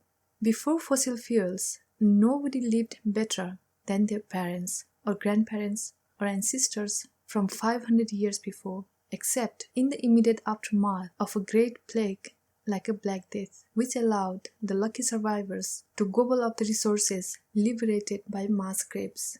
In the West especially, we tend to believe we are invented our way out of that endless zero-sum, scratch and claw resource scramble, both with particular innovations like the steam engine and computer, and with the development of a dynamic capitalistic system to reward them. But scholars like Andreas Malm have different perspective. We have been extracted from that mug only by a singular innovation, one engineered not by entrepreneurial human hands, but in fact millions of years before the first one ever dug at the earth, engineered by time and geologic weight, which many millennia ago pressed the fossils of Earth's earlier carbon-based life forms, plants, small animals, into petroleum like lemon under a press. Oil is the patrimony of the planet's pre-human past. What stored energy the Earth can produce when undisturbed for millennia. As soon as humans discovered that storehouse, they set about plundering it so fast that at various points over the last half-century, oil forecasters have panicked about running out. In 1968, the labor historian Eric Hobsbawm wrote, "Whoever says industrial revolution says cotton." Today, he would probably substitute fossil fuel. The timeline of growth is just about perfectly consistent with the burning of those fuels. Though doctrinaire economists would argue there is much more to equation of growth. Generations being as long as they are and historical memory as short, the West, several centuries of relatively reliable and expanding prosperity have endowed economic growth with the reassuring aura of permanence. We expect it, on some continents at least, and race against our leaders and elites when it does not come. But planetary history is very long, and human history, though of briefer interval, is long too. And while the pace of technological change we call progress is today dizzying and may yet invent new ways of buffering us from the blows of climate change, it is also not hard to imagine those flush centuries enjoyed by nations who colonized the rest of the planet to produce them as an aberration. Earlier, empires had boom years too. You do not have to believe that economic growth is a mirage produced by fossil fuels to worry that climate change is a threat to it. In fact, this proposition forms the cornerstone around which an entire edifice of academic literature has been built over the last decade. The most exciting research on the economics of warming has come from Solomon Siang and Marcel Burr and Edward Miguel, who are not historians of fossil capitalism, but who offer some very bleak analysis of their own. In a country that's already relatively warm, every degree Celsius of warming reduces growth on average by about 1% point. This is the sterling work in the field. Compared to the trajectory of economic growth with no climate change, their average projection is for a 23% loss in per capita earning globally by the end of this century. Tracing the shape of the probability curve is even scarier. There is a 51% chance. This research suggests that climate change will reduce global output by more than 20% by 2100, compared with a world without warming, and a 12% chance that it lowers per capita GDP by 50% or more by then, unless emissions decline. By comparison, the Great Depression dropped global GDP by about 15%. It is estimated the numbers weren't so good back then. The more recent Great Recession lowered it by about 2% in a one-time shock. Siang and his colleagues estimate a 1 in 8 chance of an ongoing and irreversible effect by 2100, that is 25 times worse. In 2018, a team led by Thomas Stork suggested that these estimates could be dramatic underestimates.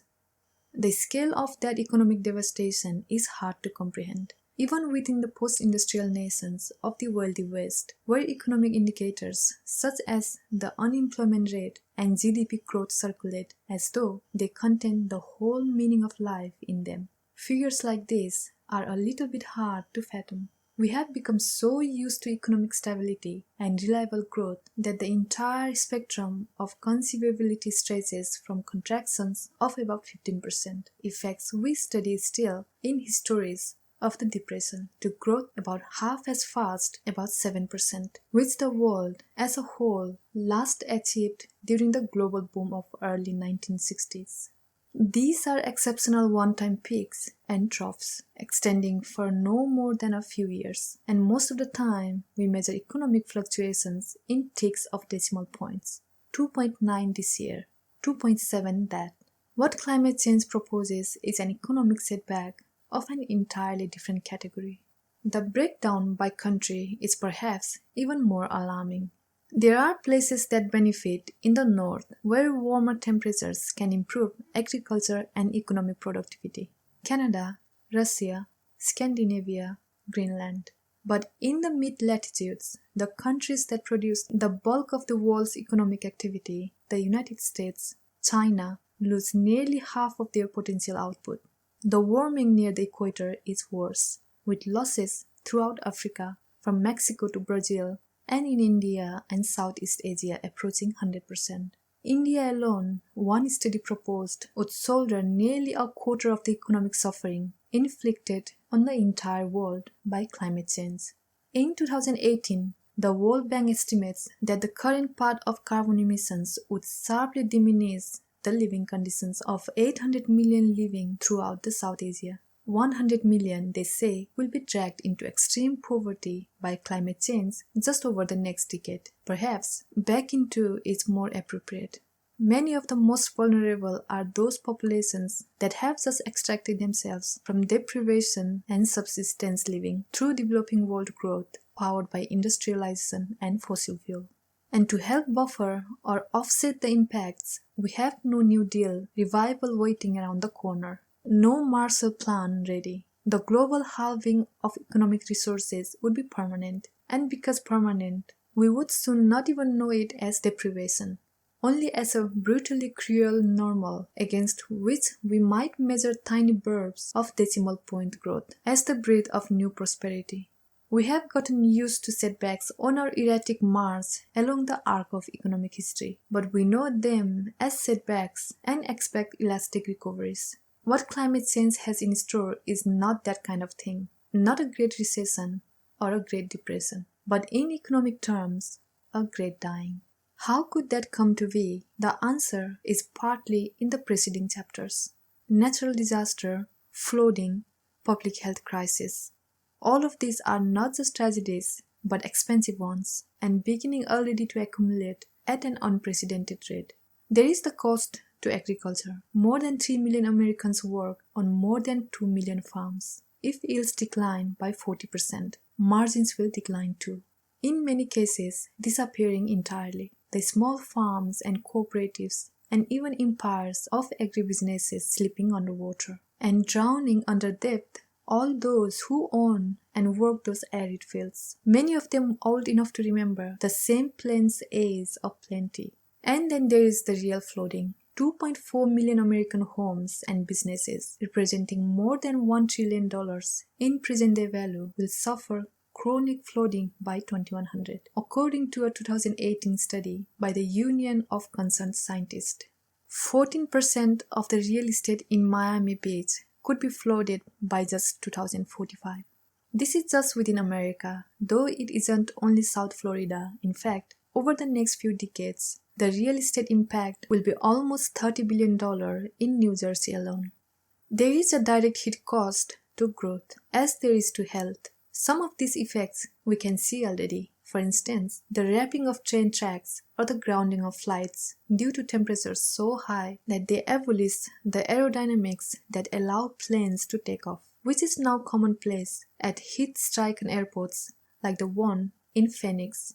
From Switzerland to Finland, heat waves have necessitated the closure of power plants when cooling liquids have become too hot to do their job. And in India, in 2012, 670 million lost power when the country's grid was overwhelmed by farmers irrigating their fields without the help of the monsoon season, which never arrived. In all but the Chinese projects in all but the wealthiest part of the world, the planet's infrastructure was simply not built for climate change, which means the vulnerabilities are everywhere you look. Other, less obvious effects are also visible. For instance, productivity. For the past few decades, economists have wondered why the computer revolution and the internet have not brought meaningful productivity gains to the industrialized world. Spreadsheets, database management software, email, those innovations alone would seem to promise huge gains in efficiency for any business or economy adopting them. But those gains simply haven't materialized. In fact, the economic period in which those innovations were introduced, along with literally thousands of similar computer-driven efficiencies, have been characterized, especially in the developed West, by wage and productivity stagnation and dampened economic growth. One speculative possibility: computers have made us more effective and productive, but at the same time, climate change has had the opposite effect, diminishing or wiping out entirely impact of technology.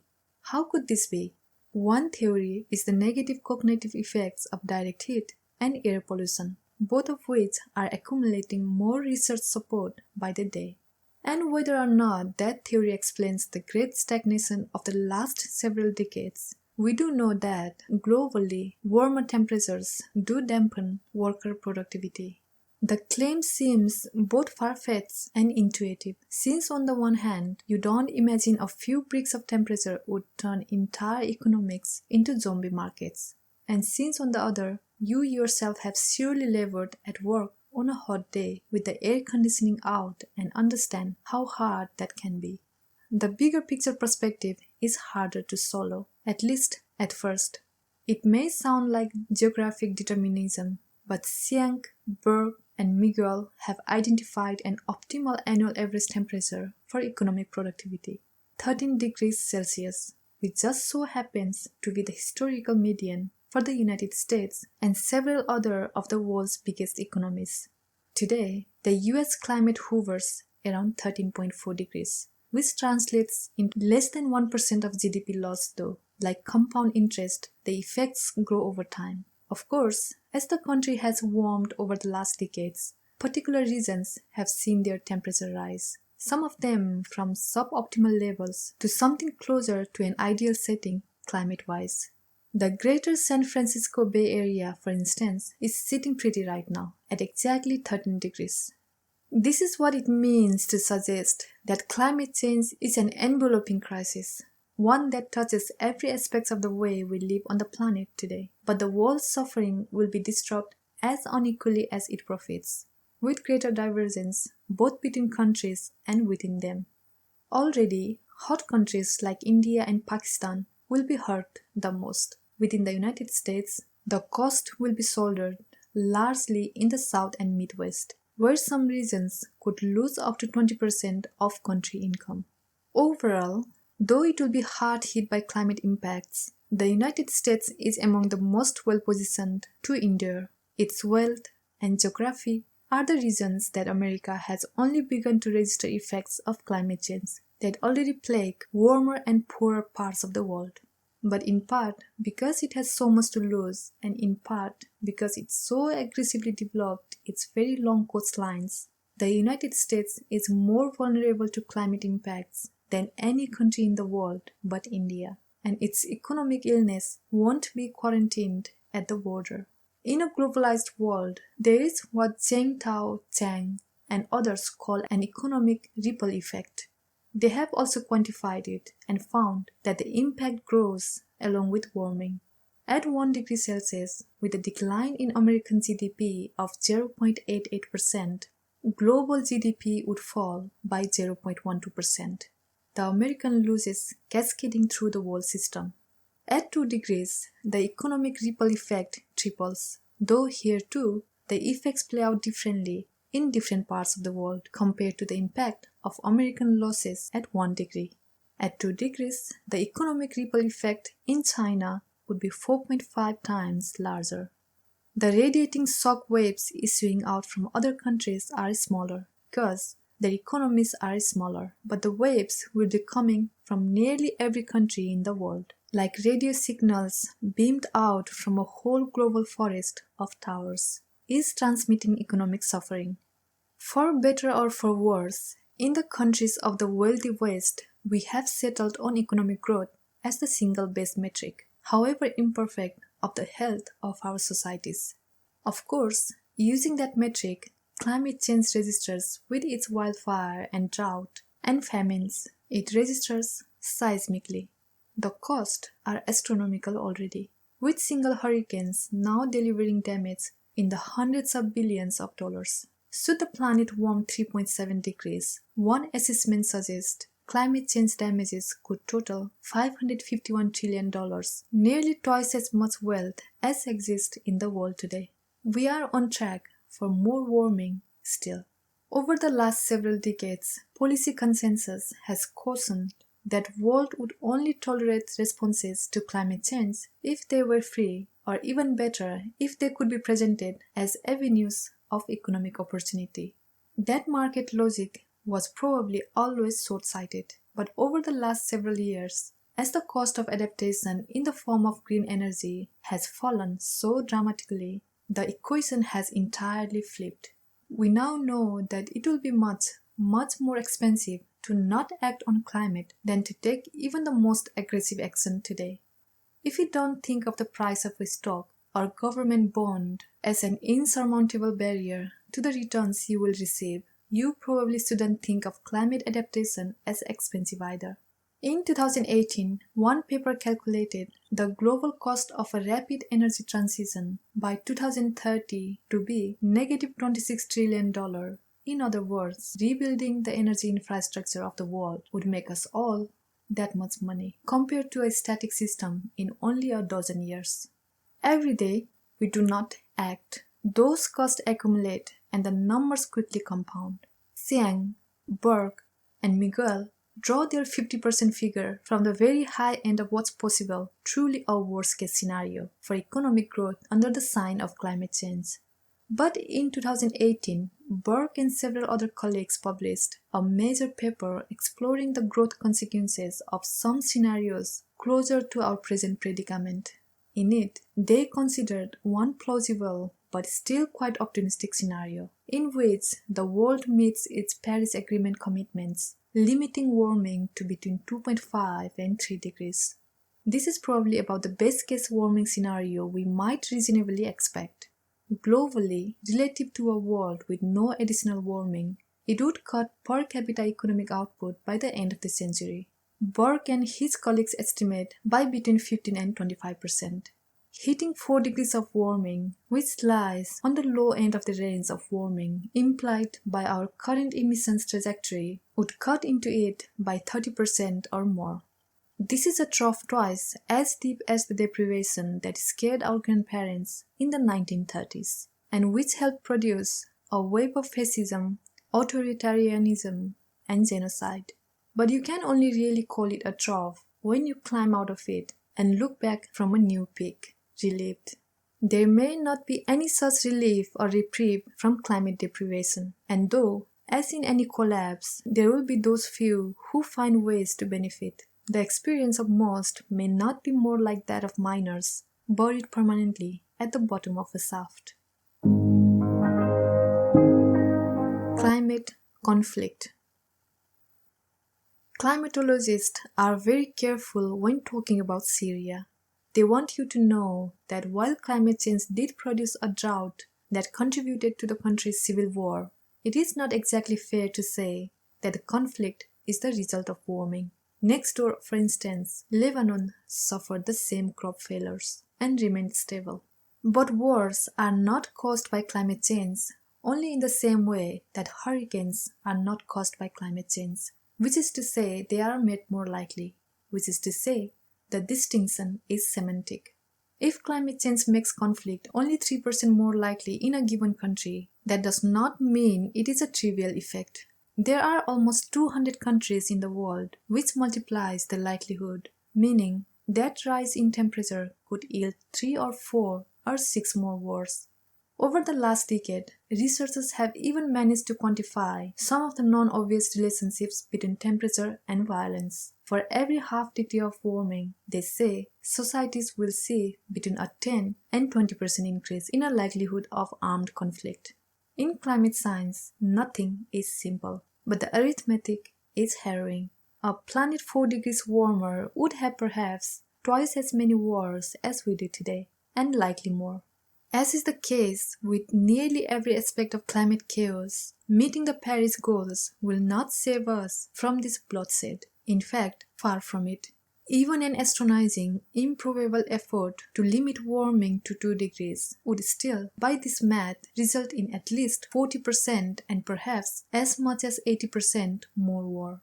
This, in other words, is our best case scenario, at least half again as much conflict as we see today, when few watching the news each night would say, we are enjoying an abundance of peace. Already, climate change has elevated Africa's risk of conflict by more than 10%. In that continent, by just 2030, projected temperatures are expected to cause 393,000 additional deaths in battle. Battle, the word feels like a relic when you come across it.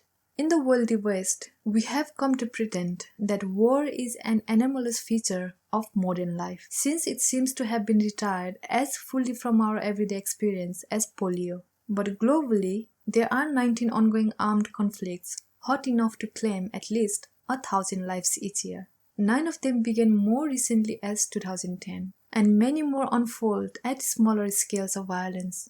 That all of these counts are expected to spike in the coming decades is one reason that, as nearly every climate scientist I've spoken to has pointed out, the US military is obsessed with climate change.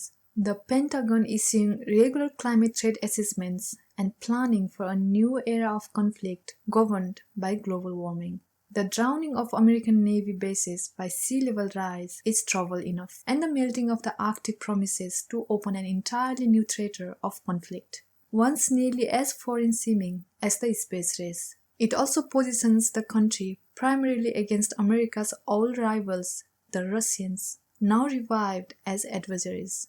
Given the right war gaming cast of mind, it is also possible to see the aggressive Chinese construction activity in the South China Sea, where whole new artificial islands have been erected for military use, as a kind of dry run, so to speak, for life as a superpower in a flooded world.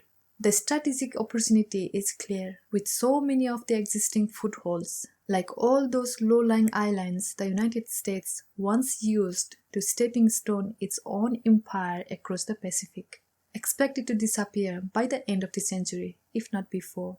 The Marshall Islands archipelago, for instance, seized by the US during World War II, could be rendered uninhabitable by sea level rise as soon as mid-century.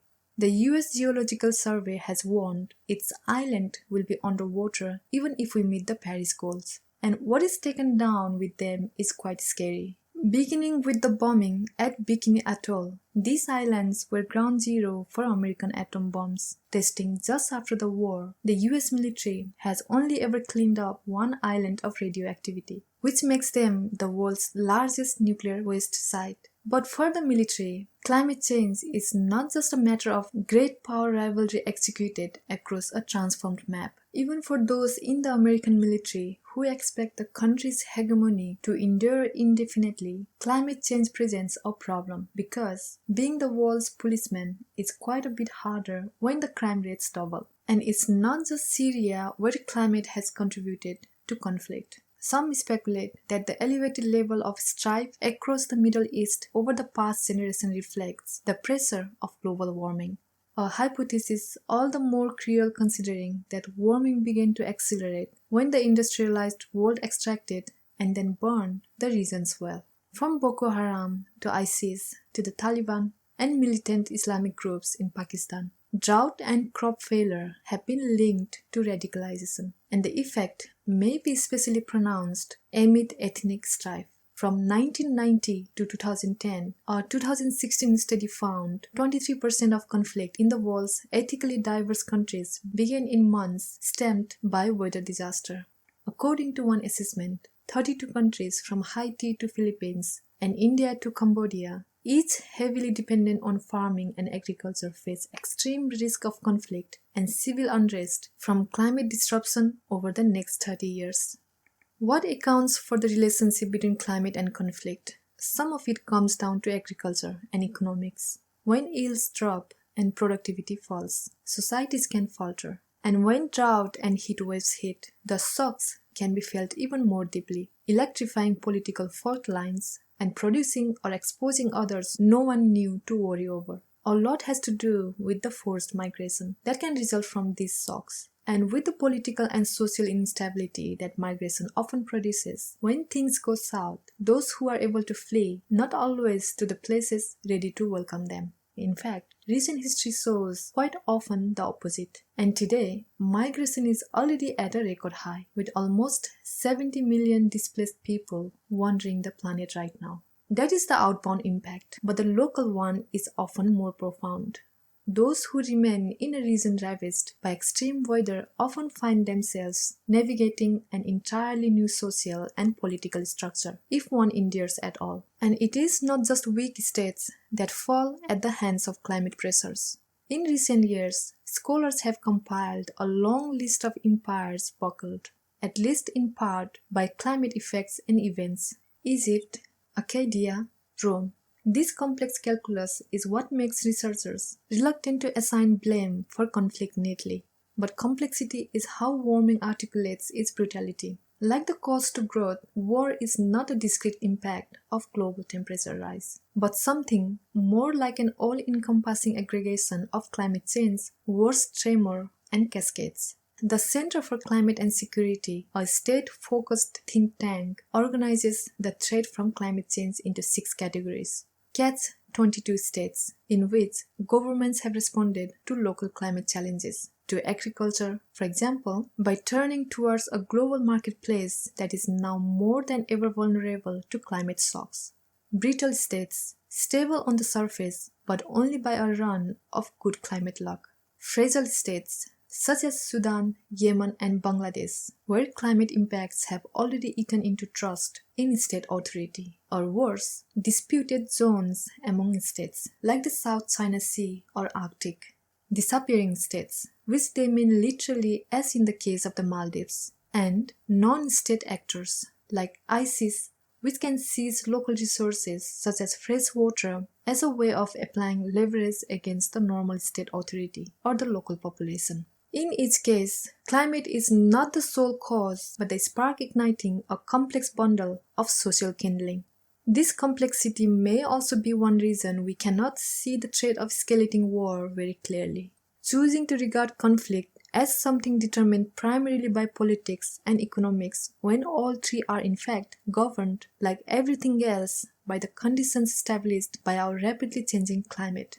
Over the last decade or so, the linguist Steven Pinker has made a second career out of suggesting that in the West especially, we are unable to appreciate human progress, are in fact blind to all of the massive and rapid improvements the world has witnessed in less violence and war and poverty, reduced infant mortality, and enhanced life expectancy. It's true, we are. When you look at the charts, the trajectory of that progress seems inarguable. So many fewer violent deaths, so much less extreme deprivation, a global middle class expanding by the hundreds of millions. But again, that story is about the wealth brought by industrialization and the transformation of societies by newfound wealth powered by fossil fuel. It's a story written largely by China and to a lesser extent the rest of the developing world, which has developed by industrializing. And the cost of much of that progress, the balance come due for all the industrialization that made middle classness possible for the billions of people in the global south, is climate change, which we are, ironically, far too sanguine about, Pinker included. Worse still, the warming unleashed by all our progress heralds a return to violence. Even when it comes to war, historical memory has a sadistically short half-life. Horrors and their causes gauzily evanescing into familiar folklore in less than the span of a single generation. But most wars throughout the history, it is important to remember, have been conflicts over resources, often ignited by resource scarcity, which is what an earth densely populated and denuded by climate change will yield. Those wars don't tend to increase those resources. Most of the time, they incinerate them. The folklore of state conflict cast a long shadow, a patchwork quilt of nations tucked apart into a ghastly, mutually damaging disarray. Climate tugs at the individual traits of conflict too: personal irritability, interpersonal conflict, domestic violence. Heat frays everything. It increases violent crime rates, swearing on social media, and the likelihood that a major league pitcher coming to the mound after his teammate has been hit by a pitch will hit an opposing batter in retaliation. The hotter it gets, the longer drivers will honk their horns in frustration. And even in simulations, police officers are more likely to fire on intruders when the exercises are conducted in the hotter weather. By 2099, one speculative paper tabulated climate change in the United States would bring about an additional 22,000 murders, 180,000 rapes, 2.5 million assaults, and 3.76 million robberies, burglaries, and acts of larceny. The statistics of the past are more inarguable, and even the arrival of air conditioning in the developed world in the middle of the last century did little to solve the problem of the summer crime wave. It's not just temperature effects. In 2018, a team of researchers examining an enormous data set of more than 9,000 American cities found that air pollution levels positively predicted incidents of every single crime category they looked at, from car theft and burglary, and larceny up to assault, rape, and murder. And then there are the ways that climate impacts can cascade into violence more circuitously. Between 2008 and 2010, Guatemala was hit by Tropical Storm Otter, Hurricane Dolly, Tropical Storm Agatha and Tropical Storm Hermine. This, a country that was already one of the 10 most affected by extreme weather and reeling in the same years from the eruption of a local volcano and a regional earthquake. All told, almost 3 million were left food insecure, and at least 400,000 needed humanitarian assistance from the 2010 disasters alone. The country sustained damages totaling more than $1 billion, or roughly a quarter of the national budget, devastating its roads and supply chains. In 2011, it was hit by Tropical Storm 12E, and in the wake of the disasters, farmers turned to growing poppies. Organized crime, already an enormous problem, exploded, which would perhaps not surprise us, given that recent research has shown that the Sicilian mafia was produced by drought. Today, Guatemala has the 5th highest homicide rate in the world. According to UNICEF, it is the 2nd most dangerous country in the world for children. Historically, the country's cash crops have been coffee and sugarcane. In the coming decades, climate change could make both of them ungrowable. Systems. What I call cascades, climate scientists call systems crisis. These crises are what the American military means when it names climate change a threat multiplier. The multiplication, when it falls short of conflict, produces migration, that is, climate refugees. Since 2008, by one count, it has already produced 22 million of them.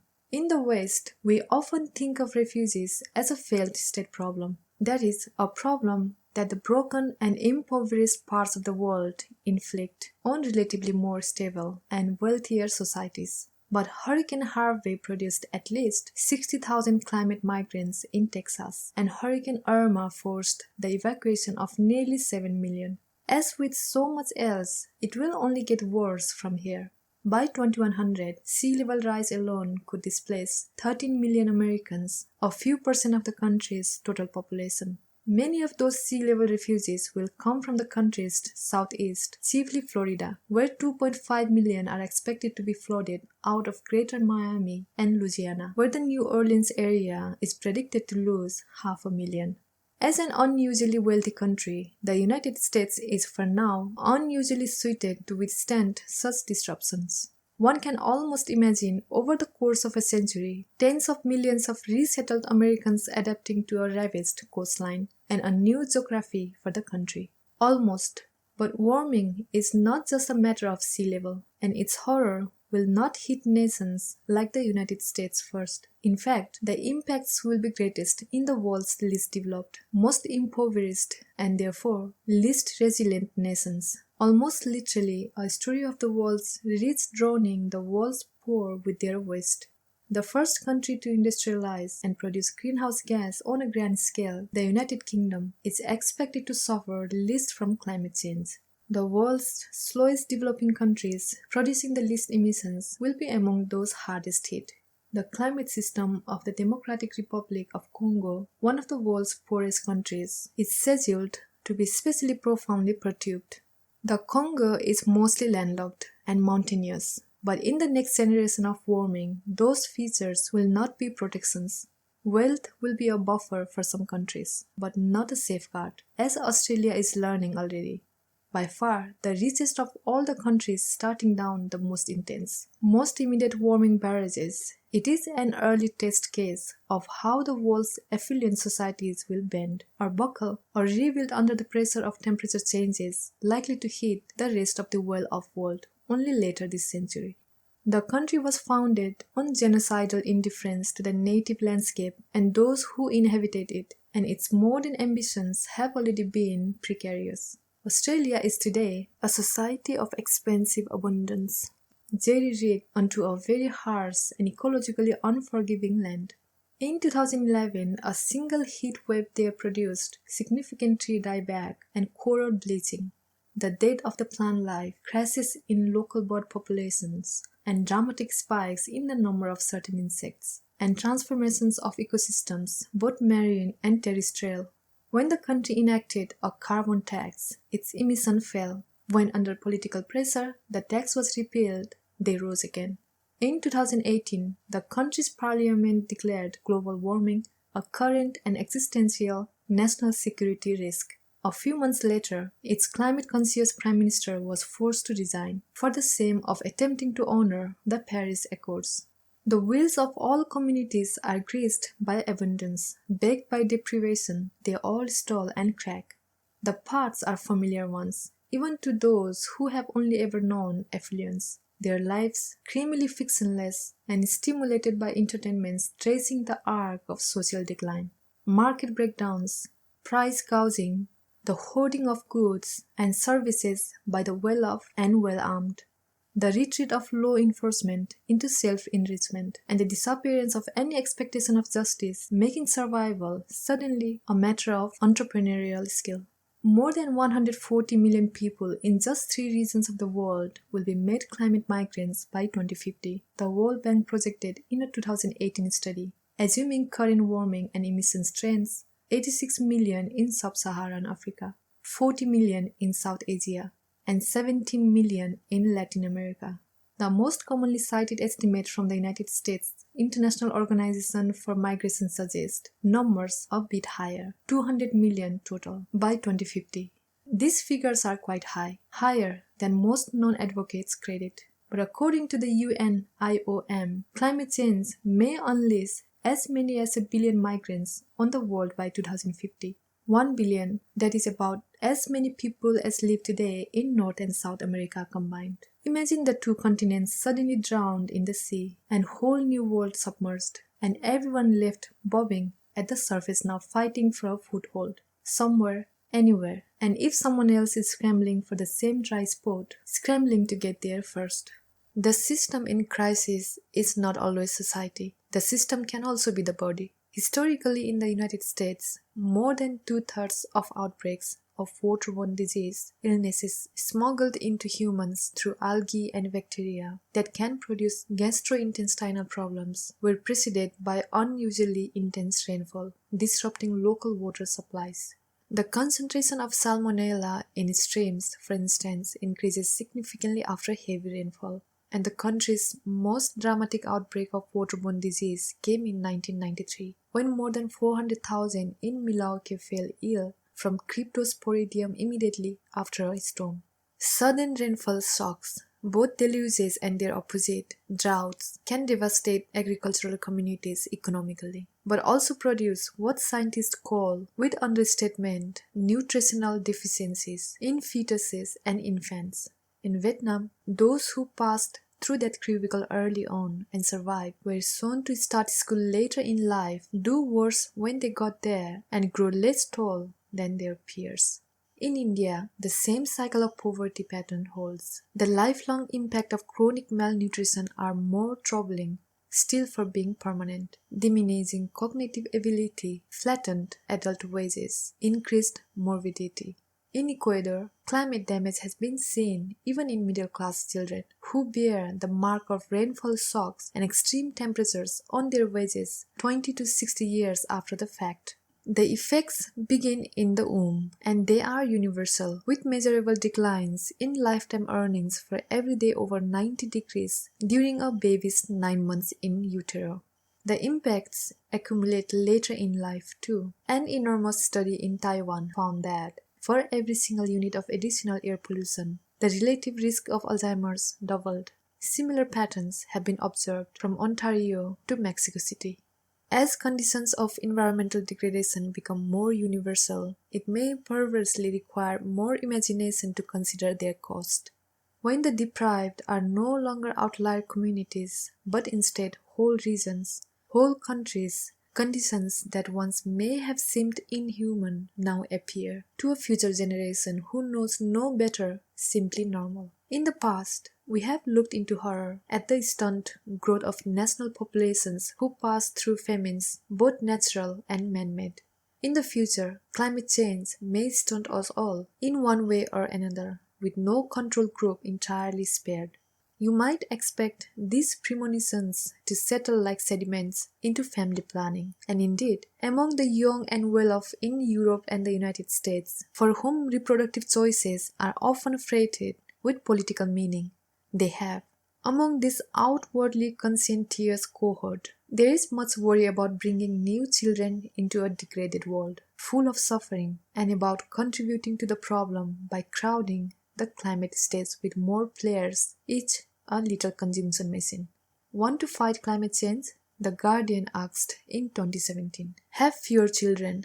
That year and the next, the paper published several variations on the theme, as did many other publications delivered to the lifestyle class, including the New York Times.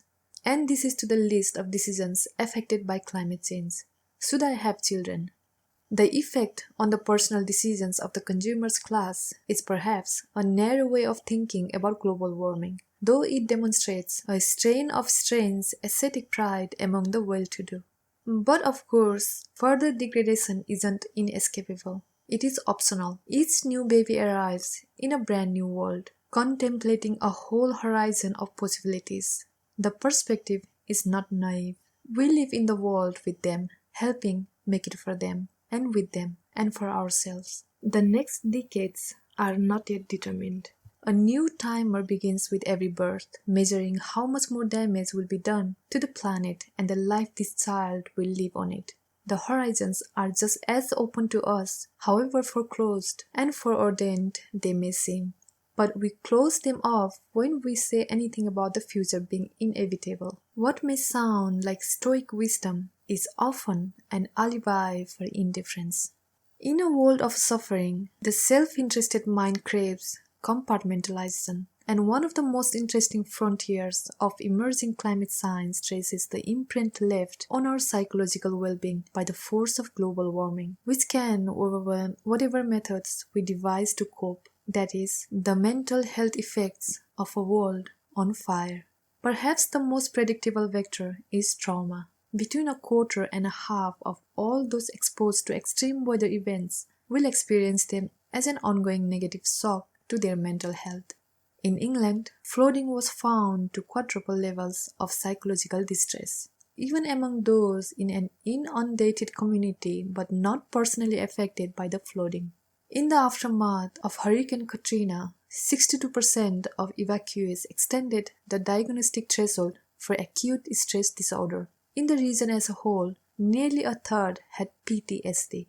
Wildfires curiously yielded a lower incidence. Just 24% of evacuees in the aftermath of one series of California blazes. But a third of those who lived through fire were diagnosed in its aftermath with depression. Even those watching the effects from the sidelines suffer from climate trauma.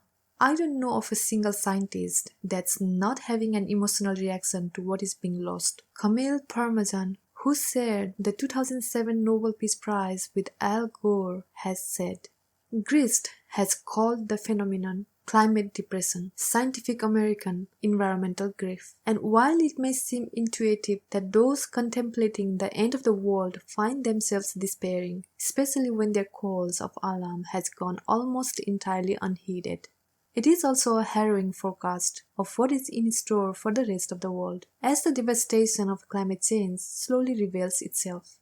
In the sense of psychological distress, which so many of them endure, climate scientists are the canaries in our coal mine. This may be why so many of them seem concerned with the risk of crying wolf about warming. They have learned enough about public apathy to worry themselves into knots about just when and precisely how to raise the alarm. In the certain places, that alarm has been raised for them. Those studying the phenomenon are only suffering secondhand, which is a sign of just how intense the first-hand impact has been. Unsurprisingly, climate trauma is especially harsh in the young. In this, our folk wisdom about the impressionable minds of children is reliable. 32 weeks after Hurricane Andrew hit Florida in 1992, killing 40, more than half of children surveyed had moderate PTSD, and more than a third had a severe form. In the high-impact areas, 70% of children scored in the moderate to severe range fully 21 months after the Category 5 storm. By dismal contrast, soldiers returning from war are estimated to suffer from PTSD at a rate between 11 and 31%. One especially detailed study examined the mental health fallout from Hurricane Mitch, a Category 5 storm and the second deadliest Atlantic hurricane on record, which struck Central America in 1998, leaving 11,000 dead. In Pozoltega, the most hard-hit region of Nicaragua, children had a 27% chance of having been seriously injured, a 31% chance of having lost a family member, and a 63% chance of their home having been damaged or destroyed. You can imagine the after effects. 90% of adolescents in the area were left with PTSD, with the average adolescent boy registering at the high end of the range of severe PTSD and the average teenage girl registering over the threshold of very severe. 6 months after the storm, 4 out of every 5 teenage survivors from Pozoltega suffered from depression. More than half, the study found, compulsively nursed what the authors called a bit euphemistically vengeful thoughts. And then there are the more surprising mental health costs. Climate affects both the onset and the severity of depression, the Lancet has found. Rising temperature and humidity are married, in the data, to emergency room visits for mental health issues. When it's hotter out, psychiatric hospitals see spikes in proper inpatient admissions as well. Schizophrenics especially are admitted at much higher rates when the temperatures are higher, and inside those hospitals, where temperature significantly increases symptom severity in schizophrenic patients. Heat waves bring waves of other things too: mood disorders, anxiety disorders, dementia. Heat produces violence and conflict between people, we know. And so it should probably not surprise us that it also generates a spike in violence against oneself. Each increase of a single degree Celsius in monthly temperature is associated with almost a percentage point rise of the suicide rate in the United States, and more than 2% points in Mexico. An unmitigated emissions scenario could produce 40,000 additional suicides in these countries by 2050. One startling paper by Thamma Carleton has suggested that global warming is already responsible for 59,000 suicides, many of them farmers in India, where 1/5 of all the world's suicides now occur, and where suicide rates have doubled since 1980. When temperatures are already high, she found a rise of just 1 additional degree on a single day will produce 70 additional corpses, each dead by the farmer's own hand. If you have made it this far, you are a brave reader. Any one of these 12 chapters contain, by rights, enough horror to induce a panic attack in even the most optimistic of those considering it. But you are not merely considering it, you are about to embark on living it. In many cases, in many places, we already are. In fact, what is perhaps more remarkable about all of the research summarized to this point, concerning not only refugees, health, and mental health, but also conflict and food supply, and sea level, and all of the other elements of climate disarray, is that it is research emerging from the world we know today. That is, a world just 1 degree warmer, a world not yet deformed and defaced beyond recognition. A world bound largely by convention devised in an age of climate stability, now barreling headlong into an age of something more like climate chaos, a world we are only beginning to perceive. Some climate research is speculative, of course, projecting our best insights into physical processes and human dynamics into planetary conditions no human being of any age or era has ever experienced. Some of these predictions will surely be falsified. That is how science proceeds. But all of our science arises from precedent, and the next era for climate change has none. The 12 elements of climate chaos are, as Donald Rumsfeld once put it in his incongruously useful phrasing, the known knowns. This is the least concerning category. There are 2 more. These sketches may feel exhaustive, at times even overwhelming, but they are merely sketches to be filled in and fleshed out over the coming decades. If the previous decades are any guide, more often by bleaker signs than by reassuring findings. For all our earned confidence in our knowledge of global warming, that it is real, that it is anthropogenic, that it is driving sea level rise and Arctic melt and the rest, we still know only so much. 20 years ago, there was no meaningful research on the relationship between climate change and economic growth. 10 years ago, not much about climate and conflict. 50 years ago, there was hardly any research about climate change whatsoever. The pace of that scholarship is exhilarating, but it also counsels humility. There remains so much we do not know about the way global warming affects the way we live today. Now picture how much we will know 50 years from now, and how much more gruesome our self-immolation will likely seem, even if we avoid its worst outcomes. Will warming trigger rapid feedback loops powered by the release of Arctic methane, or by the dramatic slowdown of the ocean's circulation system? It's impossible to say for sure. Will we protect ourselves by dispersing sulfur into our own now-red atmosphere, subjecting the entire planet to the uncertain health effects of those particles, or by erecting carbon-sucking plantations the size of continents? It's difficult to predict. These, then, are among the known unknowns. And that oracle Rumsfeld furnished us with one conceptual category, scarier still. Which all means that these 12 traits described in these 12 chapters yield a portrait of the future only as best as it can be painted in the present. What actually lies ahead may prove even grimmer, though the reverse, of course, is also possible.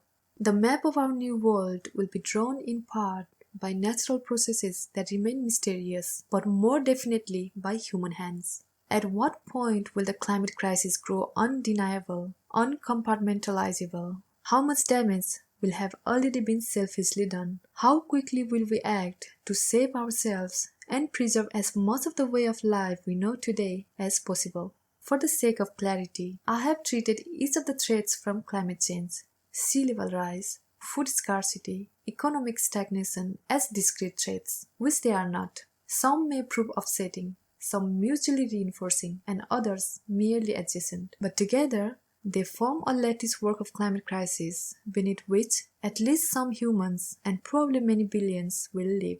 How? Chapter 3. The Climate Kaleidoscope. Storytelling. It should be no great prize to be right about the end of the world, but humans have told those stories incessantly across millennia, the lessons shifting with each imagined Armageddon. You would think that a culture woven through with imitations of apocalypse would know how to receive news of environmental alarm, but instead we have responded to scientists channeling the planet's cries for mercy as though they were simply crying wolf. Today, the movies may be millenarian, but when it comes to contemplating real-world warming dangers, we suffer from an incredible failure of imagination. This is climate's kaleidoscope. We can be mesmerized by the threat directly in front of us without ever perceiving it clearly. On screen, climate devastation is everywhere you look, and yet nowhere in focus, as though we are displacing our anxieties about global warming by restaging them in theaters of our own design and control, perhaps out of hope that the end of days remains fantasy. Game of Thrones opens with an unmistakable climate prophecy, but warns winter is coming. The premise of Interstellar is an environmental scourge, but the scourge is a crop blight. Children of Men depicts civilization in semi-collapse, but collapsed by a fertility menace. Mad Max Fury Road unfurled like a global warming panorama, a scrolling saga of a world made desert, but its political crisis comes, in fact, from an oil shortage. The protagonist of The Last Man on Earth is made that way by a sweeping virus. The family of A Quiet Place is hushed by a giant insect predators lurking in the wilderness. And the central cataclysm of the apocalypse season of American Horror Story is a throwback, a nuclear winter. In many zombie apocalypses of this era of ecological anxiety, the zombies are invariably rendered as an alien force, not an endemic one, that is, not as us. What does it mean to be entertained by a fictional apocalypse as we stare down the possibility of a real one? One job of pop culture is always to serve stories that distract even as they appear to engage, to deliver sublimation and diversion. In a time of cascading climate change, Hollywood is also trying to make sense of our changing relationship to nature. which we have long regarded from at least an arm's length, but which, amid this change, has returned as a chaotic force we nevertheless understand on some level as our fault. The adjudication of that guilt is another thing entertainment can do. When law and public policy fail, though our culture, like our politics, specializes in assigning the blame to others, in projecting rather than accepting guilt, a form of emotional prophylaxis is also at work. In fictional stories of climate catastrophe, we may also be looking for catharsis and collectively trying to persuade ourselves we might survive it. Already, with the world just 1 degree warmer, wildfires and heat waves and hurricanes have inundated the news and promise to cascade shortly through our stories and inner lives, making what may seem today a culture suffused with intuitions of doom look like a comparatively naive season. End of the world nightmares would blossom, including in children's bedroom, where siblings once whispered worries over the fact of death, or the meaning of godlessness, or the possibility of protracted nuclear war. Among their parents, climate trauma will take its place in the pop psychological vernacular, if often as a scapegoat for more personal frustrations and anxieties. What will happen at 2 degrees or 3? Presumably, as climate change colonizes and darkens our lives and our world, it will do the same for our non-fiction. So much so that climate change may come to be regarded, at least by some, as the only truly serious subject. In fictional narratives, in pop entertainments, and in what was once praised as high culture, a different, weirder course suggests itself. At first, perhaps, a revival of the antiquated genre known as Dying Earth, initiated in English by Lord Byron with his poems Darkness, written after a volcano eruption in the East Indies, gave the Northern Hemisphere the year without a summer. That environmental alarm was echoed in similar fiction of the Victorian era, including H. G. Wells' The Time Machine, which depicted a distant future in which most humans were enslaved troglodytes, laboring underground for the benefit of a pampered and a very small above-ground elite. In an even further future, almost all life on Earth had died. Our new version might include epic lamentation, a flourishing of what's been called already climate existentialism. One scientist recently described to me the books he was working on as Between the World and Me Meets the Road. But the scope of the world's transformation may just as quickly eliminate the genre. Indeed, eliminate any effort to narrativize warming, which could grow too large and too obvious even for Hollywood. You can tell stories about climate change while it still seems a marginal feature of human life or an overwhelming feature of lives marginal to your own. But at 3 degrees of warming or 4, hardly anyone will be able to feel insulated from its impacts or want to watch it on a screen as they watch it out their windows. And so as climate change expands across the horizon, as it begins to seem inescapable, total, it may cease to be a story and become instead an all-encompassing setting, no longer a narrative. It would recede into what literally theorists call meta-narrative, succeeding those, like religious truth or faith in progress, that have governed the culture of earliest eras. This would be a world in which there isn't much appetite anymore for epic dramas about oil and greed, but where even romantic comedies would be staged under the sign of warming, as surely as screwball comedies were extruded by the anxieties of the Great Depression. Science fiction would be seen as even more prophetic, but the books that most eerily predicted the crisis will go unread, much like The Jungle or even Sister Carrie today. Why read about the world you can see plainly out your own window? At the moment, stories illustrating global warming can still offer an escapist pleasure, even if the pleasure often comes in the form of horror. But when we can no longer pretend that climate suffering is distant in time or in place, we will stop pretending about it and start pretending within it. In its book-length essay, The Great Derangement, the Indian novelist Amitav Ghosh wonders why global warming and natural disaster haven't yet become preoccupations of contemporary fiction.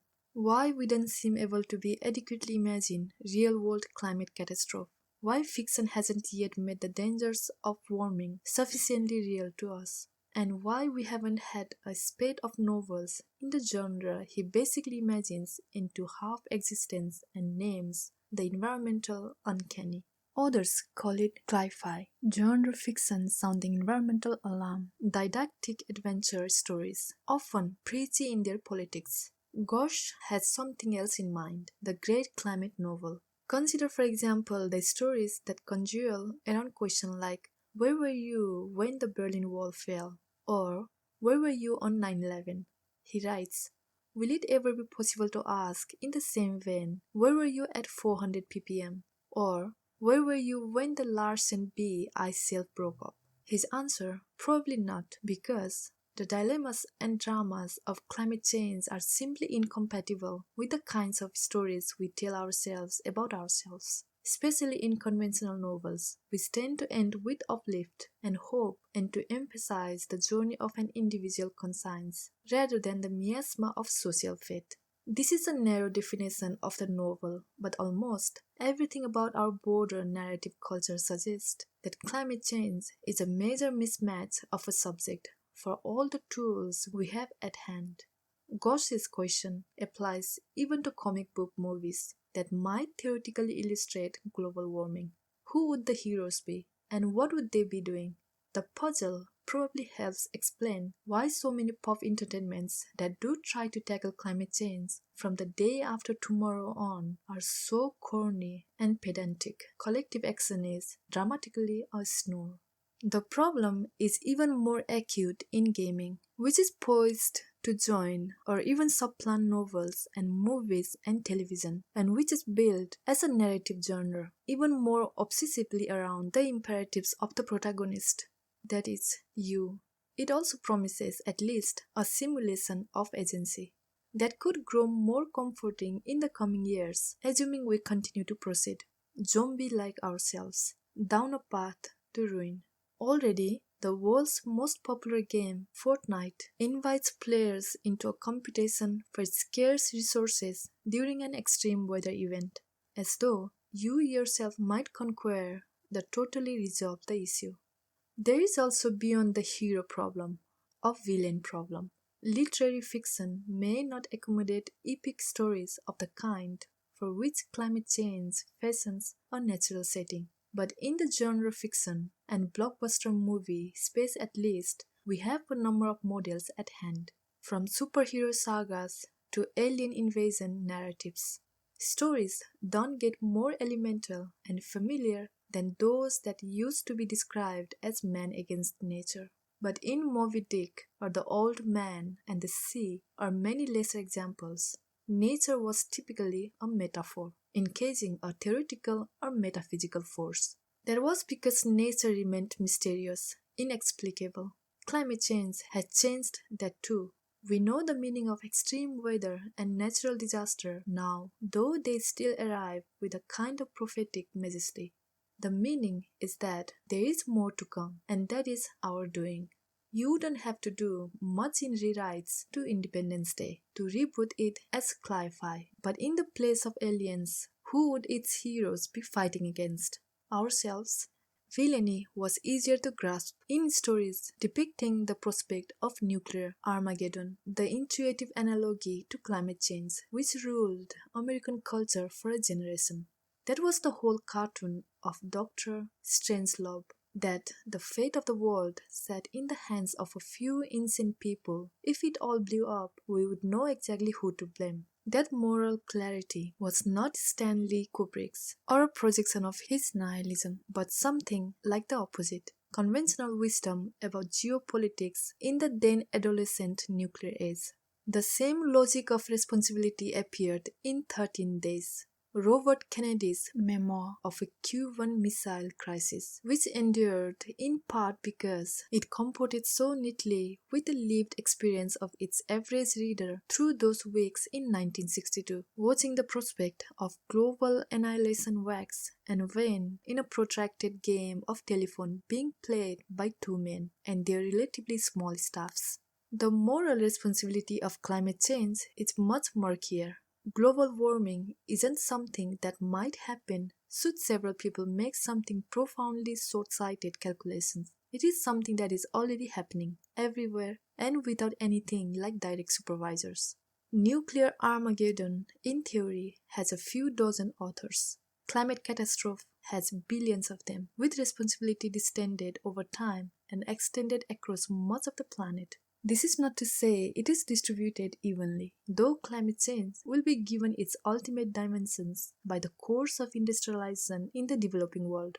At present, the world's wealthy possess the lion's share of guilt, the richest 10% producing half of all emissions.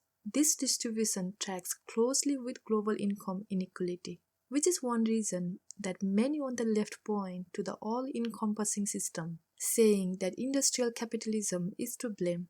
It is, but saying so does not name an antagonist. It names a toxic investment vehicle with most of the world as stakeholders, many of whom eagerly bought in, and who in fact quite enjoy their present way of life. That includes almost certainly you and me, and everyone else buying escapism with our Netflix subscription. Meanwhile, it simply isn't the case that the socialist countries of the world are behaving more responsibly with carbon, not that they have in the past. Complicity does not make for good drama. Modern morality plays need antagonists, and the desire gets stronger when apportioning blame becomes a political necessity, which it surely will. This is a problem for stories with fictional and non, each kind drawing logic and energy from the other. The natural villains are the oil companies, and in fact, a recent survey of movies depicting climate apocalypse found the plurality were actually about corporate greed, but the impulse to assign them full responsibility is complicated by the fact that transportation and industry make up less than 40% of global emissions. The companies' disinformation and denial campaigns are probably a stronger case for villainy. A more grotesque performance of corporate evilness is hardly imaginable, and a generation from now, oil-backed denial will likely be seen as among the most heinous conspiracies against human health and well-being as have been perpetrated in the modern world. But evilness is not the same as responsibility, and climate denialism has captured just one political party in one country in the world, a country with only 2 of the world's 10 biggest oil companies. American inaction surely slowed global progress on climate in a time when the world had only one superpower. But there is simply nothing like climate denialism beyond the US border, which encloses the production of only 15% of the world's emissions. To believe the fault of global warming lies exclusively with the Republican Party or its fossil fuel backers is a form of American narcissism. The narcissism, I suspect, will be broken by climate change. In the rest of the world, where action on carbon is just as slow and resistance to real policy changes just as strong, denial is simply not a problem. The corporate influence of fossil fuel is present, of course, but so are inertia and the allure of near-term gains and the preferences of the world's workers and consumers, who fall somewhere on a long spectrum of culpability stretching from knowing selfishness through true ignorance and reflexive, if naive, complacency. How do you narrativize that? Beyond the matter of villainy is the story of nature and our relationship to it. That story seemed for a very long time to be contained within the simple logic of parables and allegories. Climate change promises to transform everything we thought we knew about nature, including the moral infrastructure of those tales. We still tell them at nearly every age, from the animated movies toddlers watched before they learned the alphabet, to fairy tales lifted from early eras, to disaster movies and magazine features about the fate of endangered species, and segments on the nightly news about extreme weather which rarely mention warming. Parables are a teaching tool and work like glass dioramas in natural history museums. As you pass by, you believe that what is contained in the taxidermy scene has something to teach you, but only by the logic of metaphor, because you are not a stuffed animal and do not live in the scene but beyond it, outside it, observing rather than participating.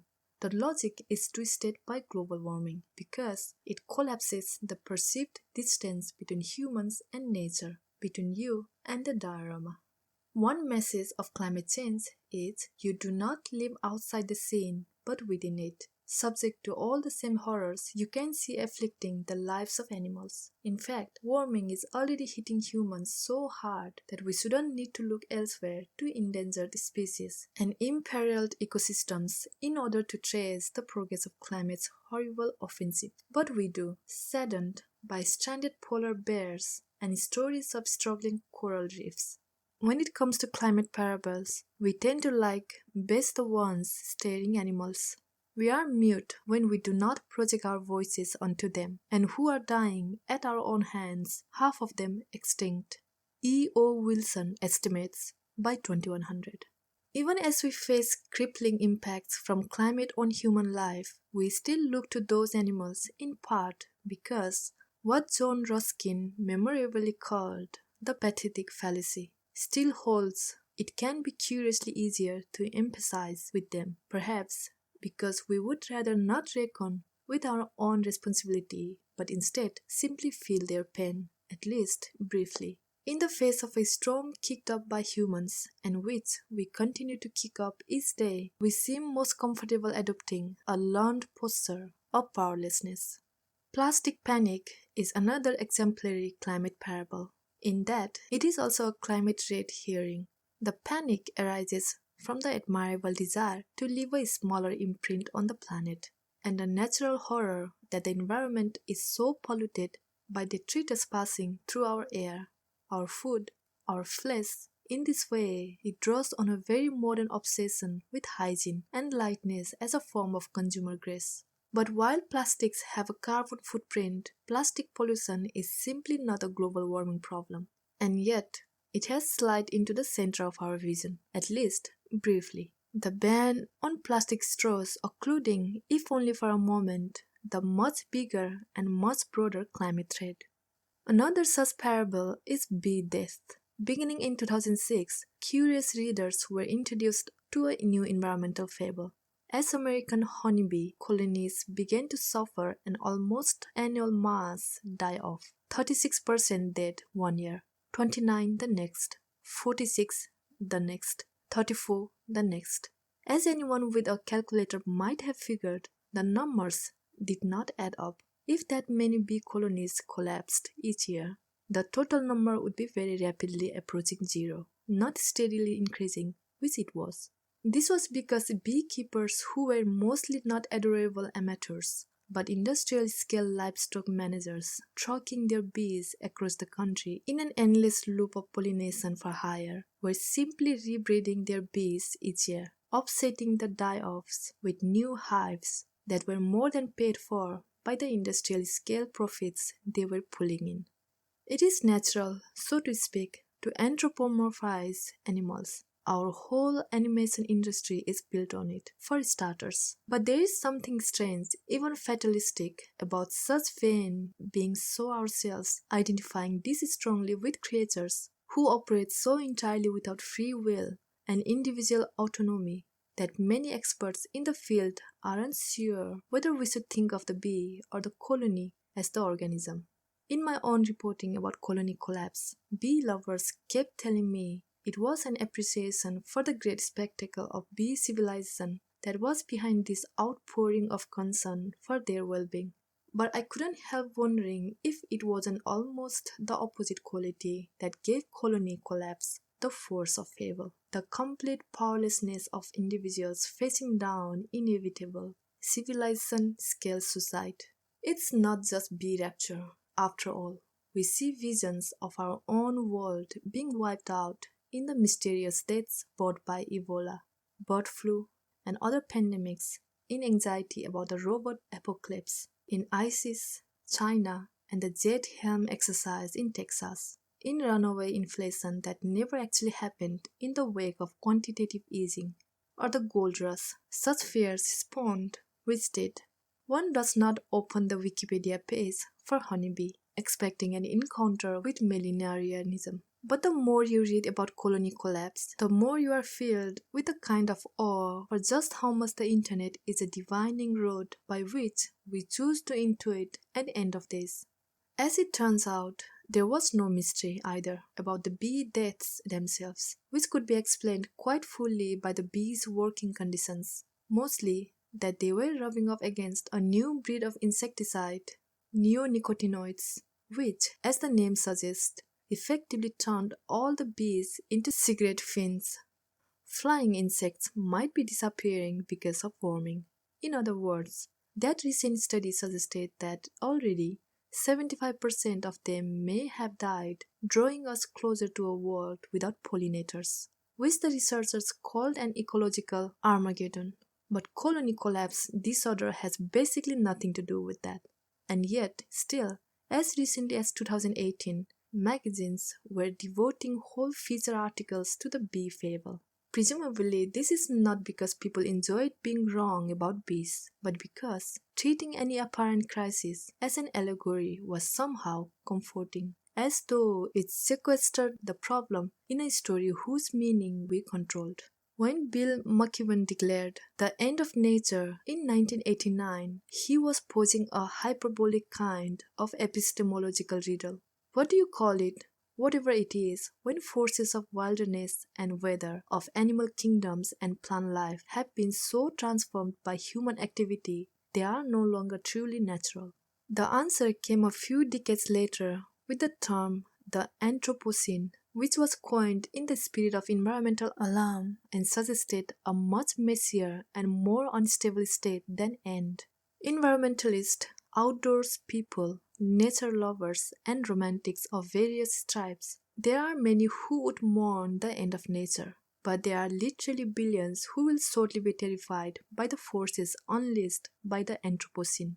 In much of the world, they already are, in the form of lethal close to annual heat waves in the Middle East and South Asia, and in the ever-present threat of flood, like those that hit Kerala in 2018 and killed hundreds. The floods hardly made a mark in the United States and Europe, where consumers of news have been trained over decades to see disasters like this as tragic. Yes, but also as an inevitable feature of underdevelopment, and therefore both natural and distant. The arrival of this scale of climate suffering in the modern West will be one of the great and terrible stories of the coming decades.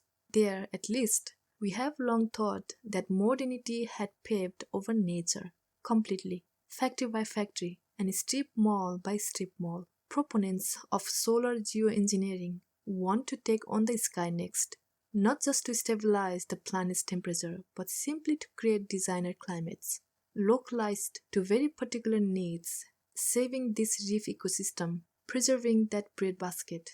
Conceivably, those climates could get considerably more micro, down to particular farms or soccer stadiums or beach resorts. These interventions, should they ever become feasible, are decades away at least. But even rapid and quotidian seeming projects will leave a profoundly different imprint on the shape of the world.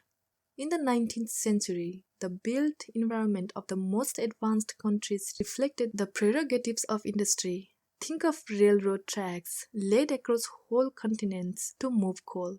In the 20th century, those same environments were made to reflect the needs of capital. Think of global urbanization agglomerating labor supply for a new service economy.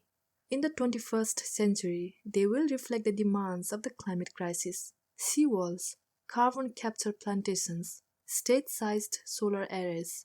The claims of eminent domain made on behalf of climate change will no longer play like government outreach, though they will still surely inspire NIMBY backlash. Even in a time of climate crisis, progressives will find ways to look out for number one. We are already living within a deformed environment, indeed, quite deformed. In its swaggering 20th century, the United States built two states of paradise, Florida out of dismal swamp and Southern California out of desert. By 2100, neither will endure as Edenic postcards. That we re-engineered the natural world so sufficiently to close the book on an entire geological era. That is the major lesson of the Anthropocene. The scale of that transformation remains astonishing, even to those of us who were raised amidst it and took all of its imperious values for granted. 22% of the Earth's landmass was altered by humans just between 1992 and 2015. 96% of the world's mammals by weight are now humans and their livestock. Just 4% are wild. We have simply crowded or bullied or brutalized every other species into retreat, near extinction, or worse. E.O. Wilson thinks the era might be better called the Eremocene, the age of loneliness. But global warming carries a message more concerning still, that we did not defeat the environment at all. There was no final conquest, no dominion established. In fact, the opposite. Whatever it means for the other animals on the planet, with global warming, we have unwittingly claimed ownership of a system beyond our ability to control or tame in any day-to-day way. But more than that, with our continued activity, we have rendered that system only more out of control. Nature is both over, and as in past, and all around us indeed, overwhelmingly us and pushing us. This is the major lesson of climate change, which it teaches us almost daily. And if global warming continues on anything like its present track, it will come to save everything we do on the planet, from agriculture to human migration, to business and mental health, transforming not just our relationship to nature, but to politics and to history, and proving our knowledge system as total as modernity. Scientists have known this for a while, but they have not often talked like this. For decades now, there have been few things with a worse reputation than alarmism among those studying climate change. For a concerned class, this was somewhat strange. You don't typically hear from public health experts about the need for circumspections in describing the risk of carcinogens, for instance. James Hansen, who first testified before Congress about global warming in 1988, has named the phenomenon scientific reticence, and in 2007 chastised his colleagues for editing their own observations so conscientiously that they failed to communicate how dire the threat really was. That tendency had metastasized over time, ironically, as the news from research grew bleaker, so that for a long time each major publication would be attended by a cloud of commentary debating its precise calibration of perspective and tone, with many of those articles seen to lack an even balance between bad news and optimism, and labeled fatalistic. Some were derided as climate porn.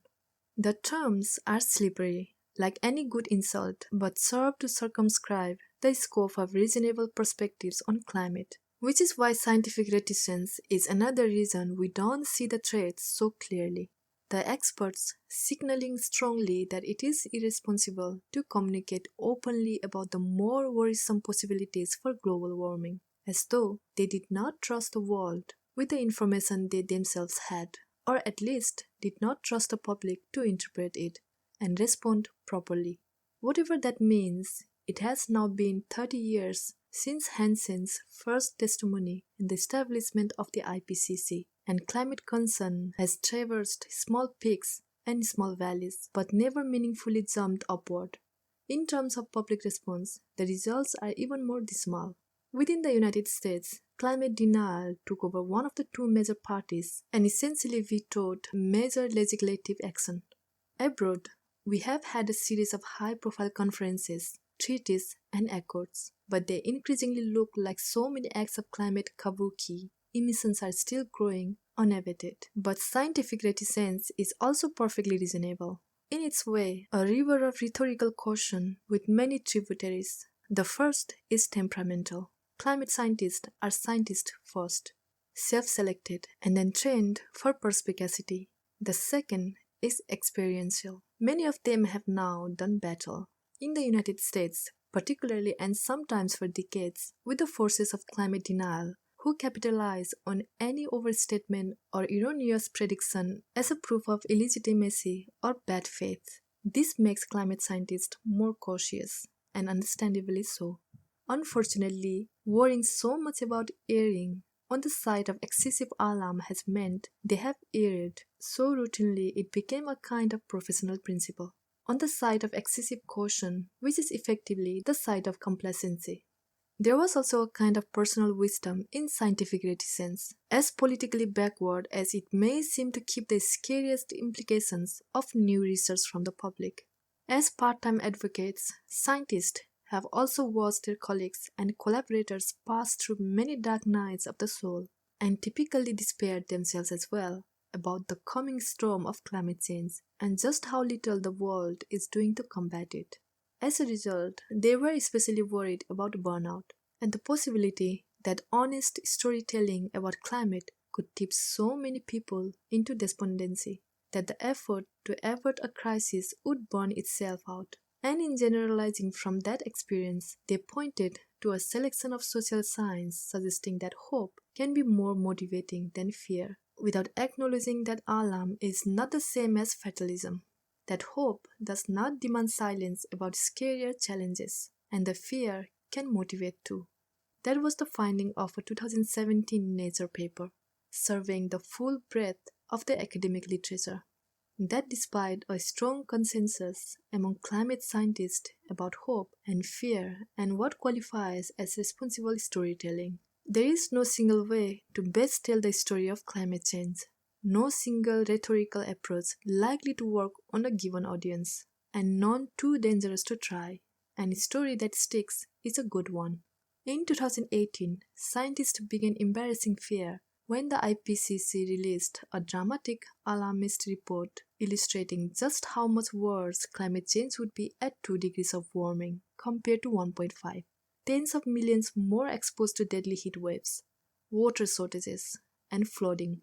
The research summarized in the report was not new, and temperatures beyond 2 degrees were not even covered. But though it did not address any of the scarier possibilities for warming, the report did offer a new form of permission, of sanction, to the world's scientists. The thing that was new was the message. It is okay, finally, to freak out. It is almost hard to imagine, in its aftermath, anything but a new torrent of panic, issuing forth from scientists finally emboldened to scream as they wished to. But that prior caution was understandable. Scientists spent decades presenting the unambiguous data, demonstrating to everyone who would listen just what kind of crisis will come for the planet if nothing is done, and then watched, year after year, as nothing was done. It should not be altogether surprising that they returned again and again to the communications green room, scratching their heads about rhetorical strategy and messaging. If only they were in charge, they would know exactly what to do, and there would be no need to panic. So why wouldn't anyone listen to them? It had to be the rhetoric. What other explanation could there be? Crisis capitalism. The scroll of cognitive biases identified by behavioral psychologists and fellow travelers over the last half-century is, like a social media feed, apparently infinite, and every single one distorts and distends our perception of a changing climate, a threat as imminent and immediate as the approach of a predator, but viewed always through a bell jar. There is to start with anchoring, which explains how we build mental models around as few as one or two initial examples, no matter how unrepresentative in the case of global warming. The world we know today is reassuringly temperate. There is also the ambiguity effect, which suggests that most people are so uncomfortable contemplating uncertainty, they will accept lesser outcomes in a bargain to avoid dealing with it. In theory, with climate, uncertainty should be an argument for action. Much of the ambiguity arises from the range of possible human inputs, a quite concrete prompt we choose to process instead as a riddle, which discourages us. There is anthropocentric thinking, by which we build our view of the universe outward from our own experience, a reflexive tendency that some especially ruthless environmentalists have derided as human supremacy, and that surely shapes our ability to apprehend genuinely existential threats to the species, a shortcoming many climate scientists have mocked. The planet will survive, they say. is the humans that may not. There is automation bias, which describes a preference for algorithmic and other kinds of non-human decision-making and also applies to our generation's long deference to market forces as something like an infallible or at least an unbeatable overseer.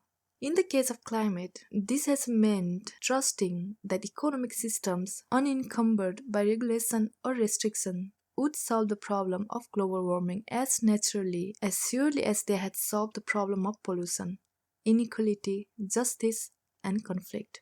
These biases are drawn only from the A volume of the literature and are just a sampling of that volume.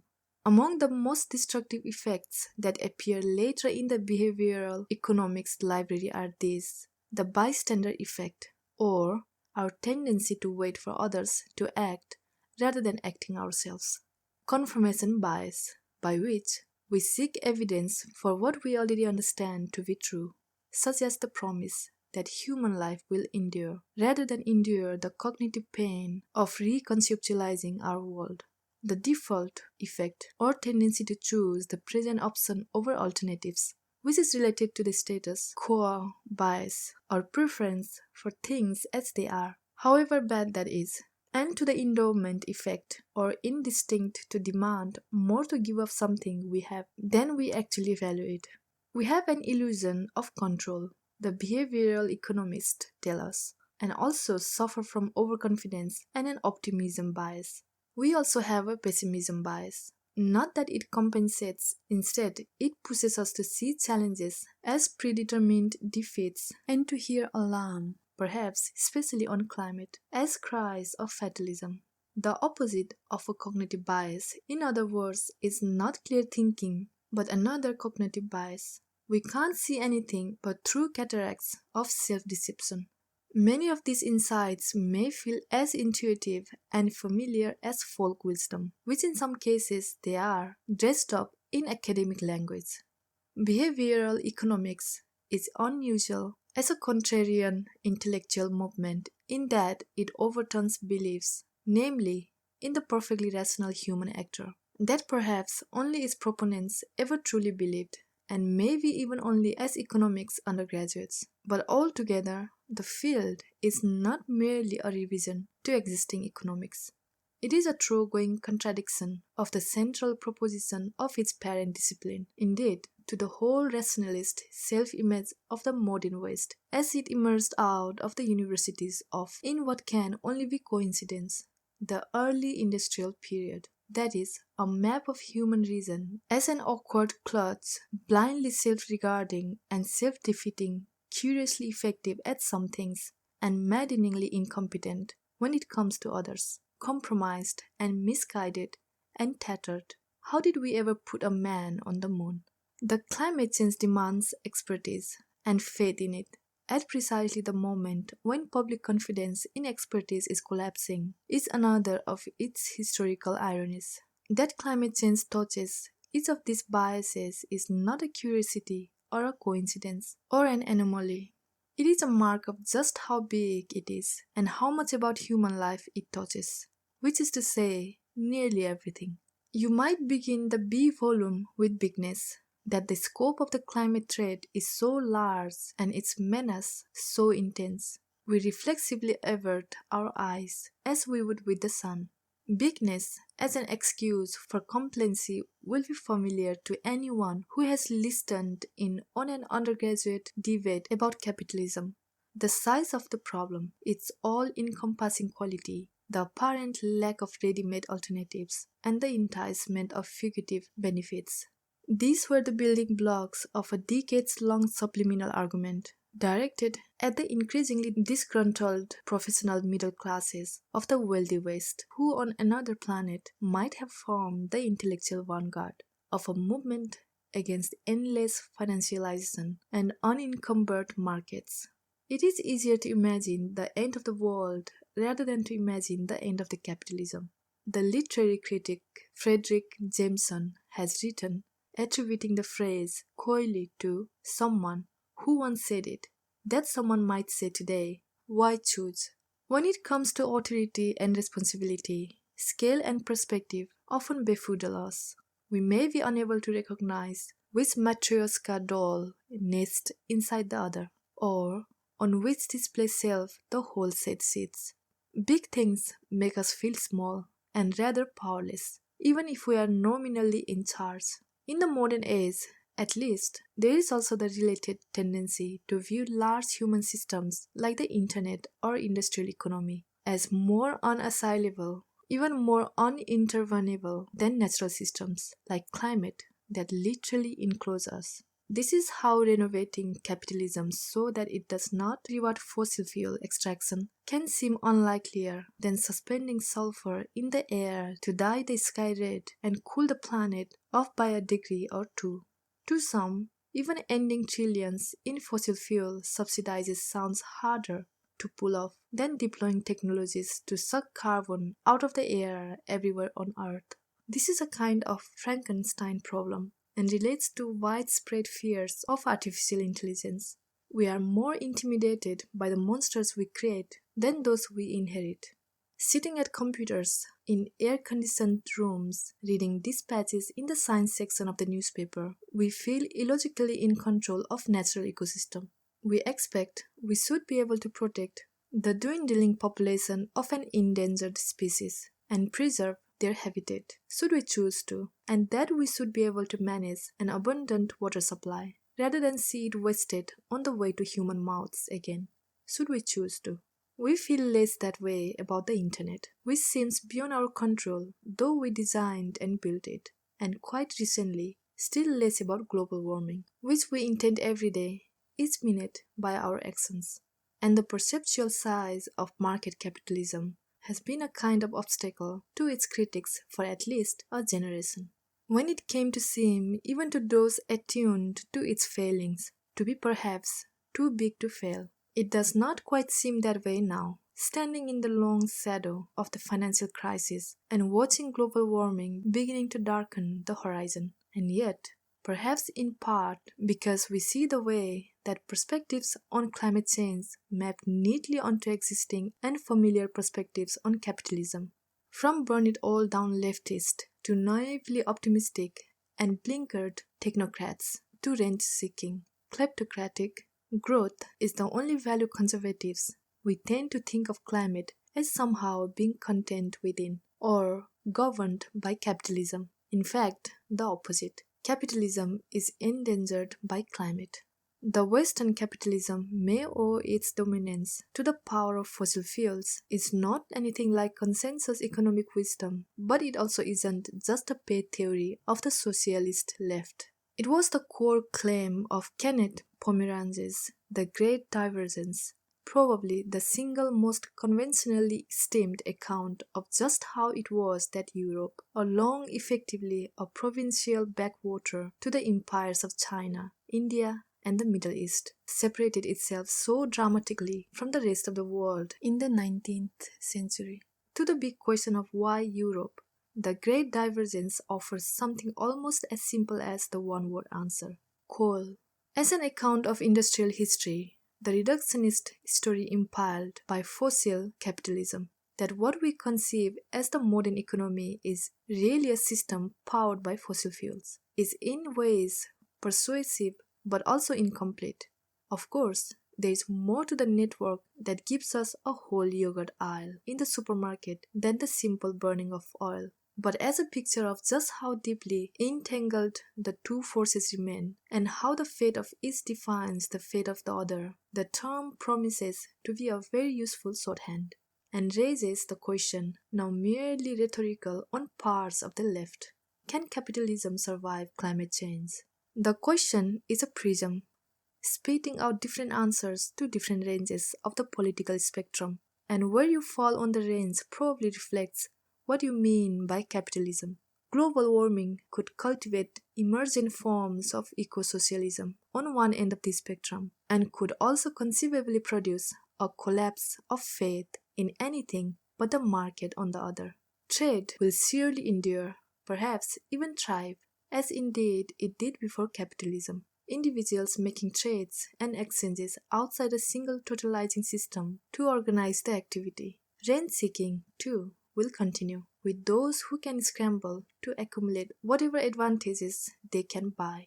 The incentive only increases in a world more barren of resources and more mournful of recent apparent abundance now disappeared. This last is more or less the model that Naomi Klein memorably sketched out in the Shock Doctrine, in which she documents just how monolithically the forces of capital respond to crises of any kind by demanding more space, power, and autonomy for capital. The book is not primarily about the response of financial interest to climate disasters. It focuses more on political collapse and crisis of the technocrats' own making. But it does give a very clear account of what kind of strategy to expect from the world's money elite in a time of rolling ecological crisis. More recently, Klein has offered the island of Puerto Rico, still reeling from Hurricane Maria, as a case study even beyond its unfortunate spot in the path of climate change-fueled hurricanes. Here is an island endowed with abundant green energy, nevertheless importing all its oil, and an agricultural paradise, nevertheless importing all its food, importing both from a quasi-colonial mainland power that sees it merely as a market. That mainland power has effectively turned over the government of the island, down to its power company, to a select board of bondholders, whose interest is in the repayment of debt. It is hard to imagine a better illustration of the empire of capital in a time of climate change, and it is not merely rhetorical. In 2017, just after the storm, Solomon Siang and Trevor Hauser calculated that, all on its own, Maria could cut Puerto Ricans' income by 21% over the next 15 years, and that the economy of the island could take 26 years to return even to the level it enjoyed just before the storm. A level, Klein reminded us, already strained. This did not prompt a dramatic expansion of social spending or the extension of a Marshall Plan across the Caribbean. Instead, Donald Trump tossed a few rolls of paper towels to the citizens of San Juan, then left them to plead with the outsiders who now controlled the public coffers for mercy, which did not come. The echo of financial crisis is unmistakable, as Siang and Hauser note, suggesting such crises may offer the best conceptual model for the punishment of climate change. For Puerto Rico, they write, Maria could be as economically costly as the 1997 Asian financial crisis was to Indonesia and Thailand, and more than twice as damaging as the 1994 peso crisis was to Mexico. How well will the shock doctrine be sustained through a new climatic regime, one that assaults the economies of the world with extreme weather and natural disaster at an entirely unprecedented rate, and just in the diminishing downtime between hurricanes and floods and heat waves and droughts, and also threatens to devastate agricultural yields and cripple worker productivity? It is an open question, as are all those having to do with human response to global warming in the present and future. But here too, even relatively fractional adjustments to the West's basic orientation toward business and financial capitalism are likely to arrive like earthquakes. So much has that orientation produced the culture's collective sense of what is thinkable and what is not. One possibility is that the scramble for shrinking profits by the powerful will only intensify a further self-entrenchment of the rule of capital. This is the outcome you might extrapolate from a consideration of the last several decades. But over those decades, capitalists could still count as a public relations ally the promise of rising tide growth. In fact, despite our many and divergent varieties of markets, that promise has served as something like the basic ideological infrastructure of the world since at least 1989.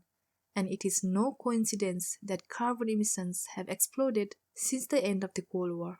Climate change will accelerate two trends already undermining that promise of growth, by producing a global economic stagnation that will play, in some areas, like a breathtaking and permanent recession, and second, by punishing the poor much more dramatically than the rich, both globally and within particular polities, showcasing an increasingly stark income inequality unconscionable already to more and more.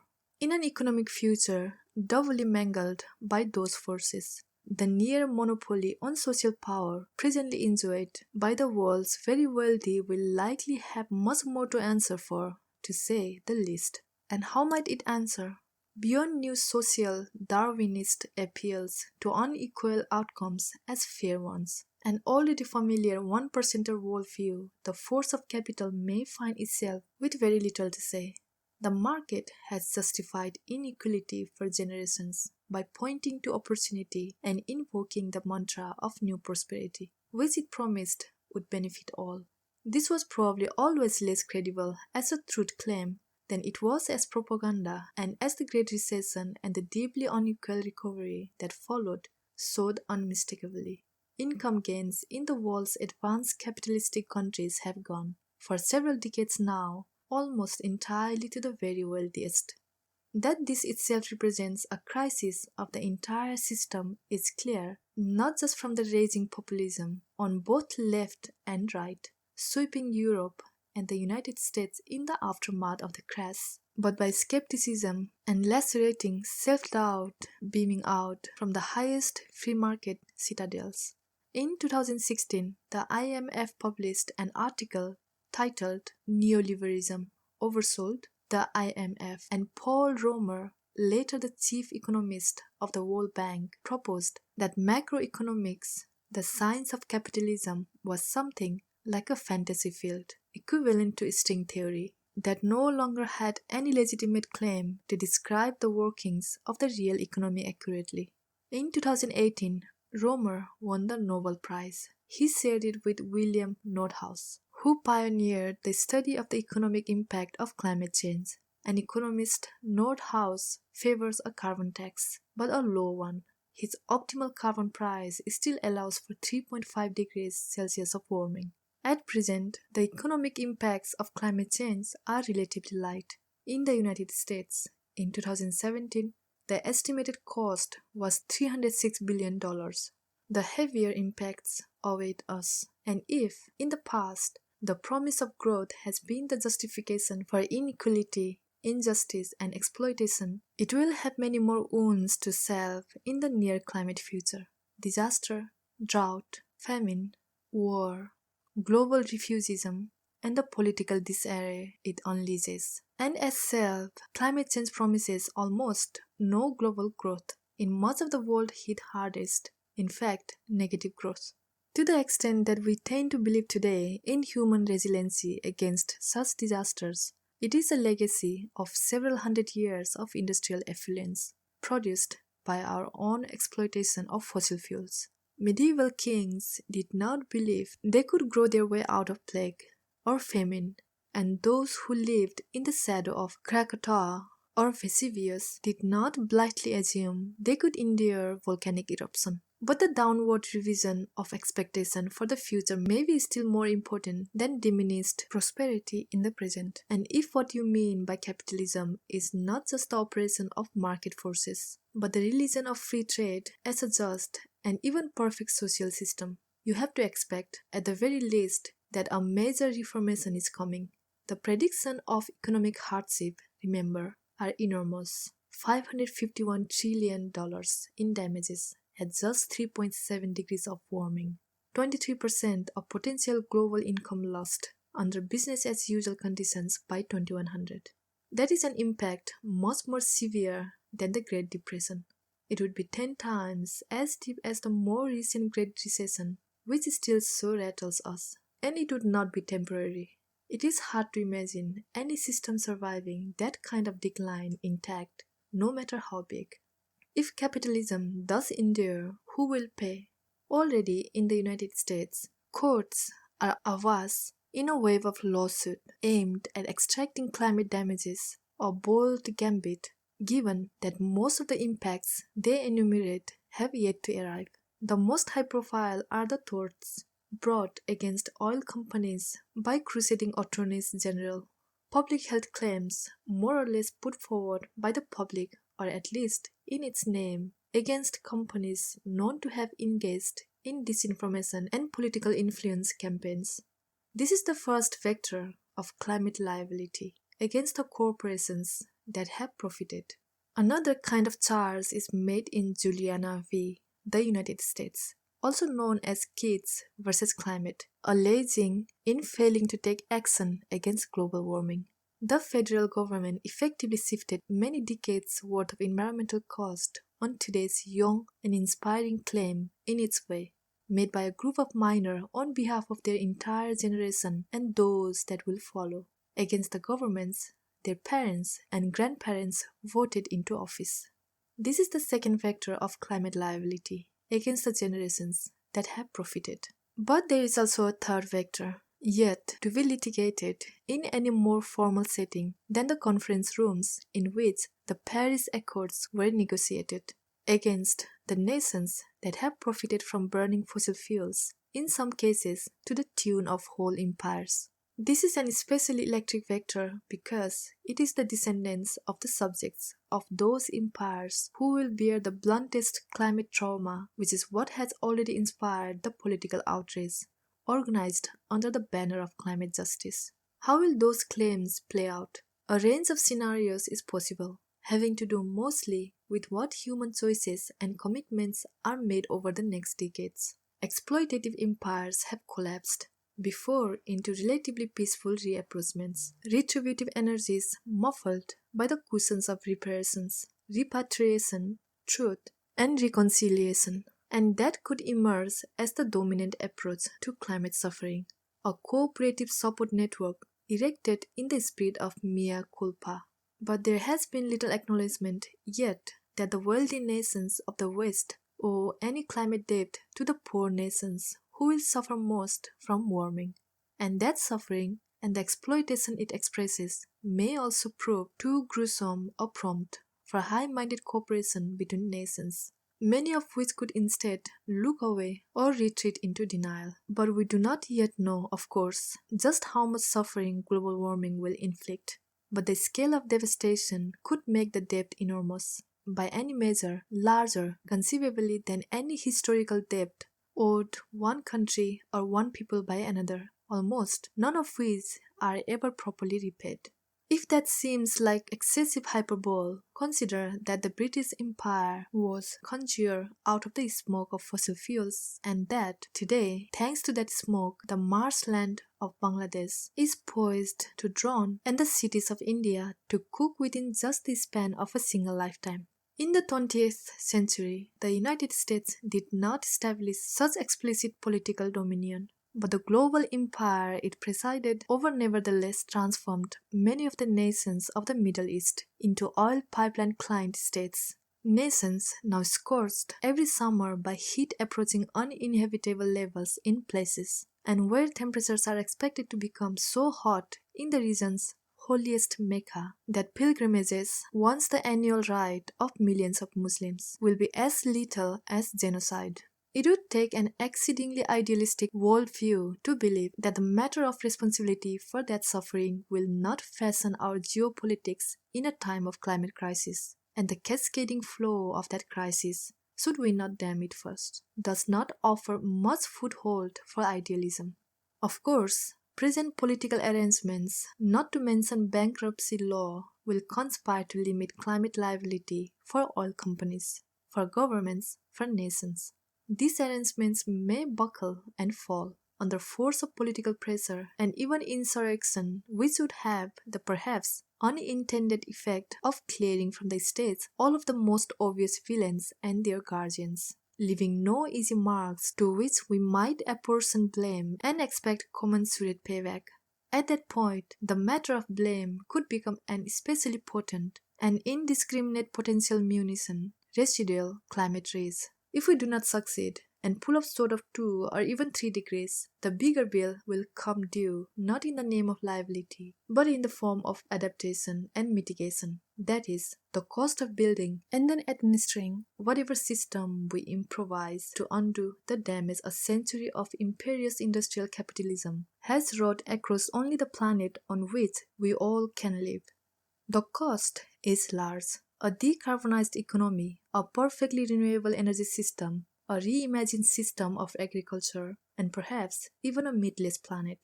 In 2018, The IPCC compared the necessary transformation to the mobilization of World War II, but global.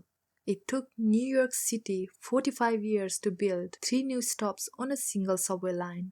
The threat of catastrophic climate change means we need to entirely rebuild the world's infrastructure in considerably less time.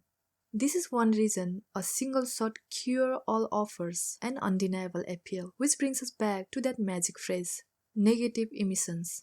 Neither negative emissions method, natural approaches involving revitalized forest, and new agricultural practices, technological ones that would deploy machines to remove carbon from the atmosphere, requires wholesale transformation of the global economy as it is presently constituted, which is perhaps why negative emissions, once a last-ditched, if all else fails strategy, have recently been built into all conventional climate action goals. Of 400 IPCC emissions model that land us below 2 degrees Celsius, 344 feature negative emissions, most of them significantly. Unfortunately, negative emissions are also at this point almost entirely theoretical. Neither method has yet been demonstrated to actually work at anything like the necessary scale. But the natural approach, though adored by environmentalists, faces much stiffer obstacles. One researcher suggested that to succeed, it would require a third of the world's farmable land.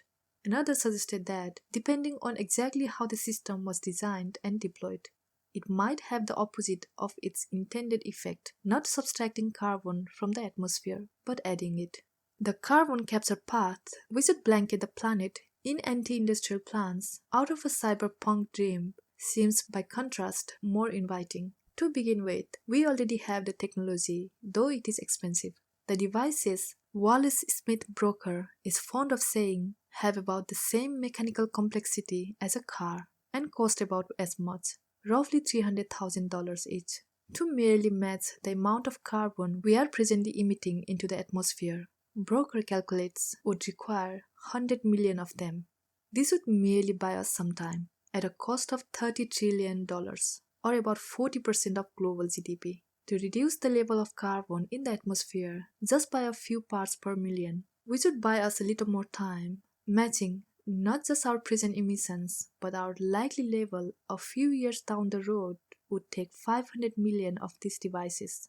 To reduce the level of carbon by 20 parts per million per year, he calculates would require 1 billion of them. This would immediately pull us back from the threshold, even buy us some more time of carbon growth, which is an argument you hear against it from some corners of the environmental left. But it would cost, you may already have calculated, $300 trillion, or nearly 4 times total global GDP. These prices will likely fall, but only as emissions and atmospheric carbon continue to rise. In 2018, a paper by David Keith demonstrated a method for removing carbon at a cost perhaps as low as $94 per ton, which would make the cost of neutralizing our 32 gigatons of annual global emissions about $3 trillion. If that sounds intimidating, keep in mind estimates for the total global fossil fuel subsidies paid out each year run as high as $5 trillion. In 2017, the same year the United States pulled out of the Paris Agreement, the country also approved a $2.3 trillion tax cut primarily for the country's richest who demanded relief. The Church of Technology. Should anything save us, it will be technology. But you need more than tautologies to save the planet, and especially within the futurist fraternity of Silicon Valley. Technologists have little bit more than fairy tales to offer. Over the last decade, consumer adoration has anointed those founders and venture capitalists something like shamans, easy boarding their way toward blueprints for the world's future. But conspicuously, few of them seem meaningfully concerned about climate change.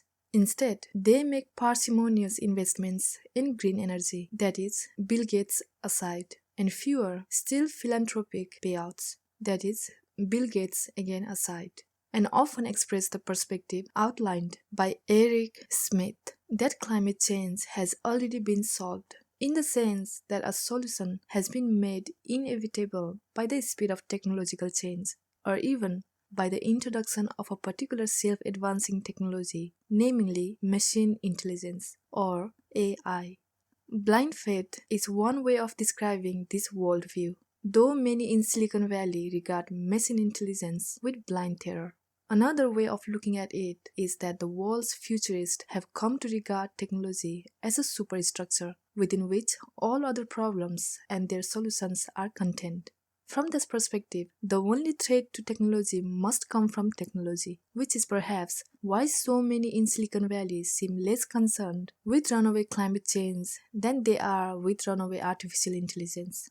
The only fearsome power they are likely to take seriously is the one they themselves have unleashed. It is a strange evolutionary stage for a worldview midwifed into being in the permanent counterculture of the Bay Area by Stuart Brand's Nature Hacking Bible, Whole Earth Catalog. And it may help explain why social media executives were so slow to process the threat that real-world politics posed to their platforms. And perhaps also why, as the science fiction writer Ted Chiang has suggested, Silicon Valley's fear of future artificial intelligence overloads sounds suspiciously like an unknowingly lacerating self-portrait. Panic about a way of doing business embodied by the tech titans themselves. Consider who pursues their goals with monomaniacal focus, oblivious to the possibility of negative consequences. Who adopts a scorched earth approach to increasing market share. This hypothetical strawberry picking AI does what every tech startup wishes it could do. Grows at an exponential rate and destroys its competitors until it's achieved an absolute monopoly.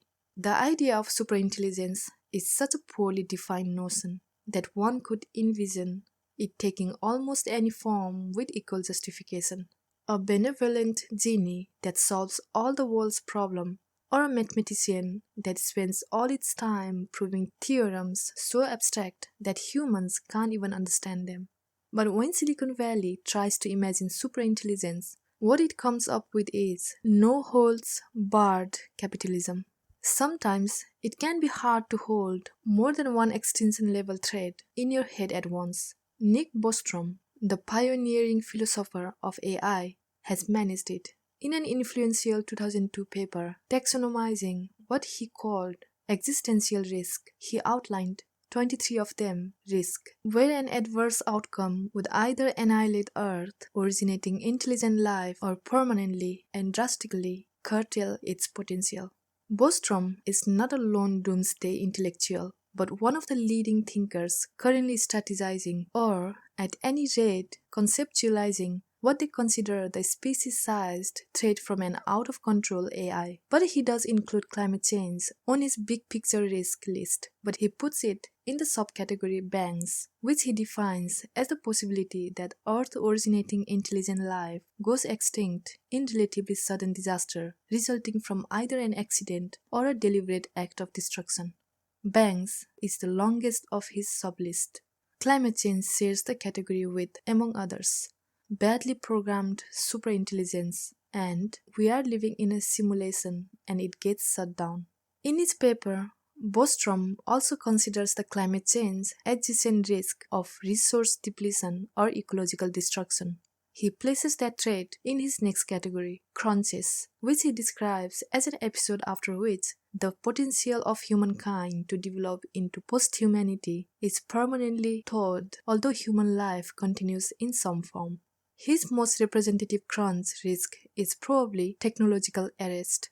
The sheer technological difficulties in making the transition to the post-human world might turn out to be so great that we never get there. Bostrom's final two categories are Strix, which he defines as the possibility that some form of post-humanity is attained, but it is an extremely narrow band of what is possible and desirable, as in the case of takeover by a transcending upload, or flawed superintelligence, and Whimpers, which he defines as a post-human civilization arises but evolves in a direction that leads gradually but irrevocably to either the complete disappearance of the things we value or to a state where those things are realized to only a minuscule degree of what could have been achieved. As you may have noticed, although his paper sets out to analyze human extinction scenarios, none of his threat assessments beyond banks actually mention humanity. Instead, they are focused on what Bostrom calls post-humanity and others call transhumanism, the possibility that technology may quickly carry us across a threshold into a new state of being, so divergent from the one we know today that we would be forced to consider it a true rupture in the evolutionary line. For some, this is simply a vision of nanobots swimming through our bloodstreams, filtering toxins and screening for tumors. For others, it is a vision of human life extracted from tangible reality and uploaded entirely to computers. You may notice here an echo of the Anthropocene. In this vision, though, humans aren't burdened with environmental wreckage and the problem of navigating it. Instead, we simply achieve a technological escape velocity. It is hard to know just how seriously to take these visions, though they are close to universal among the Bay Area's futurist vanguard, who have succeeded the NASA's and the Bell Labs of the last century as architects of our imagined future, and who differ among themselves primarily in their assessment of just how long it will take for all of this to come to pass. Peter Thiel may complain about the pace of technological change, but maybe he's doing so because he's worried it won't outpace ecological and political devastation. He is still investing in dubious eternal youth programs and buying up land in New Zealand, where he might ride out social collapse on the civilization scale.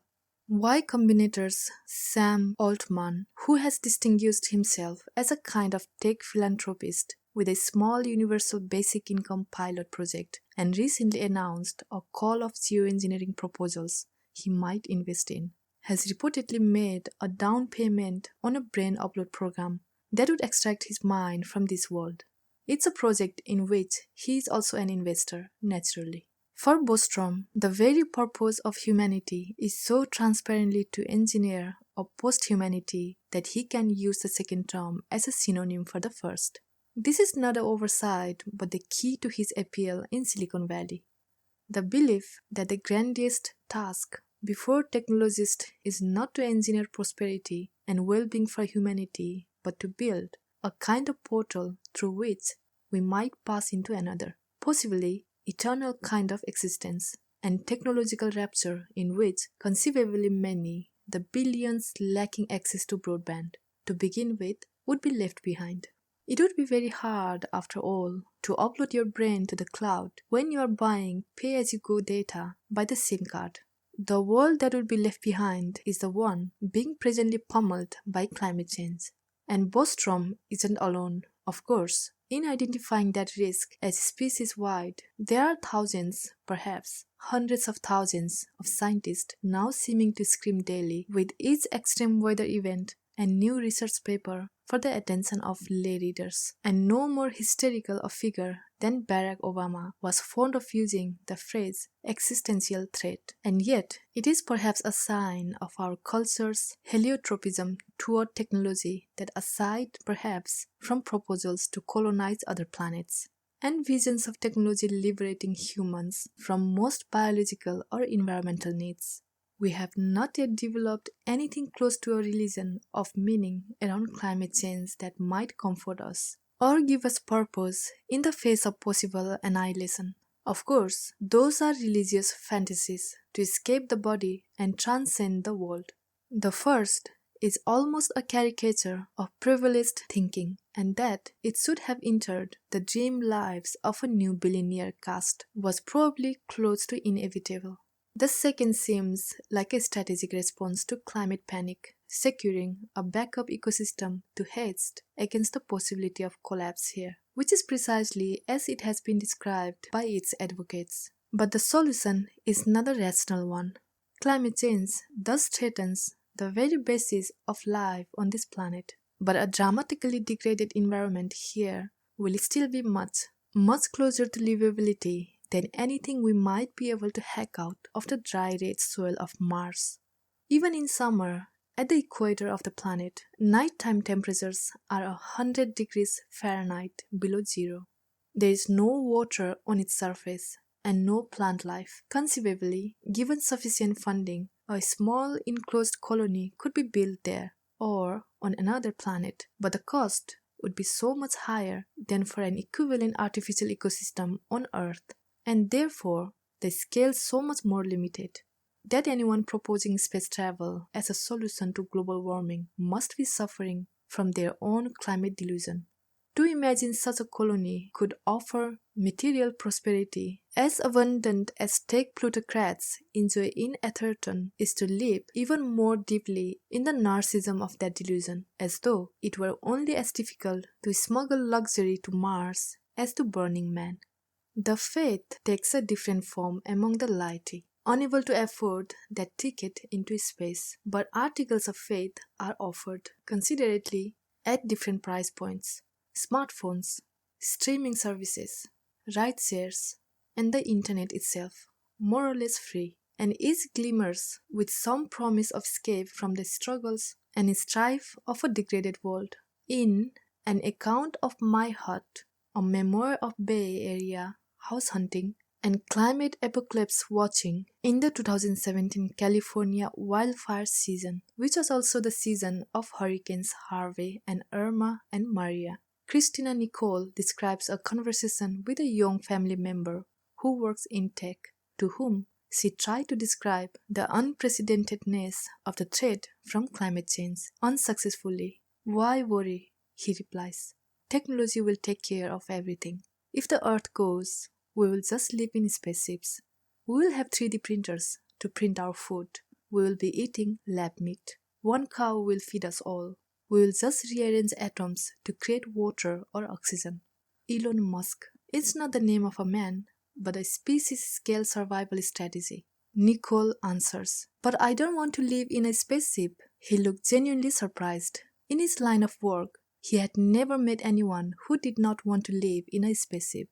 That technology might liberate us, collectively, from the strain of labor and material privation is a dream at least as old as John Maynard Keynes, who predicted his grandchildren would work only 15 hours a week, and yet never ultimately fulfilled.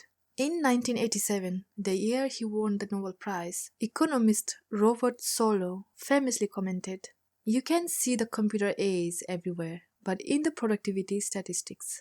This has been, even more so, the experience of most of those living in the developed world in the decades since. Rapid technological change transforming nearly every aspect of everyday life, and yet yielding little or no tangible improvement in any conventional measures of economic well-being. It is probably one explanation for contemporary political discontent, a perception that the world is being almost entirely remade, but in a way that leaves you as delighted as you may be by Netflix and Amazon and Instagram and Google Maps, more or less exactly where you were before. The same can be said, believe it or not, for the much heralded green energy revolution, which has yielded productivity gains in energy and cost reduction far beyond the predictions of even the most doe-eyed optimist, and yet has not even bent the curve of carbon emissions downward. We are, in the other words, billions of dollars and thousands of dramatic breakthroughs later, precisely where we started when hippies were affixing solar panels to their geodesic domes. That is because the market has not responded to these developments by seamlessly retiring dirty energy sources and replacing them with clean ones. It has responded by simply adding the new capacity to the same system. Over the last 25 years, the cost per unit of renewable energy has fallen so far that you can hardly measure the price today using the same scales. Since just 2009, for instance, solar energy costs have fallen more than 80%. Over the same 25 years, the proportion of global energy use derived from renewables has not grown an inch. Solar isn't eating away at fossil fuel use. In other words, even slowly. It's just buttressing it. To the market, this is growth. To human civilization, it is almost suicide. We are now burning 80% more coal than we were just in the year 2000. And energy is, actually, the least of it. As the futurist Alex Stephan has incisively put it in a Twitter performance that functions as a powers of 10 for the climate crisis, the transition from dirty electricity to clean sources is not the whole challenge. It's just the lowest hanging fruit, smaller than the challenge of electrifying almost everything that uses power. Stephen says, by which he means anything that runs on much dirtier gas engines. That task, he continues, is smaller than the challenge of reducing energy demand, which is smaller than the challenge of reinventing how goods and services are provided. Given that global supply chains are built with dirty infrastructure and labor markets everywhere are still powered by dirty energy, there is also the need to get to zero emissions from all other sources: deforestation, agriculture, livestock, landfills, and the need to protect all human systems from the coming onslaught of natural disasters and extreme weather, and the need to erect a system of global government, or at least international cooperation, to coordinate such a project, all of which is a smaller task, Stephen says, than the monumental cultural undertaking of imagining together a thriving, dynamic, sustainable future that feels not only possible but worth fighting for. On this last point, I see things differently. The imagination isn't the hard part, especially for those less informed about the challenges than Stephen is. If we could whisk a solution into place by imagination, we would have solved the problem already. In fact, we have imagined the solution. More than that, we have even developed them, at least in the form of green energy. We just haven't yet discovered the political will, economic might, and cultural flexibility to install and activate them, because doing so requires something a lot bigger and more concrete than imagination. It means nothing short of a complete overhaul of the world's energy system, transportation, infrastructure, and industry and agriculture. Not to mention, say, our diets or our taste for Bitcoin. The cryptocurrency now produces as much CO2 each year as 1 million transatlantic flights. We think of climate change as slow, but it is unnervingly fast. We think of the technological change necessary to avert it as fast arriving. But, unfortunately, it is deceptively slow, especially judged by just how soon we need it. This is what Bill McKibben means when he says that winning slowly is the same as losing. If we don't act quickly and on a global scale, then the problem will literally become insoluble. He writes, the decision we make in 2075 won't matter. Innovation in many cases is the easy part. This is what the novelist William Gibson meant when he said the future is already here. It just isn't evenly distributed. Gadgets like the iPhone, talismanic for technologists, give a false picture of the pace of adaptation to a wealthy American or Swede or Japanese. The market penetration may seem total, but more than a decade after its introduction, the device is used by less than 10% of the world. For all smartphones, even the cheap ones, the number is somewhere between a quarter and a third. Define the technology in even more basic terms, as cell phones or the internet, and you get a timeline to global saturation of at least decades, of which we have 2 or 3 in which to completely eliminate carbon emissions planet-wide. According to the IPCC, we have just 12 years to cut them in half. The longer we wait, the harder it will be. If we had started global decarbonization in 2000, when Al Gore narrowly lost election to the American presidency, we would have had to cut emissions by only about 3% per year to stay safely under 2 degrees of warming. If we start today, when global emissions are still growing, the necessary rate is 10%. If we delay another decade, it will require us to cut emissions by 30% each year. This is why UN Secretary General Antonio Guterres believes we have only 1 year to change course and get started. The scale of technological transformation required dwarfs any achievement that has emerged from Silicon Valley. In fact, dwarfs every technological revolution ever engineered in human history, including electricity and telecommunications, and even the invention of agriculture 10,000 years ago.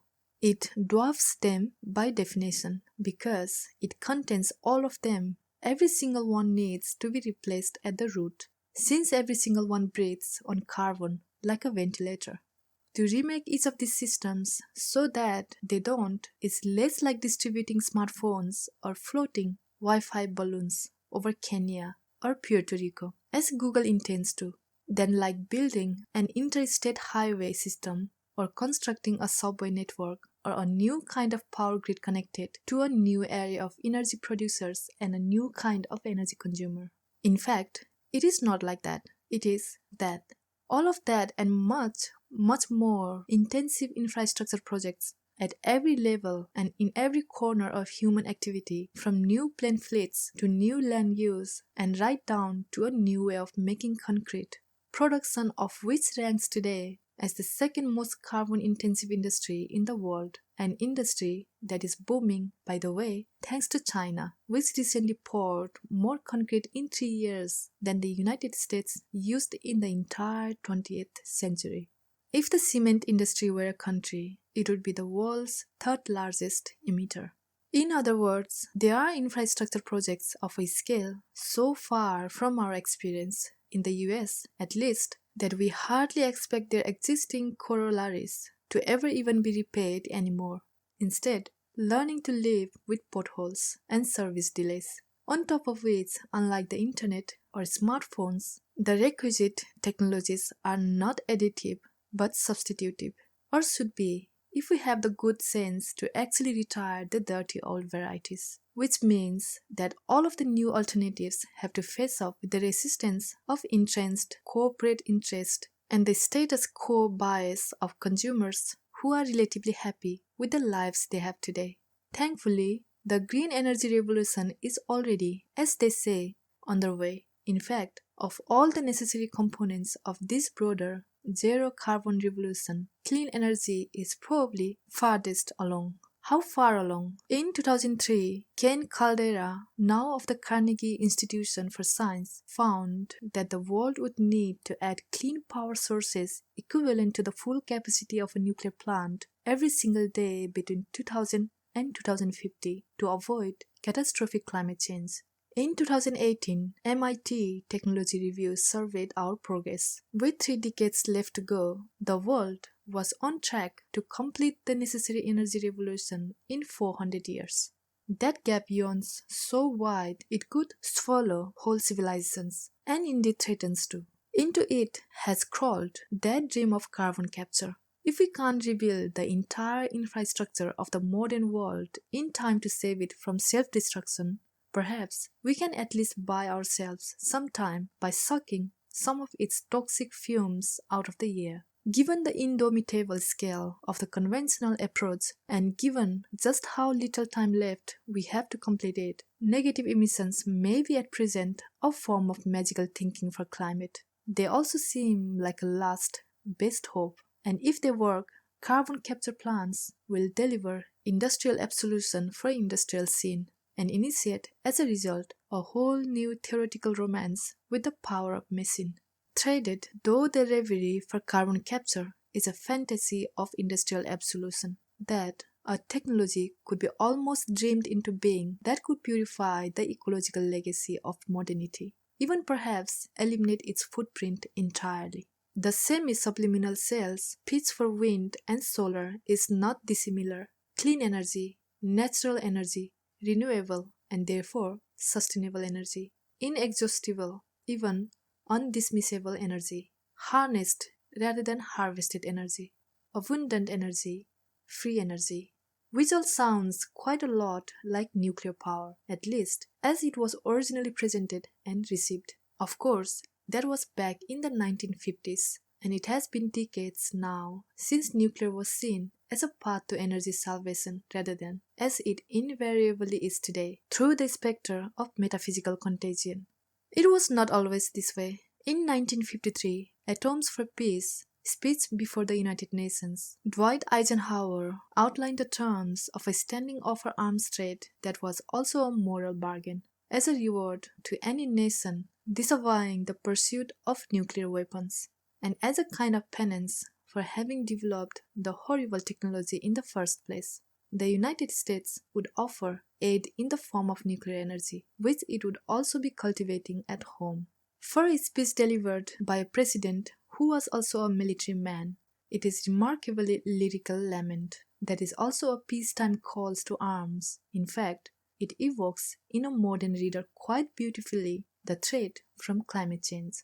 After briefly describing the dramatic expansion of the capacity of the American nuclear fleet, which had in the 8 years since the war grown 25 times more powerful and plainly terrified him, and then what it meant for the United States to have gained Soviet Russia as a nuclear rival, Eisenhower continues.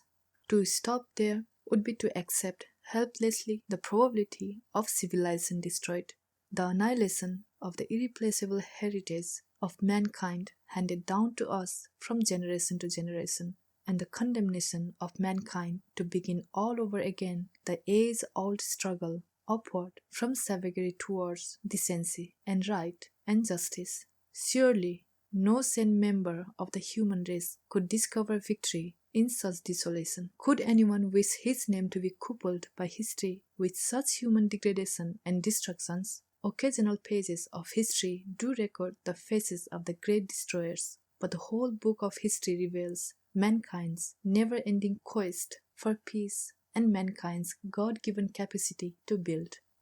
It has been at least a generation since Americans might have casually read mankind's God-given capacity to build as a reference to nuclear power, or generations since the world stopped believing nuclear power was, in an environmental sense, free and started thinking of it in terms of nuclear war, meltdown, mutation, and cancer. That we remember the names of power plant disasters is a sign of just how scared we feel by them.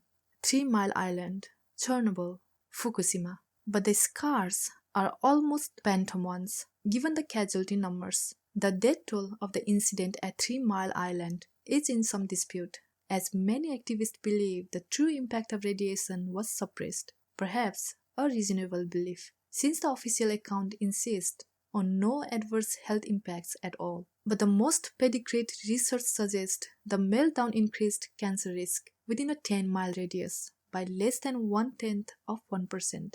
For Chernobyl, the official death count is 47, though some estimates run higher, even as high as 4,000. For Fukushima, according to a United Nations report, no discernible increased incidence of radiation-related health effects are expected among exposed members of the public or their descendants. Had none of the 100,000 living in the evacuation zone ever left, perhaps a few hundred might have ultimately died of cancers related to the radiation. Any number of deaths is a tragedy, but more than 10,000 people die each day globally from the small particulate pollution produced by burning carbon. This is not even broaching the subject of warming and its impacts. A rule change to pollution standards for coal producers proposed by Trump's EPA in 2018 would kill an additional 1,400 Americans annually. The agency itself acknowledged globally pollution kills as many as 9 million each year. We live with that pollution and with those death tolls and hardly notice them. The curving concentrate towers of nuclear plants, by contrast, stand astride the horizon like Chekhov's proverbial gun. Today, despite a variety of projects aimed at producing cheap nuclear energy, the price of new plants remains high enough that it is hard to make a persuasive argument that more green investment be directed towards them rather than installations of wind and solar. But the case for decommissioning and dismantling existing plants is considerably weaker. And yet, that is exactly what is happening from the United States, where both 3 Mile Island and Indian Point are being closed down, to Germany, where so much nuclear power has recently been retired that the country is growing its own carbon emissions despite a State of the World green energy program. For this, Angela Merkel has been called the climate chancellor. The contaminationist view of nuclear power is a misguided climate parable, arising nevertheless from a prospective environmentalist perspective, that the healthy, clean natural world is made toxic by the intrusions and interventions of human industry. But the main lesson from the Church of Technology runs in the other direction, instructing us in subtle and not so subtle ways to regard the world beyond our phones as less real, less urgent, and less meaningful than the worlds made available to us through those screens, which happens to be worlds protected from climate devastation. As Andreas Malm has wondered, how many will play augmented reality games on a planet that is 6 degrees warmer? The poet and musician Kate Tempest puts it more brightly, staring into the screen so we don't have to see the planet die. Presumably, you can already feel this transformation underfoot in your own life, scrolling through photos of your baby when your actual baby is right in front of you, reading trivial Twitter threads while your spouse is speaking. In Silicon Valley, even tech critics tend to see the problem as a form of addiction, but like all addictions, it expresses a value judgment, if one that makes the unaddicted uncomfortable. In this case, that we find the world of our screens more rewarding or safer in ways so hard to justify and explain that there isn't really a word for it other than preferable. This preference is much more likely to grow than shrink, which may seem like cultural devolution. Perhaps, especially to temperamental declinists, it could conceivably also be a psychologically useful coping mechanism for living, still within the consumptive bourgeois tradition, in a dramatically degraded natural world. A generation from now, God help us, tech addiction may even look adaptive. Politics of consumption. Just before dawn on April 14, 2018, a Saturday, a 60-year-old man walked into Prospect Park in Brooklyn, gave himself a shower of gasoline, and lit himself on fire. Beside the body, near a circular patch of grass blackened by the flames, lay a note handwritten, "I am David Buckle, and I just killed myself by fire as a protest suicide." It read, "I apologize to you for the mess." It was a small mess. He had arranged a ring of soil to prevent the fire from spreading too far. In a longer letter, typed, which he had also sent to the city's newspapers, Buckle elaborated, "Most humans on the planet now breathe air made unhealthy by fossil fuels, and many die early deaths as a result. My early death by fossil fuel reflects what we are doing to ourselves. Pollution ravages our planet," he wrote. "Our present grows more desperate. Our future needs more than what we have been doing. Americans know political suicide by self-immolation from the Vietnam era, when Thich Quang Duc, a Buddhist monk repurposing a spiritual tradition of self-purification for contemporary protest, burned himself to death in Saigon. A few years later, the 31-year-old Quaker Norman Morrison was inspired to do the same outside the Pentagon, his 1-year-old daughter beside him. 1 week after that, 22-year-old Roger Allen Laporte, a former seminarian and Catholic worker, lit himself aflame outside the United Nations. We don't like to think about it, but the tradition continues. In the United States, there have been 6 protests by self-immolation since 2014.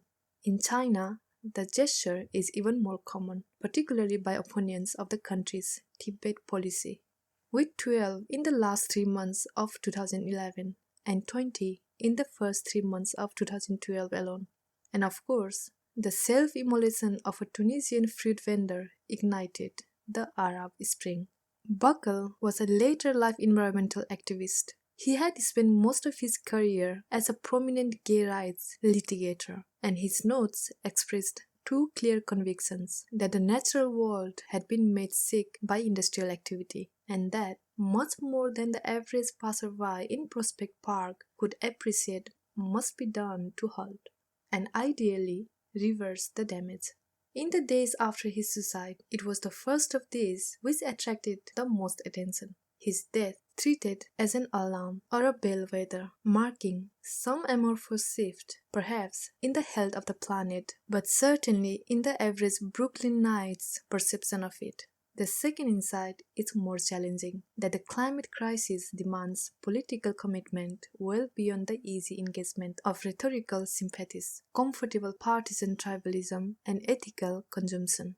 It is a common charge against liberal environmentalists that they live hypocritically, eating meat, flying, and voting liberal without yet having purchased Teslas. But among the woke left, the inverted charge is just as often true.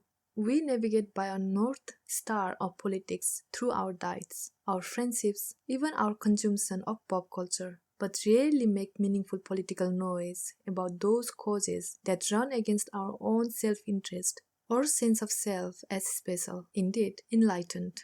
And so, in the coming years, divestment is likely to be just the first salvo in a moral arms race between universities, municipalities, and nations. Cities will compete to be the first to ban cars, to paint every single roof white, to produce all the agriculture eaten by residents in vertical farms that don't require post-harvest transportation by automobile, railroad, or airplane. But liberal NIMBYism will still strut too, as it did in 2018, when American voters in deep blue Washington state rejected a carbon tax at the ballot box, and the worst French protest since the quasi-revolution of 1968 raised against a proposed gasoline tax. On perhaps no issue more than climate is that liberal posture of well-off enlightenment a defensive gesture, almost regardless of your politics or your consumption choices. The wealthier you are, the larger your carbon footprint. But when critics of Al Gore compare his electricity use to that of the average Ugandan, they are not ultimately highlighting conspicuous and hypocritical personal consumption, however they mean to disparage him. Instead, they are calling attention to the structure of a political and economic order that not only permits the disparity but feeds and profits from it. This is what Thomas Piketty calls the apparatus of justification, and it justifies quite a lot. If the world's most conspicuous emitters, the top 10%, reduce their emissions by only the EU average, total global emissions would fall by 35%. We won't get there through the dietary choices of individuals, but through policy changes.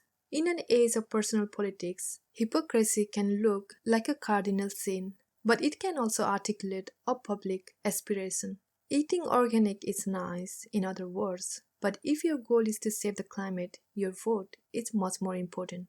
Politics is a moral multiplier, and a perception of worldly sickness uncomplemented by political commitment gives us only wellness. It can be hard to take wellness seriously as a movement at first, which may be why it has been the subject of so much derision over the past few years. Soul Cycle, Goop, Moon Juice. But however manipulated by marketing consultants and however dubious it claims to healthfulness, wellness also gives a clear name and shape to a growing perception even, especially among those healthy enough to be insulated from the early assaults of climate change, that the contemporary world is toxic, and that to endure or thrive within it requires extraordinary measures of self-regulation and self-purification. What has been called the New Age arises from a similar intuition that meditation, ayahuasca trips, crystals, and Burning Man, and microdosed LSD are all pathways to a world beckoning as purer, cleaner, more sustaining, and perhaps, above all else, more whole. The purity arena is likely to expand, perhaps dramatically, as the climate continues to careen toward visible degradation, and consumers respond by trying to extract themselves from the sludge of the world however they can. It should not be a surprise to discover in next year's supermarket aisles, alongside labels for organic and free-range, some food described as carbon-free. GMOs aren't a sign of a sick planet, but a possible partial solution to the coming crisis of agriculture. Nuclear power, the same for energy. But both have already become nearly as off-putting as carcinogens to the purity-minded, who are growing in number and channeling more and more ecological anxiety along the way. That anxiety is coherent, even rational.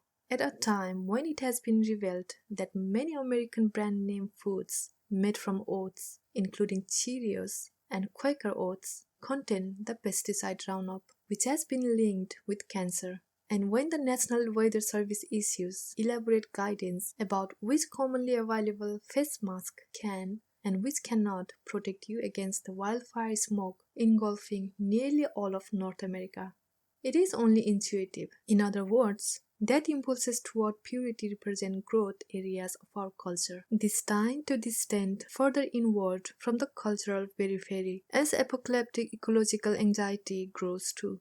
But conscious consumption and wellness are both cop-outs arising from the basic promise extended by neoliberalism, that consumer choices can be a substitute for political action, advertising not just political identity but political virtue, that the mutual end goal of market and political forces should be the effective retirement of contentious politics at the hand of market consensus, which would displace ideological dispute, and that, in the meantime, in the supermarket aisle or department store, one can do good for the world simply by buying well. The term neoliberalism has been a swear word on the left only since the Great Recession. Before then it was, most of the time, mere description of the growing power of markets, particularly financial markets, in the liberal democracies of the West over the second half of the 20th century, and of the hardening centrist consensus within those countries committed to spreading that power in the form of privatization, deregulation, corporate-friendly tax policy, and the promotion of free trade. This program was sold for 50 years on the promise of growth, and not just growth for some. In this way, it was a sort of total political philosophy, extending a single, simple ideological tarpaulin so far and wide that it enclosed the earth like a rubbery blanket of greenhouse gas. It was total in other ways as well, unable to adjust to meaningfully discriminate between experiences as divergent as post-crash England and post-Maria Puerto Rico, or to concede its own shortcomings and paradoxes and blind spots, proposing instead only more neoliberalism. This is how the forces that unleashed climate change, namely the unchecked wisdom of the market, were nevertheless presented as the forces that would save the planet from its ravages. It is how philanthrocapitalism, which seeks profits alongside human benefits, has replaced the lost leader model of moral philanthropy among the very rich.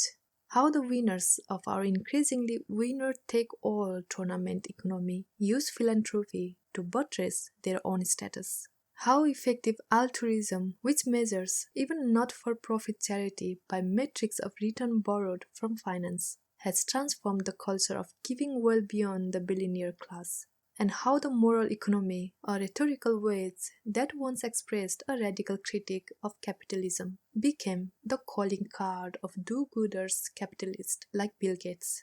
It is also on the other end of the pecking order how struggling citizens are asked to be entrepreneurs, indeed to demonstrate their value as citizens with the hard work of entrepreneurship in an exhausting social system defined above all else by relentless competition.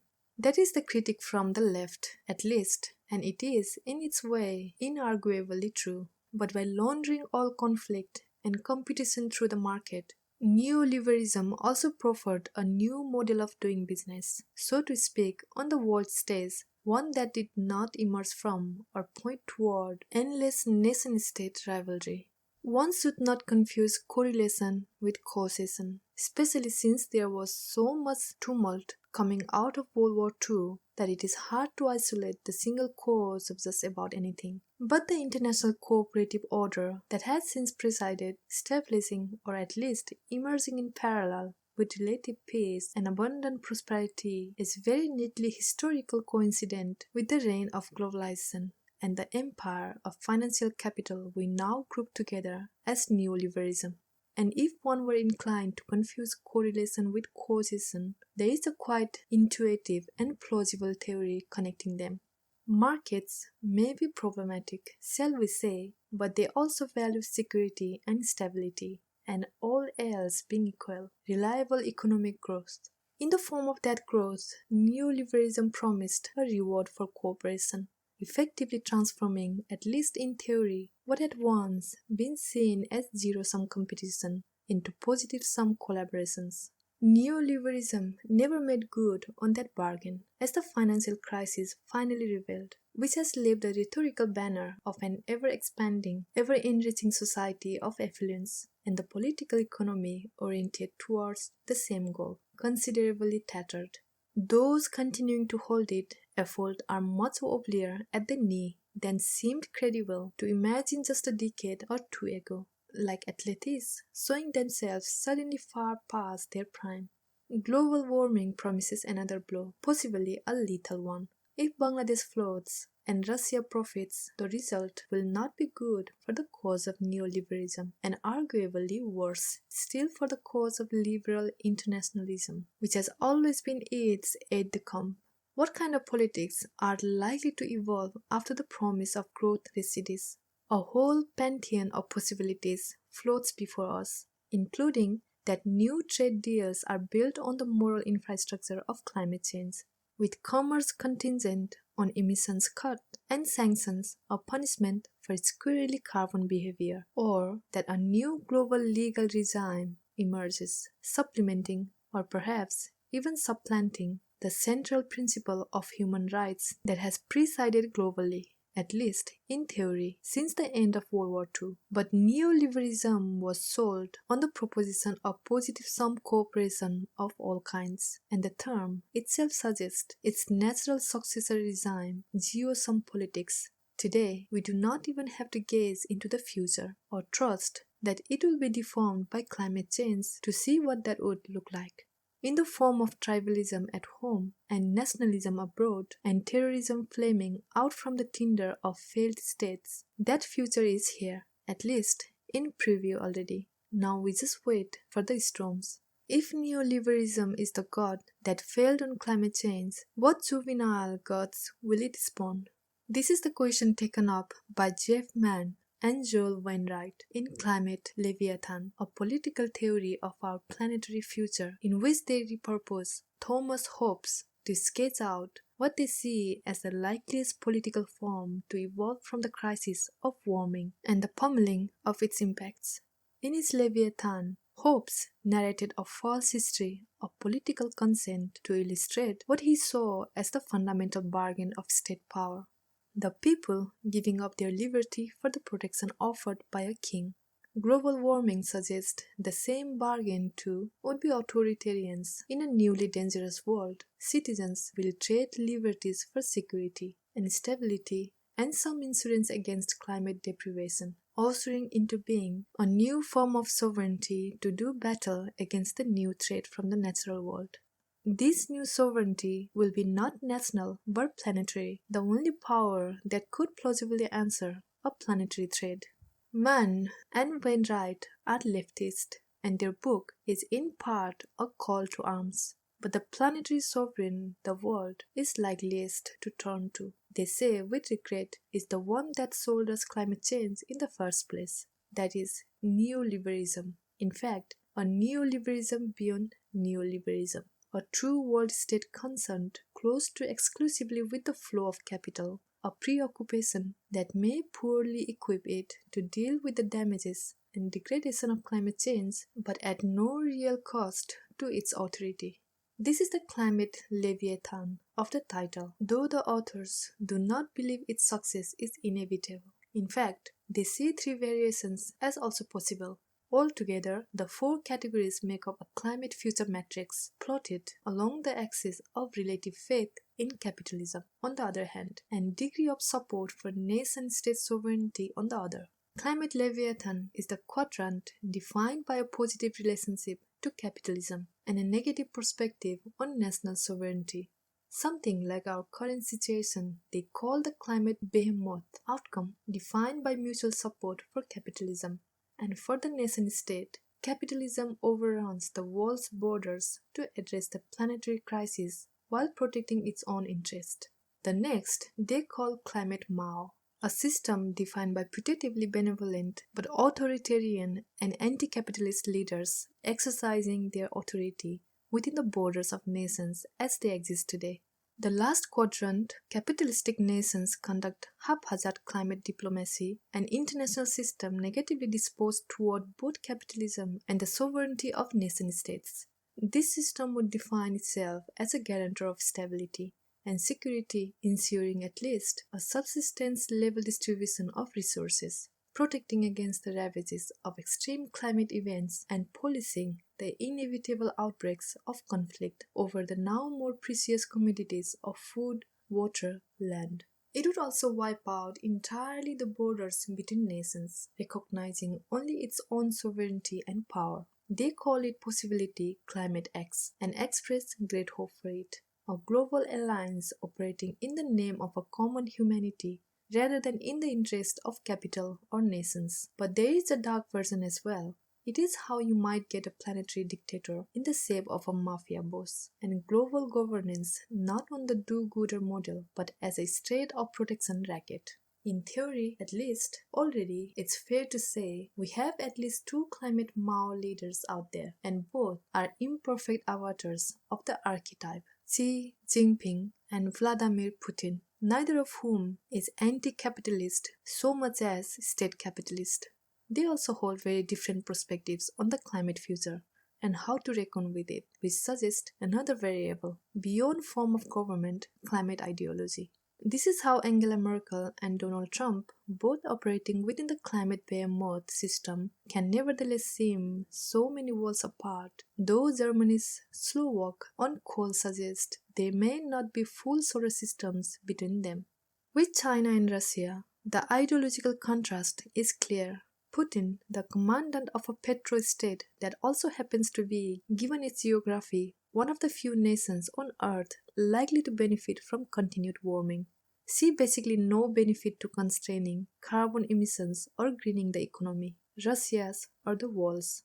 Xi, now the leader for life of the planet's rising superpower, seems to feel mutual obligations to the country's growing prosperity and to the health and the security of its people, of whom it's worth remembering it has so many.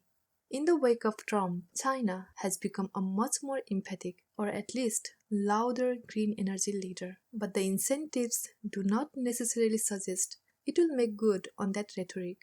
In 2018, an illuminating study was published comparing how much a country was likely to be burdened by the economic impacts of climate change to its responsibility for global warming, measured by carbon emissions.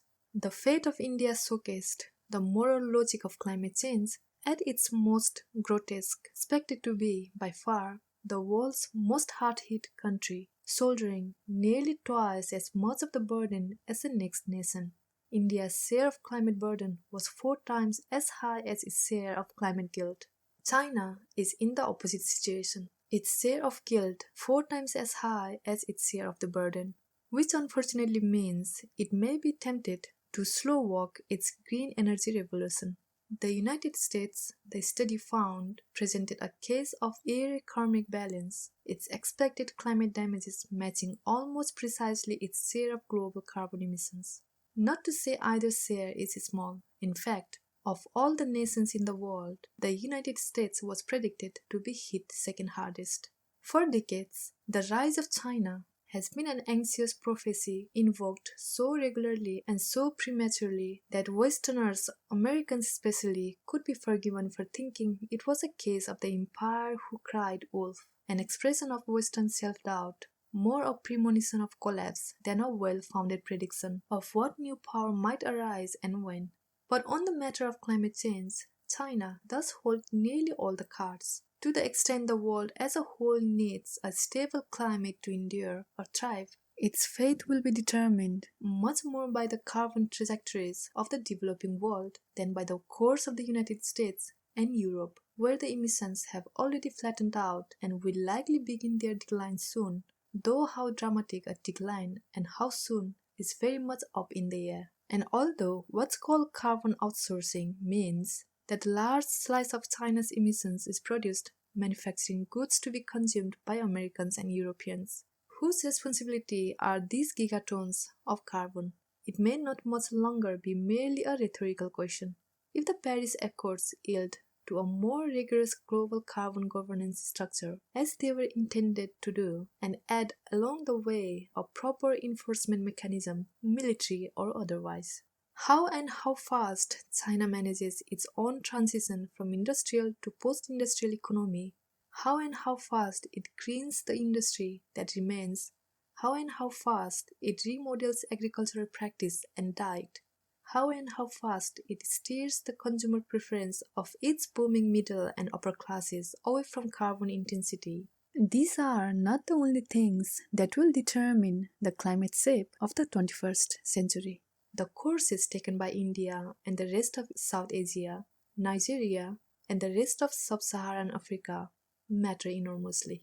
But China is, at present, the largest of those nations and by far the wealthiest and most powerful. Through its Belt and Road Initiative, the country has already positioned itself as a major provider, in some cases the major provider of the infrastructure of industry, energy, and transportation in much of the rest of the developing world.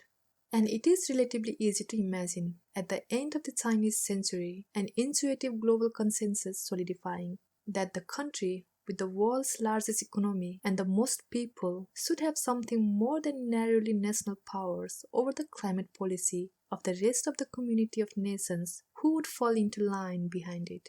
All of these scenarios, even the bleakest, presume some new political equilibrium. There is also, of course, the possibility of disequilibrium, or what you would normally call disorder and conflict.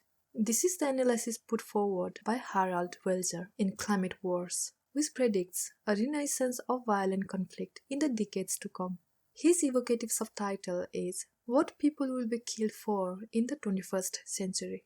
Already, in local spheres, political collapse is a quite common outcome of climate crisis. We just call it civil war, and we tend to analyze it ideologically as we did in Darfur, in Syria, in Yemen. Those kinds of collapses are likely to remain technically local rather than truly global, though in a time of climate crisis, they would have an easier time metastasizing beyond old borders than they have in the recent past. In other words, a completely Mad Max world is not around the bend, since even catastrophic climate change won't undermine all political power.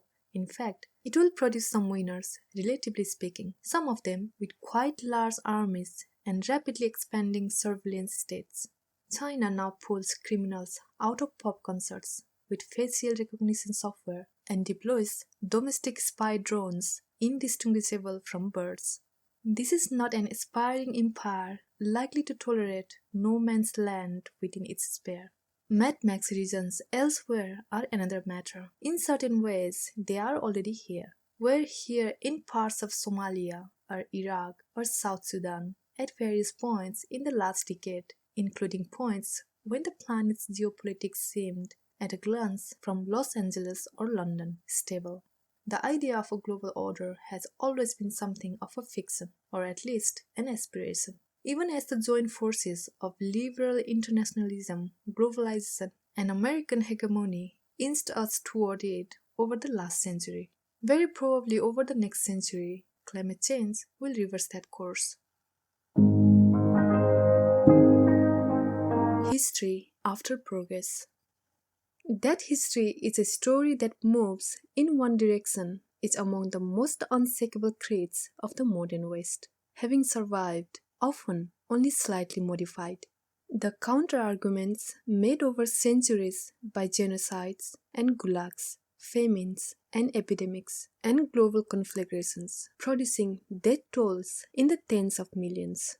The grip of this narrative is so tight on political imaginations that grotesque injustices and inequities, racial and otherwise, are often invoked not as reasons to doubt the arc of history, but to be reminded of its shape. Perhaps we shouldn't be quite so agitated about such problems. In other words, since history is moving in the right direction, and the forces of progress are, to indulge the mixed metaphor, on the right side of history. On what side is climate change? Its own side, its own tide. There is no good thing in the world that will be made more abundant or spread more widely by global warming.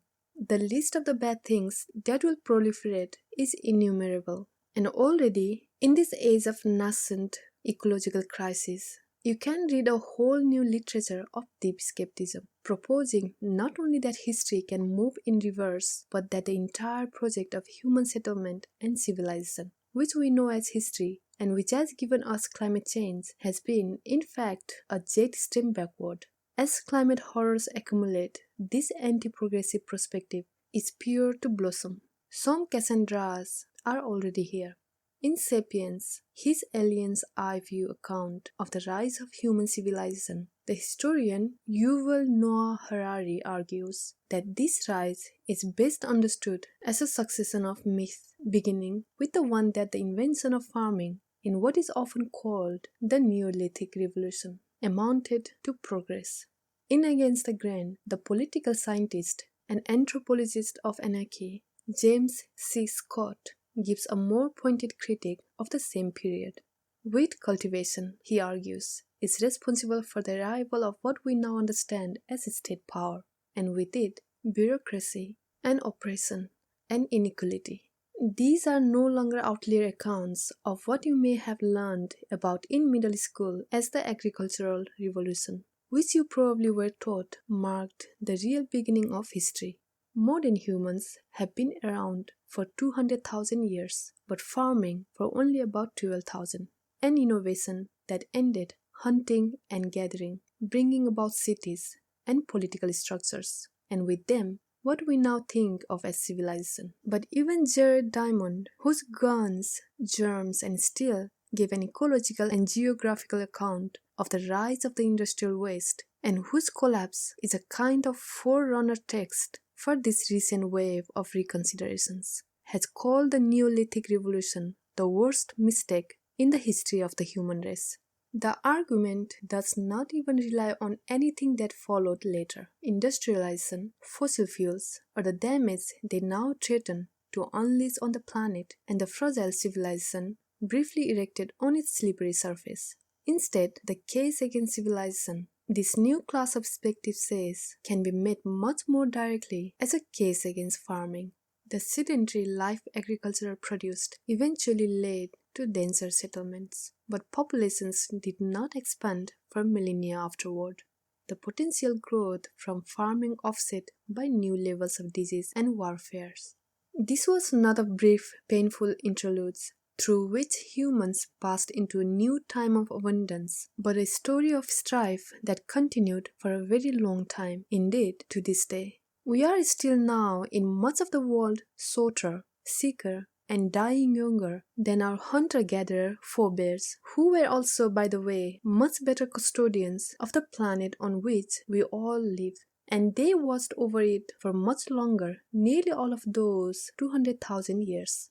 That epic era once derided as prehistory accounts for about 95% of human history. For nearly all of that time, humans traversed the planet but left no meaningful mark, which makes the history of mark-making the entire history of civilization, the entire history we know as history, look less like an inevitable crescendo than like an anomaly or blip, and makes industrialization and economic growth the two forces that really gave the modern world the hurtling sensation of material progress. A blip inside a blip.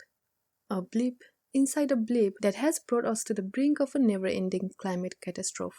James Scott comes to this subject as a radical anti-statist toward the end of a long career producing genuinely scintillating works of academic dissidence with titles like The Art of Not Being Governed, Domination, and the Arts of Resistance, and Two Cheers for Anarchism.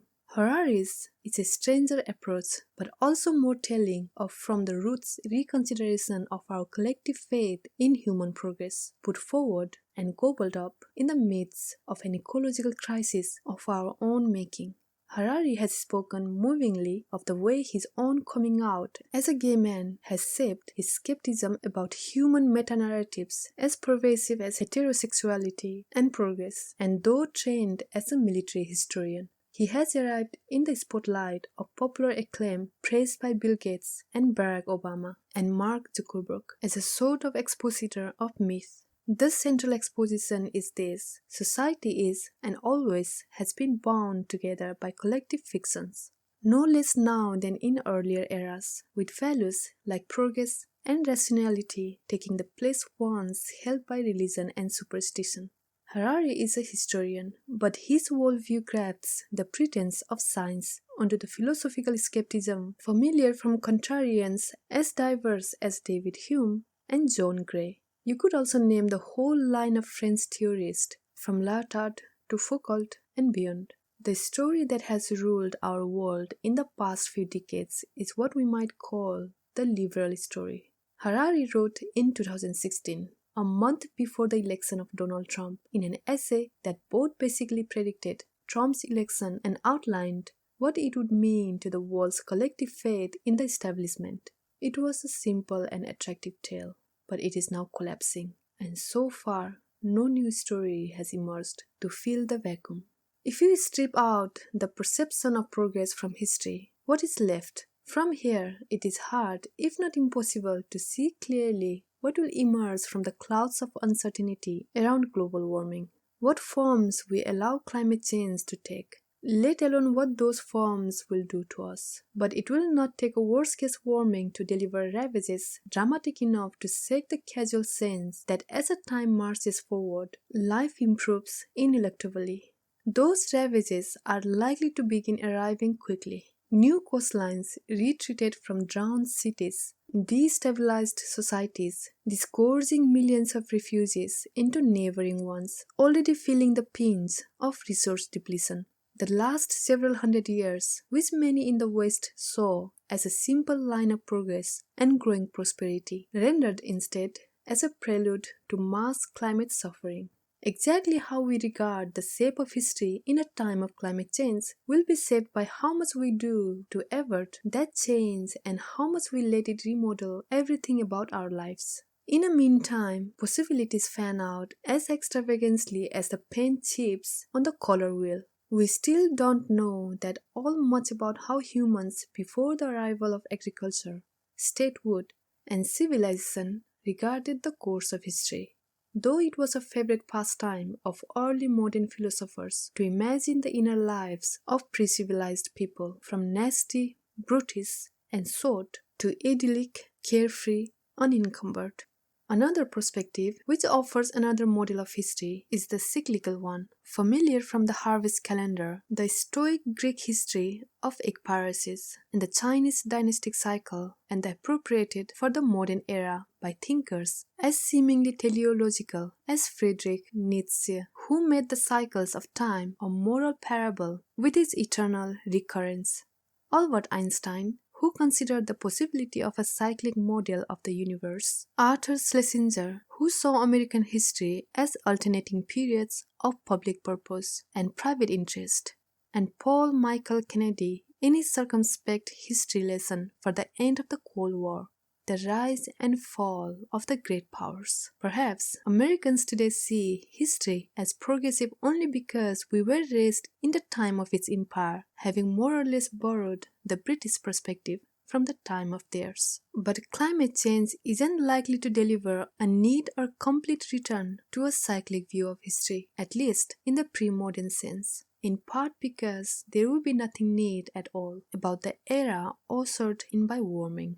The likelier outcome is a much messier perspective, with teleology demoted from its position as an organizing, unifying theory, and in its place contradictory narratives running uncorralled, like animals unleashed from a cage and moving in all directions at once. But if the planet reaches 3 or 4 or 5 degrees warming, the world will be convulsed with human suffering at such a scale, so many millions refugees, half again as many wars, droughts, and famines, and economic growth made impossible on so much of the planet that its citizens will have difficulty regarding the recent past as a course of progress, or even a phase in a cycle, or in fact, anything but a true substantial reversal.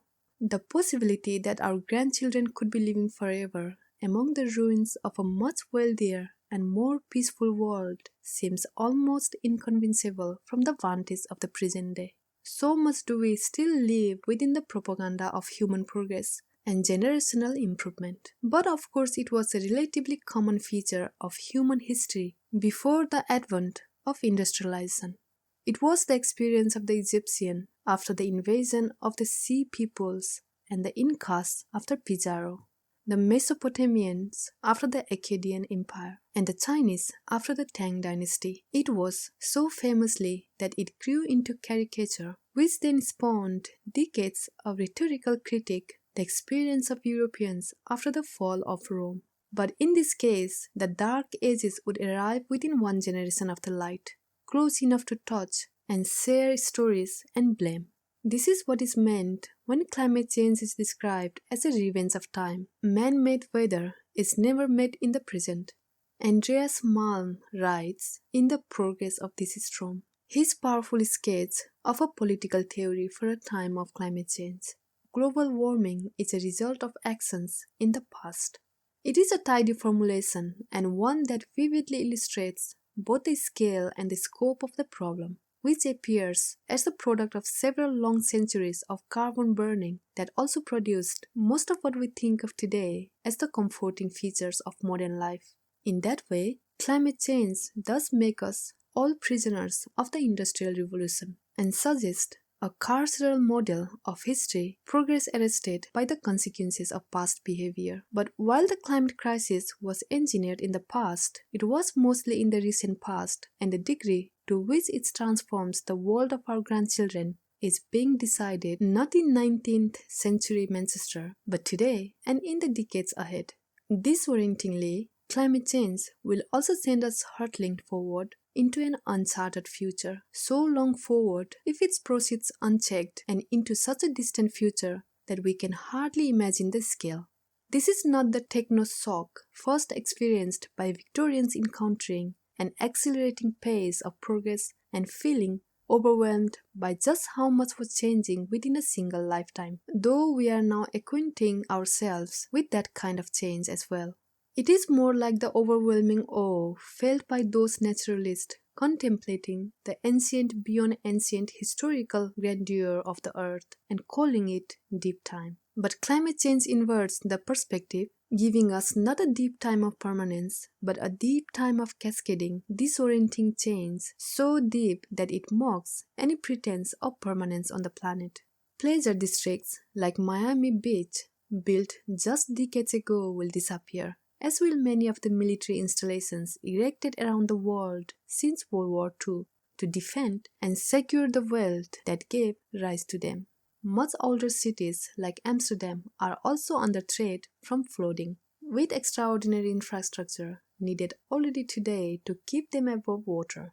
Infrastructure unavailable to defend the temples and villages of Bangladesh. Farmlands that had produced the same strains of grain or grapes for centuries or more will adapt, if they are lucky, to entirely new crops.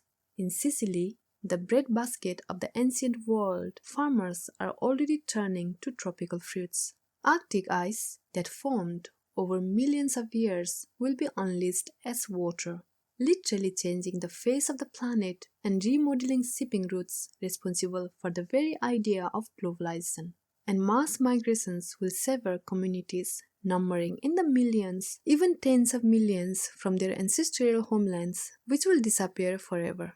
Just how long the ecosystems of Earth will be thrown into flux and disarray from anthropogenic climate change also depends on how much more of that change we choose to engineer, and perhaps how much we can manage to undo. But warming at the level necessary to fully melt ice sheets and glaciers and elevate sea level by several hundred feet promises to initiate rolling, radically transformative changes on a timescale measured not in decades or centuries or even millennia, but in the millions of years. Alongside that timeline, the entire lifespan of human civilization is rendered effectively an afterthought, and the much longer span of climate change becomes eternity. Ethics at the end of the world. The twin towers of San Ignacio and Santa Elena, Belize, are 50 miles from the coast and 250 feet above sea level. But the alarmist climatologist Guy McPherson did not move there, to a farm in the jungle that surrounds the towns, in fear of water. Other things will get him first, he says. He has given up hope of surviving climate change and believes the rest of us should too. Humans will be extinct within 10 years, he tells me by Skype. When I ask his partner, Pauline, if she feels the same way, she laughs. I would say 10 months. This was 2 years ago. McPherson began his career as a conversation biologist at the University of Arizona, where he mentions several times he was tenured by 29, and where he also says several times he was surveilled by what he calls the deep state beginning in 1996, and also where in 2009 he was forced out of his department by a new chair. He had already been working on a homestead in New Mexico, a compromised location with his former wife, and moved in 2016 to a Central American jungle to live with Pauline and practice polyamory on other homestead called Stardust Sanctuary Farm. Over the last decade, mostly via YouTube, McPherson has acquired what Bill McKibben calls, in his understated way, of following. These days, McPherson travels a bit, giving lectures on near-term human extinction, a term he is proud to have coined, and which he abbreviates NTHE. But increasingly, he has turned his attention to running workshops on what we should do with the knowledge that the world is ending. The workshops are called Only Love Remains and offer what amounts to a kind of post-theological millenarianism, familiar hand-me-down lessons from the old New Age. The meta-lesson is that we should draw roughly the same meaning from an understanding of the imminent death of the species, as the Dalai Lama believes. We should draw from an understanding of our imminent personal death, namely compassion, wonderment, and above all, love. You could do worse in choosing 3 values around which to build an ethical model, and when you squint, you can almost see a civics erected out of them. But for those who see the planet as being on the precipice of crisis and biblical tribulation, they also excuse a retreat from politics, indeed from climate, as fully as that might conceivably be achieved in the name of a slippery hedonistic quietism. In other words, down to the moustache, McPherson seems like a recognizable off-the-grid figure, a kind it's easy to find a bit suspicious. But why? We have for so long, over the decades, if not centuries, defined predictions of the collapse of civilization or the end of the world as something close to proof of insanity, and the communities that spring off around them as cults, that we are now left unable to make any warnings of disaster all that seriously, especially when those raising the alarm are also themselves giving up. There is nothing the modern world abhors like a quitter, but that prejudice will probably not withstand much warming. If the climate crisis unfolds as it is scheduled to, our taboos against doomsaying will fall, as new cults emerge and cultist thinking leaches into sectors of establishment culture.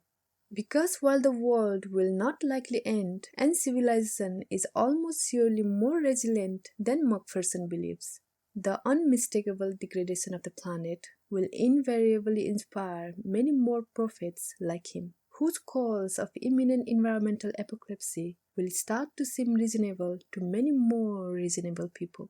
That is in part because they are not so unreasonable even today. If you were looking for a primer on the bad news about climate, you could find a worse place to begin than the summary page McPherson keeps on his website. Nature Bats Last, currently tagged with this note, updated most recently, likely for the final time, 2nd August 2016. It runs 68 printed pages of link-dense paragraphs. Throughout, there are misleading characterizations of serious research and links to hysterical, uncredentialed blog posts presented as references to solid science. There are simple misunderstandings of things like climate feedback loops, which can worryingly add up but are not multiplicative as McPherson says they are. Attacks on merely moderate climate groups as politically compromised and in the spirit of a kitchen sink data dump. Endorsements of a few observations that have been proven to be bunk. He is very worried, for instance, about those methane bursts of death going off all at once, a possibility specialists turned against about 5 years ago. But even on this fear-mongering reading list, there is enough real science to give rise to real alarm. A good summary of the albedo effect, a convenient assemblage of rigorous readings of the Arctic ice sheets, those tea leaves of climate disaster. Throughout, the intellectual style is paranoid, the impressive mass of data sometimes standing in for and sometimes obscuring the skeleton of casual logic that should give the mass a meaningful analytic shape. This kind of reasoning lives abundantly on the internet, feeding our golden age of conspiracy theory, that insatiable beast which has only just begun to feast on climate. You might know already the shape that thinking takes on the climate denial end of the political spectrum, but it has also made its mark on the environmentalist fringe, as it did in person of John B. McLemore, the charismatic, closeted environmental declinist and self-hating southerner whose descent into suicide, beset by planetary panic, was documented on the podcast As Town. I sometimes call it toxic knowledge. Richard Heinberg of the Post-Carbon Institute, where McLemore was a commenter, has said, once you know about overpollution, overshoot, depletion, climate change, and the dynamics of social collapse, you can't unknow it, and your very subsequent thought is tinted. McPherson isn't entirely clear himself on exactly how all of these problems will bring about extinction. He guesses that something like a food crisis or financial meltdown will bring down civilization first, and eventually human life with it.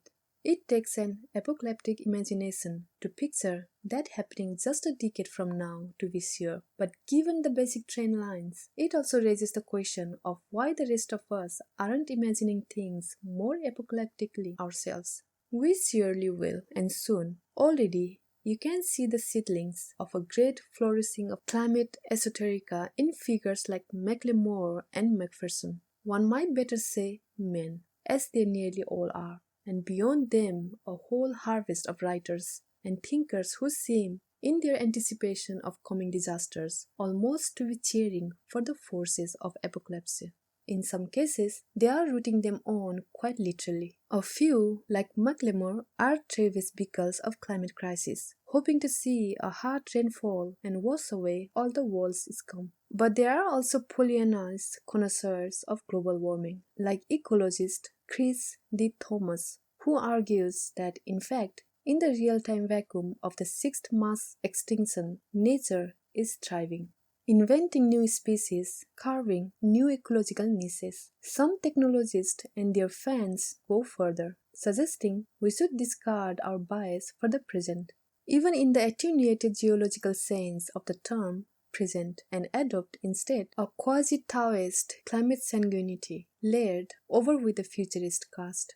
As Swedish journalist Toril Kornfeldt asked in The Re-Origin of Species, her book about the race to de-extinct creatures like dinosaurs and woolly mammoths, why should nature as it is now be of any greater value than the natural world of 10,000 years ago, or the species that will exist 10,000 years from now? But for most who perceive an already unfolding climate crisis and intuit a more complete metamorphosis of the world to come, the vision is a bleak one, often pieced together from perennial eschatological imaginary inherited from existing apocalyptic texts like the Book of Revelation, the inescapable source book for Western anxiety about the end of the world. In fact, those ravings, which it's more or less translated for a secular audience in the Second Coming, have so predominated the Western dreamscape, becoming something like the Gnostic wallpaper of our bourgeois inner lives,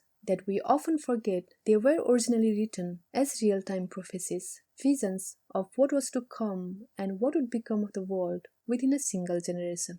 Probably the most prominent of these new climate Gnostics is the British writer Paul Kingsnorth, the co-founder, public face, and poet laureate of the Dark Mountain Project, a loose renunciation community of disaffected environmentalists that takes its name from the American writer Robinson Jeffers, in particular his 1935 poem rearmament, which ends, I would burn my right hand in a slow fire. To change the future, I would do foolishly. The beauty of modern man is not in the persons, but in the disastrous rhythm, the heavy and mobile masses, the dance of the dream-led masses down the dark mountain. Jeffers was for a time a literary celebrity in America, a love affair chronicled in the Los Angeles Times, a granite home on the California coast called Tor House and Hawk Tower, which he famously built with his own hands. But he is known today primarily as a prophet of civilizational disavowal, and for the philosophy he bluntly called inhumanism. The belief, in short, that people were far too concerned with peopleness and the place of people in the world, rather than the natural majesty of the non-human cosmos in which they happen to find themselves. The modern world, he believed, made the problem considerably worse. Edward Abbey adored Jeffers' work, and Charles Bukowski called him his favorite poet. The great American wilderness photographers Ansel Adams, Edward Weston were influenced by him too. And in A Secular Age, the philosopher Charles Taylor identified Jeffers alongside Nietzsche and Cormac McCarthy as a significant figure of what he called immanent anti-humanism. In his most infamous work, The Double X, Jeffers put that worldview in the mouth of a single character, the inhumanist, who described a shifting of emphasis and significance from man to not man, the rejection of human solipsism and recognition of the transhuman magnificence. This would be a genuine revolution in perspective, he wrote, which offers a reasonable detachment as a rule of conduct instead of love, hate, and envy. That detachment forms the core principle of Dark Mountain, though one might better say impulse. It will likely animate many more groups of environmental retreats over the next decades, if global warming makes the broad spectacle of life on Earth increasingly unbearable for some to observe, even through media. Those who witness extreme social collapse at first hand seldom describe any deep revelation about the truths of human existence. The group's manifesto begins. What they do mention, if asked, is their surprise at how easy it is to die. The pattern of ordinary life, in which so much stays the same from one day to the next, disguises the fragility of its fabric. In that manifesto, written by Kings North and Dougald Hine and first published in 2009, the group identifies as its intellectual godfather Joseph Conrad, particularly for the way he squared the self-serving illusions of European civilizations at its industrial colonial peak. They quote Bertrand Russell recapping Conrad, saying that the author of Heat of Darkness and Lord Thiem thought of civilized and morally tolerable human life as a dangerous walk on a thin crust of barely cooled lava, which at any moment might break and let the unwary sink into fiery depths. It would be a vivid image to brandish in any era, but especially in a time of approaching ecological collapse. We believe that the roots of this crisis lie in the stories we have been telling ourselves. Kings North and Hine write namely the myth of progress, the myth of human centrality, and the myth of our separation from nature. All they add are more dangerous for the fact that we have forgotten they are myths. In fact, it is almost hard to think of anything that won't be changed by just the perception of onrushing change, from the way couples contemplate the possibility of children all the way up to political incentive structure. And you don't have to get all the way to human extinction or the collapse of civilization for true nihilism and doomsdayism to flourish. You only have to get far enough from the familiar for a critical mass of charismatic prophets to see a coming collapse. It can be comforting to think that the critical mass is quite large and that societies won't be upended by nihilism unless nihilism becomes the conventional view of the median citizen. But doom works at the margin too, eating away at the infrastructure of things like termites or carpenter bees. In 2012, Kings North published a new manifesto, or pseudo-manifesto, in Orion called Dark Ecology. In the meantime, he had grown even less hopeful. Dark Ecology opens with epigraphs from Leonard Cohen and D.H. Lawrence. Take the only tree that's left, stuff it up the hole in your culture, and retreat to the desert and fight, respectively. And really kicks into gear with its second section, which opens, I have recently been reading the collected writings of Theodore Kaczynski. I'm worried that it may change my life.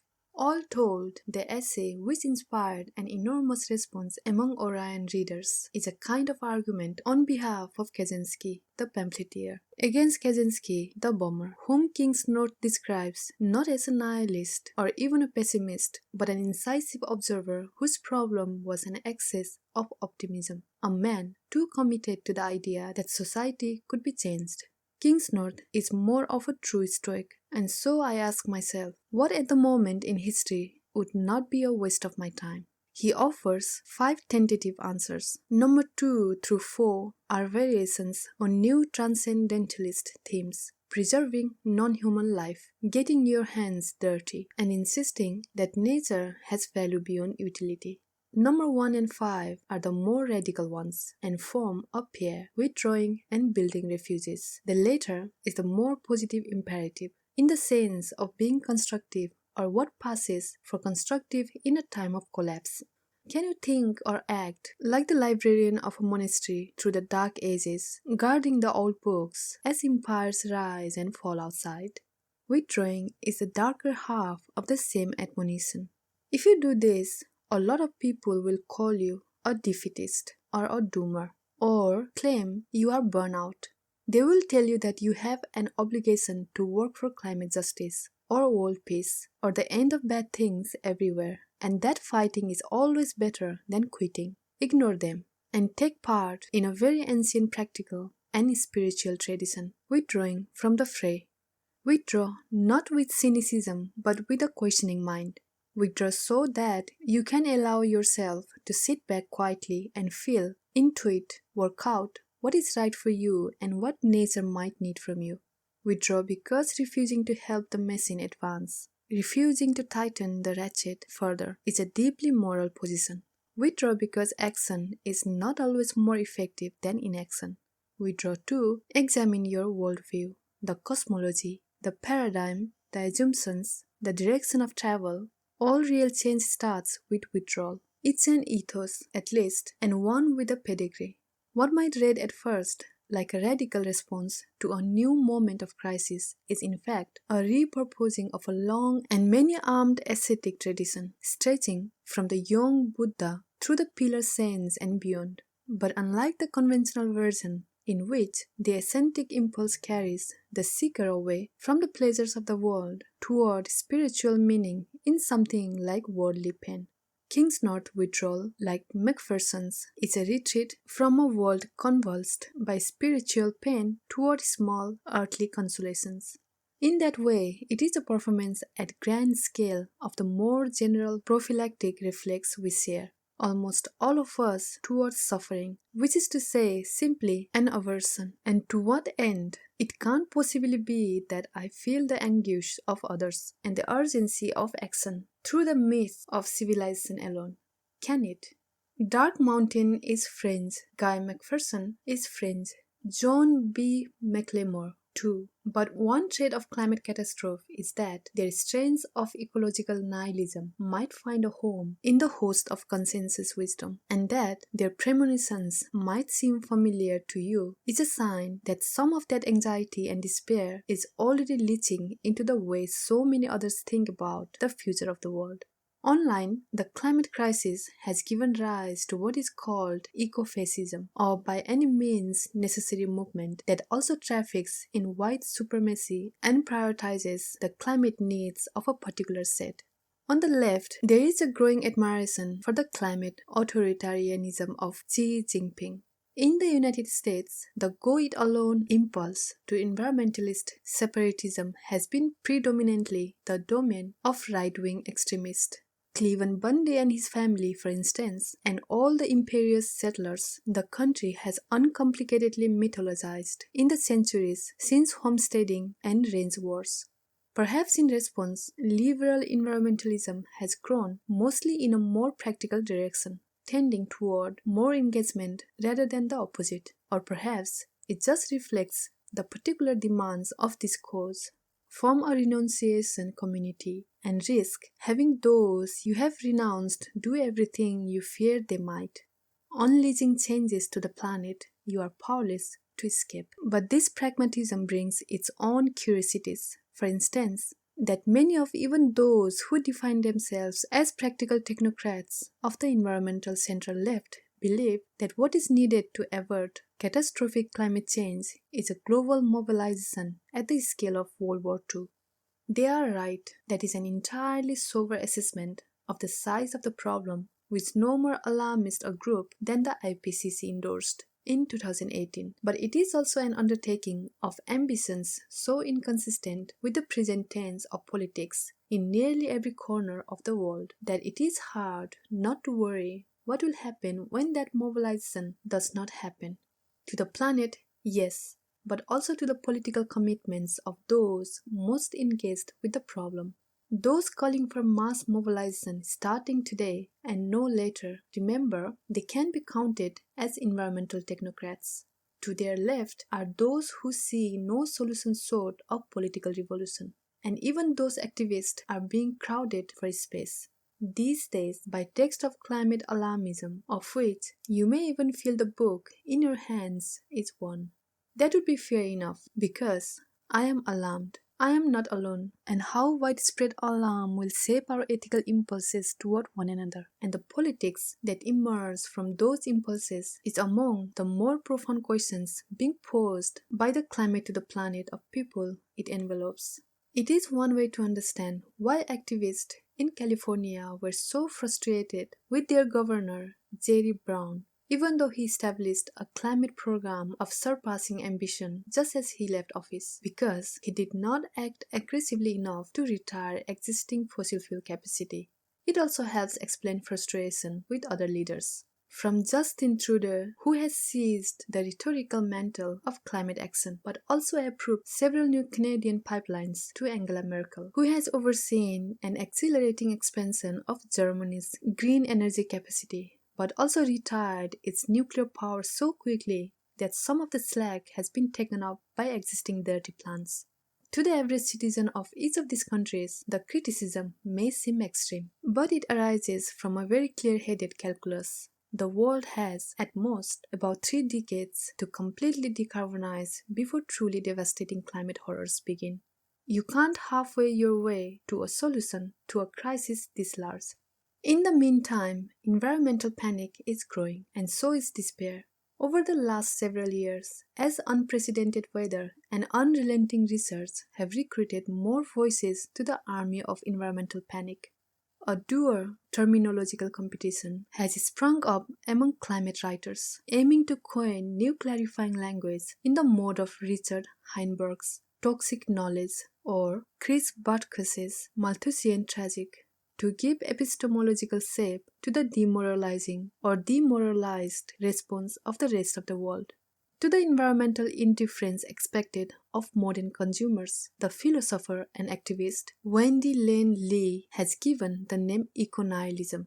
Stuart Parker's climate nihilism is easier on the tongue. Bruno Latour, an instinctive insubordinate, calls the menace of a raging environment fueled by indifferent politics a climate regime. We have also climate fatalism and ecocide, and what Sam Chris and Ellie Mae O'Hagan, making a psychoanalytic argument against the relentless, public-facing optimism of environmental advocacy, have called human futilitarianism. The problem, it turns out, is not an overabundance of humans, but a dearth of humanity. Climate change and the Anthropocene are the triumph of an undead species, a mindless shuffle toward extinction. But this is only a lopsided imitation of what we really are. This is why political depression is important. Zombies don't feel sad, and they certainly don't feel helpless. They just are. Political depression at root, the experience of a creature that is being prevented from being itself, for all its crushingness, for all its feebleness. It's a cry of protest. Yes, political depressives feel as if they don't know how to be human. Buried in the despair and self-doubt is an important realization. If humanity is the capacity to act meaningfully within our surroundings, then we are not really or not yet human. The novelist Richard Powers points his finger at a different kind of despair, species loneliness, which he identifies not as the impression left on us by environmental degradation, but what has inspired us, seeing the imprint we are leaving, to nevertheless continue pressing onward. The sense we are here by ourselves, and there can be no purposeful act except to gratify ourselves. As though initiating a more accommodationist wing of Dark Mountain, he suggests a retreat from anthropocentrism that is not quite a withdrawal from modern civilization. We have to unblind ourselves to human exceptionalism. That is the real challenge. Unless forest health is our health, we are never going to get beyond appetite as a motivator in the world. The exciting challenge, he says, is to make people plant conscious. In their aspirational grandeur, all these terms suggest the holistic perspective of a new philosophy and new ethics ushered into being by a new world. A raft of popular recent books aims to do the same, their titles so plaintive you could count their spines like rosary beads. Perhaps the boldest entry is Roy Scranton's Learning to Die in the Anthropocene. In it, the author, a veteran of the Iraq War, writes, "The greatest challenge we face is a philosophical one, understanding that this civilization is already dead." His subsequent book of essays is We Are Doomed. Now what?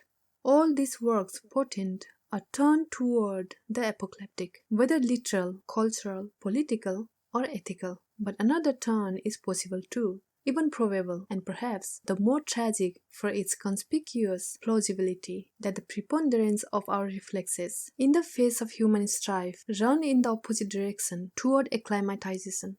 This is the yelling torque muffled by the bland-seeming phrase climate apathy, which may otherwise feel merely descriptive, that through appeals to nativism, or by the logic of budget realities, or in perverse contortions of deservedness by drawing our circles of empathy smaller and smaller, or by simply turning a blind eye when convenient, we will find ways to engineer our indifference, gazing out at the future from the promontory of the present with the planet having warmed 1 degree. The world of 2 degrees seems nightmarish, and the worlds of 3 degrees, and 4, and 5, yet more grotesque. But one way we might manage to navigate that path without crumbling collectively in despair is, perversely, to normalize climate suffering at the same pace we accelerate it. As we have so much human pain over centuries, so that we are always coming to terms with what is just ahead of us, decrying what lies beyond that, and forgetting all that we had ever said about the absolute moral unacceptability of the conditions of the world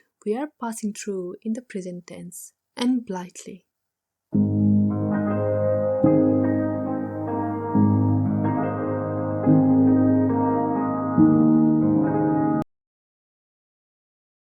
Chapter 4. The Anthropic Principle.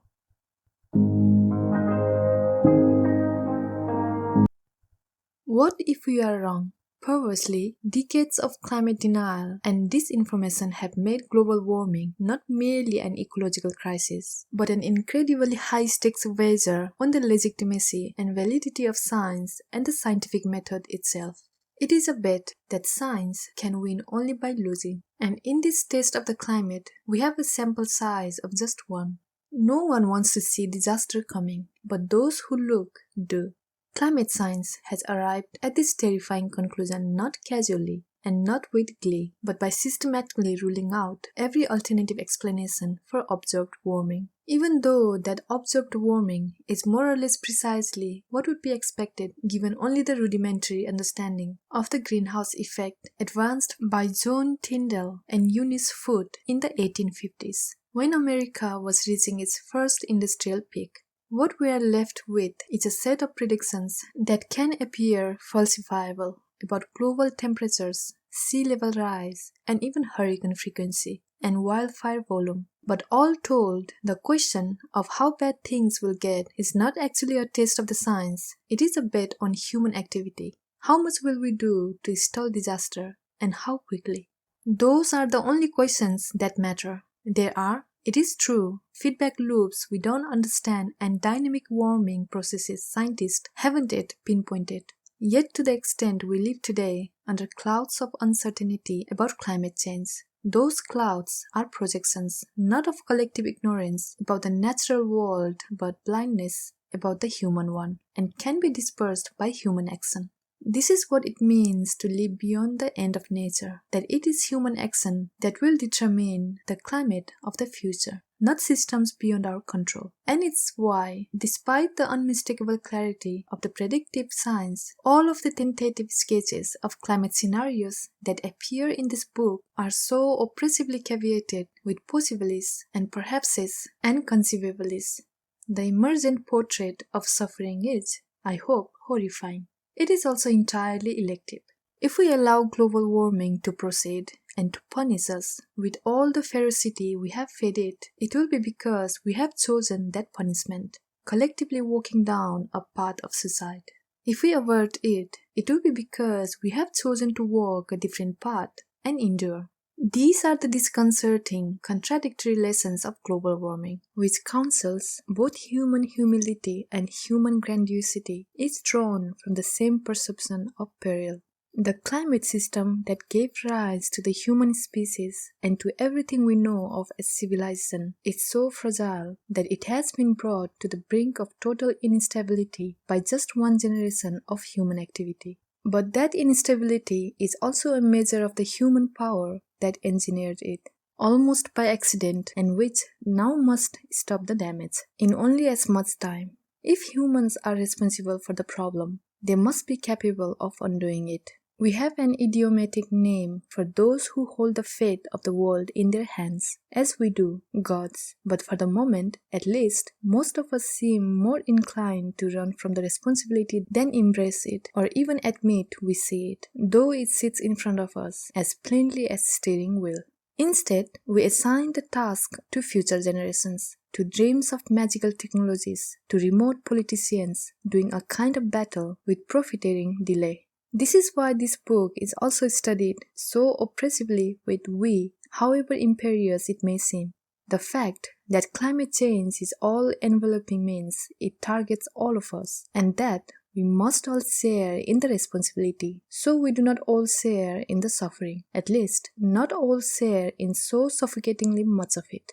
We do not know the precise shape such suffering would take, cannot predict with certainty exactly how many acres of forest will burn each year of the next century, releasing into the air centuries of stored carbon, or how many hurricanes will flatten each Caribbean island, or where mega droughts are likely to produce mass famines first, or which will be the first great pandemic to be produced by global warming. But we know enough to see, even now, that the new world we are stepping into will be so alien from our own, it might as well be another planet entirely.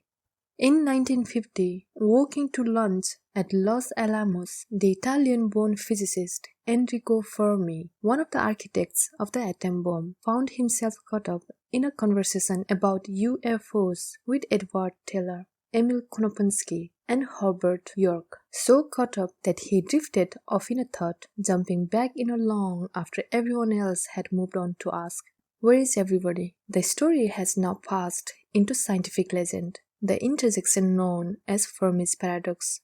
If the universe is so big, then why haven't we encountered any other intelligent life in it? The answer may be as simple as climate. Nowhere else in the known universe is a single planet as suited as this one to produce life of the kind we know as Fermi's only children.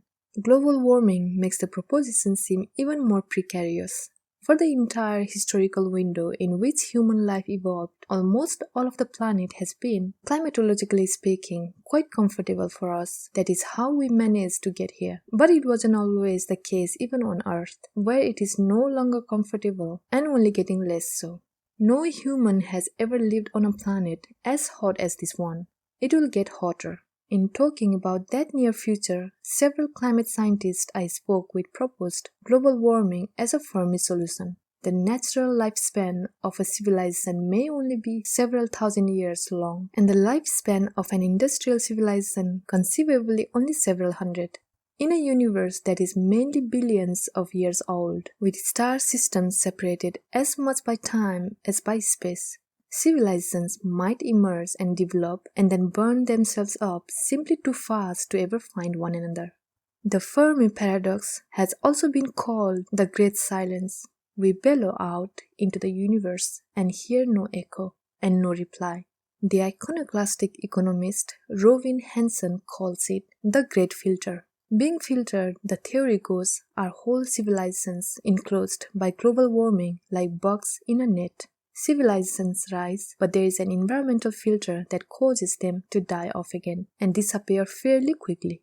As the charismatic paleontologist Peter Ward, among those responsible for discovering that the planet's mass extinctions were caused by greenhouse gas, told me, the filtering we have had in the past has been in these mass extinctions. The mass extinction we are now living through has only just begun. So much more dying is coming.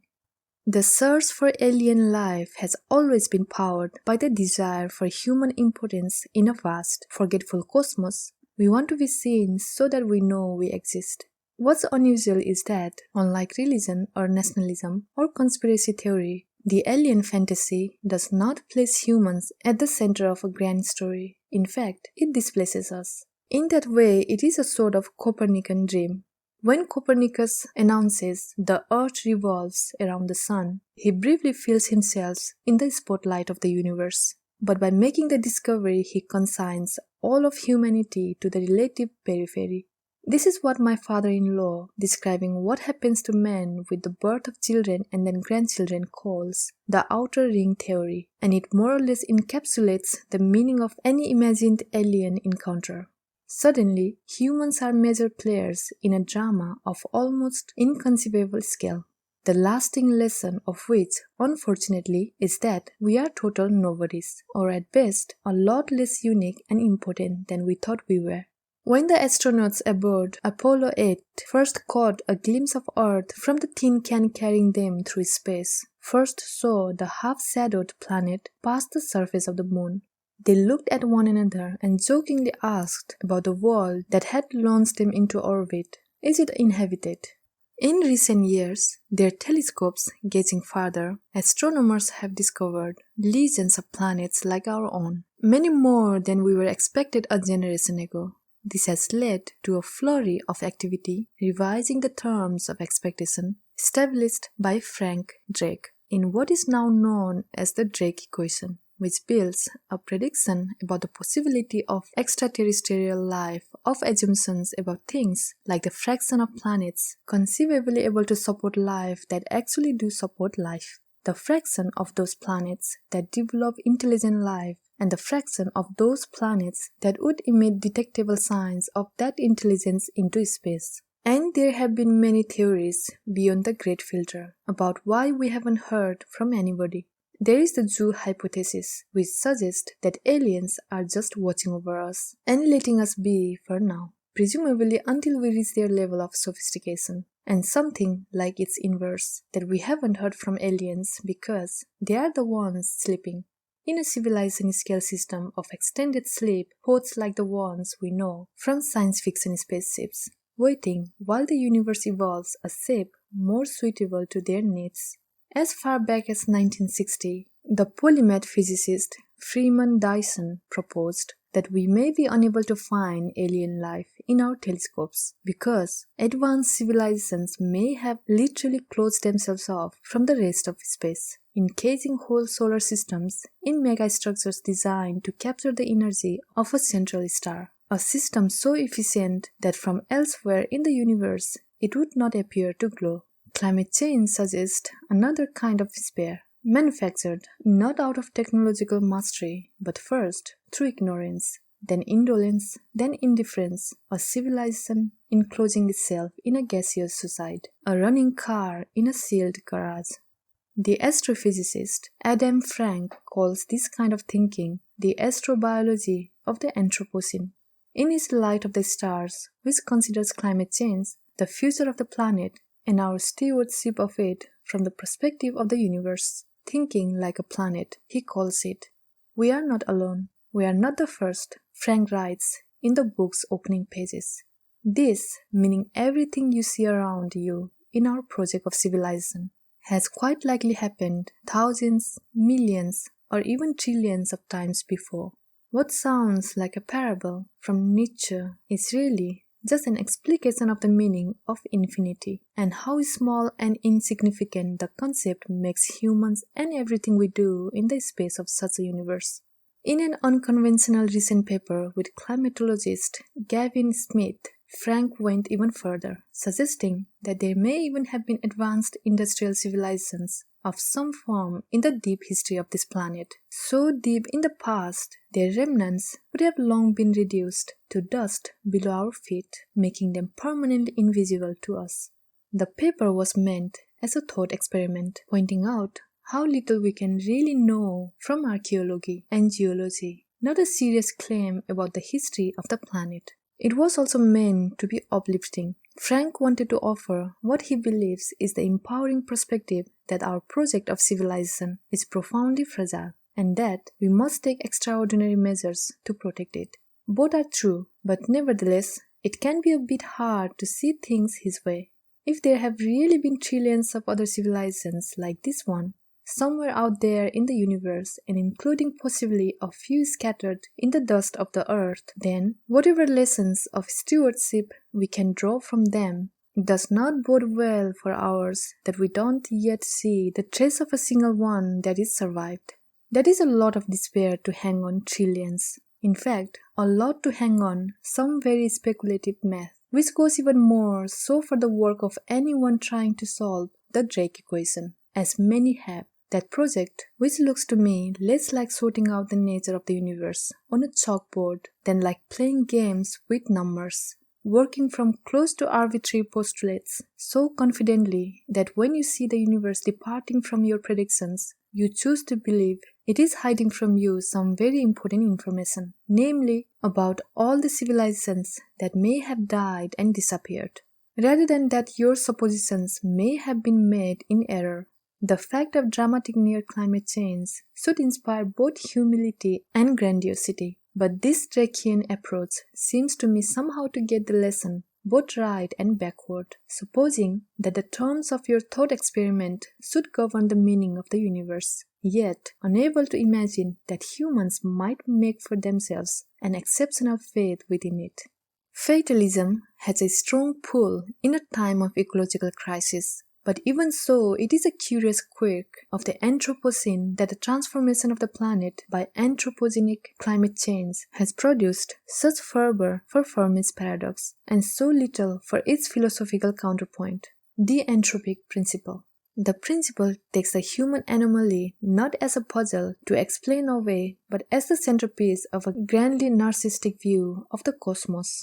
It's the closest thing string theory physics can bring us to empowering self-centeredness, that however unlikely it may seem that intelligent civilization arose in an infinity of lifeless gas, and however lonely we appear to be in the universe. In fact, something like the world we live on and the one we have built are a sort of logical inevitability.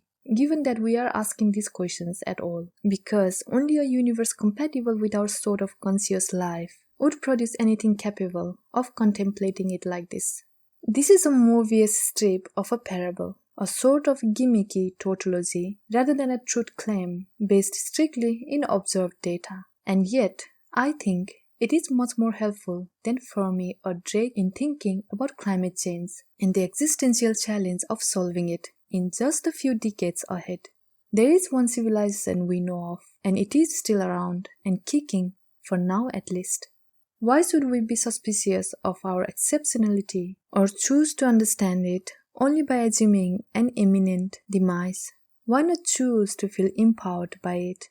A sense of cosmic specialness is no guarantee of good stewardship, but it does helpfully focus attention on what we are doing to this special planet. You don't need to evoke some imagined law of the universe that all civilizations are kamikaze ones to explain the wreckage. You need to look only at the choices we have made, and collectively we are at present choosing to wreck it. Will we stop thinking like a planet is so alien to the perspectives of modern life, so far from thinking like a neoliberal subject in a ruthless competitive system that the phrase sounds at first lifted from kindergarten. But reasoning from first principles is reasonable when it comes to climate. In fact, it is necessary, as we only have a first shot to engineer a solution. This goes beyond thinking like a planet, because the planet will survive. However terribly we poison it, it is thinking like a people, one people, whose fate is shared by all. The path we are on as a planet should terrify anyone living on it. But thinking like one people, all the relevant inputs are within our control, and there is no mysticism required to interpret or command the fate of the earth, only an acceptance of responsibility. When Robert Oppenheimer, the actual head of Los Alamos, later reflected on the meaning of the bomb, he famously said he was reminded in the flash of the first successful nuclear test of a passage from the Bhagavad Gita. Now I am become death, the destroyer of worlds. But the interview was years later, when Oppenheimer had become the pacifist conscience of America's nuclear age, for which, naturally, he had his security clearance revoked. According to his brother Frank, who was also there when Oppenheimer watched the detonation of the device nicknamed the Gadget, he said only, "It worked." The threat from climate change is more total than from the bomb. It is also more pervasive. In a 2018 paper, 42 scientists from around the world warned that, in a business-as-usual scenario, no ecosystem on Earth was safe, with transformation ubiquitous and dramatic, exceeding in just 1 or 2 centuries the amount of change that unfolded in the most dramatic periods of transformation in the Earth's history over tens of thousands of years. Half of the Great Barrier Reef has already died. Methane is leaking from Arctic permafrost that may never freeze again, and the high-end estimates for what warming will mean for cereal crops suggest that just 4 degrees of warming could reduce yields by 50%. If this strikes you as tragic, which it should, consider that we have all the tools we need today to stop it all. A carbon tax and the political apparatus to aggressively phase out dirty energy. A new approach to agricultural practices, a shift away from beef and dairy in the global diet, and public investment in green company and carbon capture. That the solutions are obvious and available does not mean the problem is anything but overwhelming. It is not a subject that can sustain only one narrative, one perspective, one metaphor, one mood. This will become only more so in the coming decades as the signature of global warming appears on more and more disasters, political horrors, and humanitarian crises. There will be those, as there are now, who race against fossil capitalists and their political enablers, and others, as there are now, who lament human short-sightedness and decry the consumer excesses of contemporary life. There will be those, as there are now, who fight as unrelenting activists with approaches as diverse as federal lawsuit and aggressive legislation and small-scale protest of new pipelines, non-violent resistance, and civil rights crusades. And there will be those, as there are now, who see the cascading suffering and fall back into an inconsolable despair. There will be those, as there are now, who insist that there is only one way to respond to the unfolding ecological catastrophe, one productive way, one responsible way. Presumably, it won't be only one way. Even before the age of climate change, the literature of conservation furnished many metaphors to choose from. James Lovelock gave us the Gaia hypothesis, which conjured an image of the world as a single, evolving quasi-biological entity. Buckminster Fuller popularized Spaceship Earth, which presents the planet as a kind of desperate life raft, in what Archibald MacLeish called the enormous empty night. Today, the phrase suggests a vivid picture of a world spinning through the solar system, barnacled with enough carbon capture plants to actually stall out warming, or even reverse it. restoring, as if by magic, the breathability of the air between the machines. The Voyager 1 space probe gave us the pale blue dot, the inescapable smallness and fragility of the entire experiment we are engaged in together, whether we like it or not.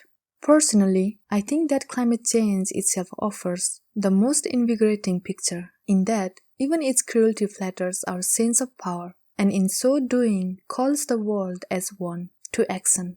At least, I hope it does. But that is another meaning of the climate kaleidoscope. You can choose your metaphor. You can't choose the planet, which is the only one any of us will ever call home.